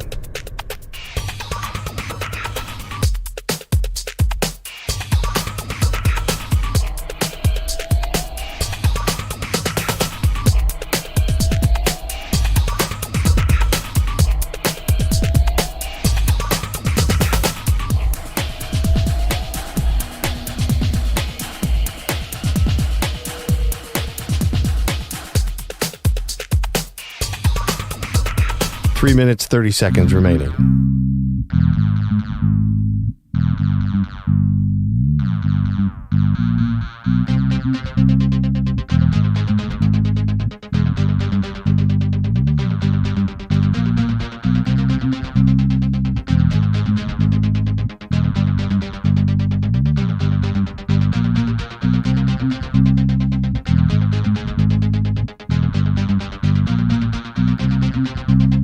3 minutes remaining.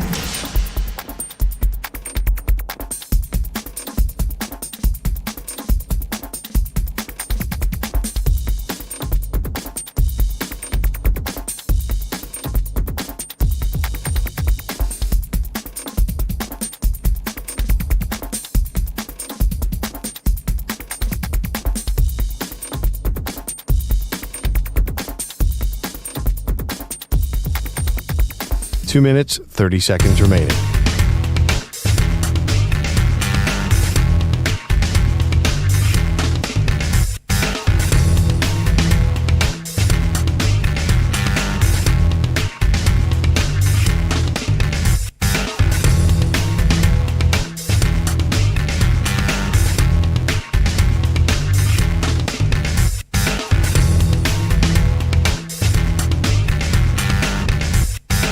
Two minutes remaining.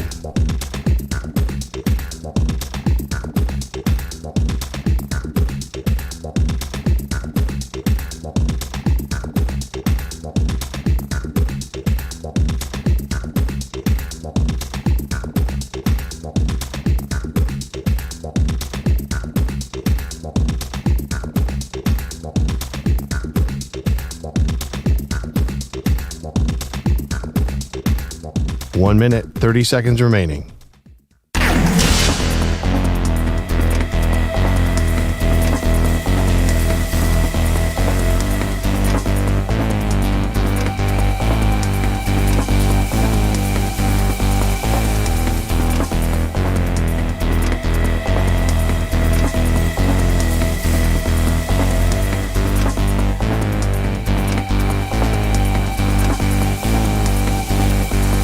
One minute remaining.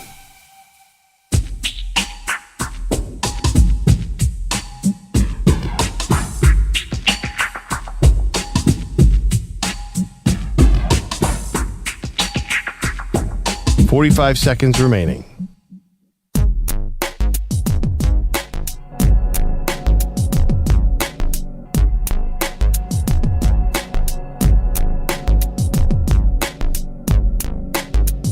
Thirty seconds remaining.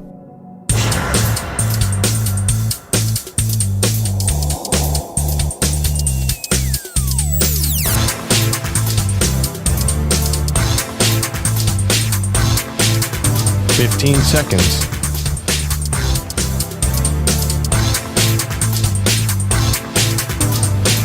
Break ends in 5 seconds.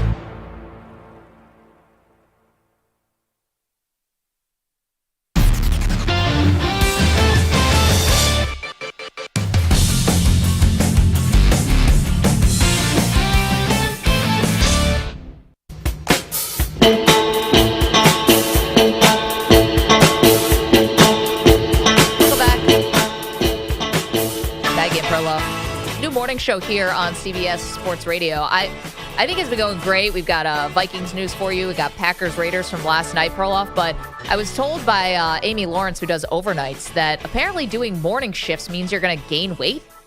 Yeah. Oh, no. No one told us this before we took the show. You saw the Hard Knocks with J.J. Watt. The entire key to fitness is how many hours of sleep you get. I totally get that. I mean, I don't feel the urge to well, now that you mention actually. No, it's not even very that. Hungry. You get the same calorie intake, same exercise. If you get 6 hours, you'll have a lower metabolism than if you get 9 hours. So you could do everything the same, but if you sleep less, then you'll put on weight. I mean, And information we you won't- could have used a couple weeks ago, everybody. You won't live as long either. Oh, lovely. Thank But you you for don't care that. about that. Well, I mean, I'm having a good time now. So, I mean, I think that's all that matters. Where do I go from there? Justin Jefferson, he is going to be on the IR now for the next 4 weeks. He's got a hamstring injury, and he suffered it against the Kansas City Chiefs. And listen, this was a team where people were trying to get Kirk Cousins off of this team and onto another team when Justin Jefferson was fully healthy. So now that they're 1-4 and the season's at a major crossroads, be prepared for the Kirk Cousins trade stuff to come back around. Now, the problem is the Jets were really the number one team he was getting kind of matched up with, and the Jets are coming off of a win. I know it's the Broncos. Are they really going to pull the trigger now on a Kirk Cousins trade when they weren't willing to do this a week or two ago? Yeah, and is he the right quarterback for this situation? Because he doesn't know the system. He's a bit stationary. I think you could sell yourself on Zach Wilson as being a fine option. If you're not going to give him a first-round pick for Kirk Cousins. God, no, he's a rental. You don't even get the full season. That's what I'm saying. But the Vikings might not want to do this they're not going to do it for a third. So I'm not sure I think the interesting Vikings player is Danielle Hunter, the pass rusher, who's awesome. What if he's available? I mean, there are a lot of teams like your Buffalo Bills who could add a finisher like that. I think contenders would love that guy. Yeah, we'll be seeing how many calls the Vikings will be getting at this time of the year. And they're 1-4, but there's a couple teams out there that are 1-4. The Arizona Cardinals are 1-4. The Patriots are 1-4. You know, you got this big prize here with Caleb Williams, but how dedicated would teams be to a tank? Because you really have to get dedicated in this year. Yeah, it's so funny. In my mind, Front office. In my mind, it's going to be the Bears because they have that Panthers pick. But the Panthers, coming down the end of the season, will have no incentive to lose games, so they're going to be playing full on. Will it matter? I think it might. They're playing full on right now, and they're 0-5. Right, but at the end of the season, when everybody's into their backups, then maybe they'll be able to win some games. And Arizona, I know they've played really well, but are they going to be putting up a full effort come the end of the season? Say that they're 1-8, they're going to really slow down. Yeah, I don't know. There's something about Arizona, this like sort of scrappy team, new head coach, everyone trying to prove themselves maybe they have a new GM also, everyone trying to put some good stuff out on film. Like, hey, even though we're not good, I deserve to still have a job and be here.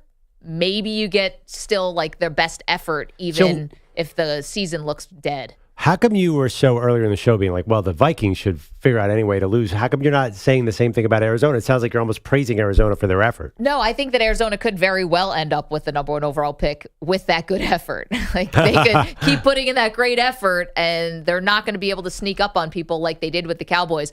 Okay, let's turn our attention to friend of the show, someone we love to check in with. It's Tony Khan. He's the owner of the Jacksonville Jaguars. He's also the owner, CEO, and GM of AEW. Got a massive one tonight, Tony, where AEW Dynamite is now going to be on Tuesdays tonight, which is pretty cool. How are you doing? Doing great, Maggie. Thanks for having me on. Appreciate it. Okay, some Jacksonville Jaguars questions first before we get to AEW. This was obviously a very, very good road trip for your Jags. In London, you go 2-0. You beat my Buffalo Bills, Tony. But where is this all headed? Because this was the first time that you've done back-to-back weeks in London, and it went great. It was awesome. It went really well for the Jaguars. We won back-to-back games in London. The first game we played at Wembley Stadium, the second game at Tottenham. The Jags have a great history playing in London. It always works out well. But we were able to do it where the city of Jacksonville still kept almost the whole home schedule. We played a home game at Wembley Stadium, a road game with Buffalo this week, and we're coming back and playing a home game this weekend against the Indianapolis Colts in Jacksonville, and hopefully keep the good momentum going.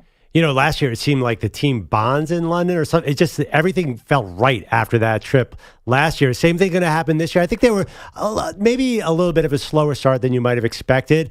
Can you expect the Jags to just sort of get it all together coming back to America now? I definitely think so. It feels like the team's in a really good place. And you're right. Last year we came back from the trip to London and the team played really well. It involved a lot of crazy comeback wins. We set the record for double-digit home comeback wins last year, and I think we can really keep the good momentum going. This year, it feels like coming back from London, things are in a really good place for the Jaguars. Tony Khan is joining us, owner and stats for the Jacksonville Jaguars, owner, CEO, and GM of AEW. Got a big one tonight, AEW Dynamite on Tuesday, which is cool. A lot of good things going on with AEW. Last one for you, though, Tony, about the Jags, which is we can see where this is going, right? Like the NFL loves these games overseas. It just feels like it keeps picking up momentum, and your team was kind of the first team to really plant their flag over there. Like, where is this headed? Is a team going to end up in London full time? I don't think so. I think what we've got going is a great situation where we have a great home schedule in Jacksonville, really supportive fans who've been behind the team last year, this year, and have been a big part of this turnaround. And we have a great thing going in London. I think playing back-to-back games worked really, really well. And now we're really excited to have a home game in Jacksonville too this week and hopefully keep it going. It feels like we built a great tradition for the Jaguars. We've been going to Wembley Stadium in particular for many years, since 2013. So 10 years now of the Jaguars in London. And speaking of Wembley Stadium, and you mentioned AEW tonight on TBS, earlier this year, AEW set the all-time world record for tickets sold for any wrestling event in that same venue, Wembley Stadium. So it's been very good to us, Wembley Stadium. Wait, Tony, was the guy who had his face painted like a jaguar, was he there for that AEW card and also for the game on Sunday? Because that guy could be an AEW wrestler maybe, or at least a hype man. If that guy wants to reach out, I would love to get him involved with AEW. I had a friend send a photo. It might have been one of my friend's dads. So...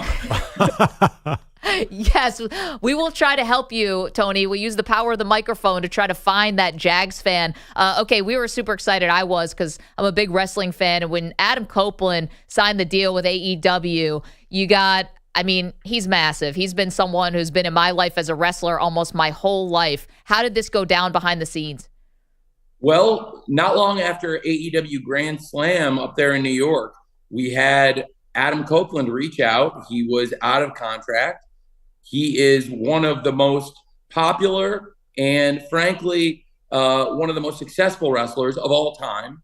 To have Adam Copeland come here to AEW, it's a huge deal for us. And tonight on TBS, he makes his debut. He's only wrestled in one place, WWE, for decades. And tonight's the first time he's ever wrestled on TV anywhere else. And it's on TBS tonight, 8 p.m. Eastern, 7 p.m. Central. Usually AEW's on Wednesdays, but tonight is a special Title Tuesday. And like you said, the debut of the rated R superstar, Adam Copeland, one of the greatest wrestlers of my lifetime, coming to AEW. And it's just a stacked show from top to bottom. We're commercial free for at least the first 30 minutes. I may even go a bit longer than that without a commercial. And on top of that, we got a big overrun. So we're going past the 10 o'clock hour tonight. It's going to be such a great show on TBS tonight. And I just really appreciate both of you having me on this morning to talk about AEW on TBS. So, Tony, you're going head-to-head with WWE tonight. When you think about the rivalry, I'm following it on social media. It is getting chippy. Is it an attitude of we got to take the other one down, or do you think the rivalry could kind of help both organizations? I think wrestling is doing really well right now. It's a great time for the business and a great time to be a wrestling fan, which is what we wanted when we started AEW. And I think it's worked. And now for us in AEW, normally, like I said, we would do the show tomorrow on Wednesday, but they moved us to tonight. It's a rare thing to time shift to Tuesday. And I think everybody's really taken the spirit of it. Everybody's up for a big fight. And that's what wrestling's all about. And our fans have really rallied around AEW. We're on the best run of major events in the history of the company, from Forbidden Door, June 25th in Toronto. We did All In London, All Out Chicago, and just came off Wrestle Dream in Seattle. These are all classic shows, and we're going to keep it going tonight in Kansas City for AEW Dynamite Title Tuesday tonight on TBS. And Tony Khan is joining us here. We just got a minute or two left, Tony, and thanks for waking up early. Although I think you're kind of up like 24 hours a day because you're in multiple time zones in multiple cities. You know, as great as it is, Adam Copeland coming to AEW, I'm excited about that. That was someone I've watched for a long time. Jade Cargill, who's this up-and-comer, lost her to WWE. Is there anything you would have done differently there? I think we did everything we had to do. You know, we made a great offer to Jade. I completely understand she had another strong offer, and there's no ill will. Jade's a great wrestler, and wishing her the best and very excited for her, everything she does in the future. And frankly, she's also always welcome back here in AEW. I think Jade's great. Tony, I hear it's your birthday, by the way. One of my best friends, Todd Fritz of the Dan Patrick Show, is 10-10. It's also Brett Favre and Dale Earnhardt Jr. It is a day for famous birthdays. Is there anyone I'm missing? That's a pretty good threesome there. That's a great threesome. Kevin Clark of formerly of The Ringer and the Wall Street Journal, 10-10. Not that, not Brett Favre. Brett Favre. Yeah, I think that's a good. Yeah, absolutely. Brett Favre, childhood hero. What's the best birthday gift you've ever gotten? Wow, what a great question. Honestly, when the network told me I could go 30 minutes commercial free at the start of the show tonight, that was pretty good. We were just talking about who's the best salesman in sports. We settled on Deion Sanders. I think it might be Tony Khan. Tony, enjoy your birthday. Thank you for getting up early with us, although, again, I think you're up all the time. AEW Dynamite, a special Tuesday edition, starts at 8 o'clock. Thank you, Mag. Bye, Andrew. Tony, Thanks, Tony. Thank you so much. Again, it's going to be very fun tonight. You're right. He definitely is challenging Deion. He's good. He knows what he's talking about. Listen, Tony just told us there. That guy with the Jacksonville Jaguars face paint. I mean, that effort is not going to go unnoticed here by Tony. If we could find that guy, Tony said he'd do something for him. Was he kidding when he said it was one of his friends' dad? I don't know. Maybe he's got some cool friends. It wasn't just the outfit. It was the way that guy held himself was super creepy. I know. It was like his statue. Yes. He'd be great. If he shows up tonight, that'll be awesome. All right. Well, we'll put that out on our social. I mean, the world's a small place now. We got to find this guy. Thank you to Tony Khan. Thank you to Tom DeCelestino. Thanks, DeCel. Thank you to Peter Bellotti. Thank you to Andrew Bogish and to Andrew Kaplan as well. The Weedos and the coffee drinkers and the callers. Just all around great effort today. Appreciate it so much. We'll be back tomorrow.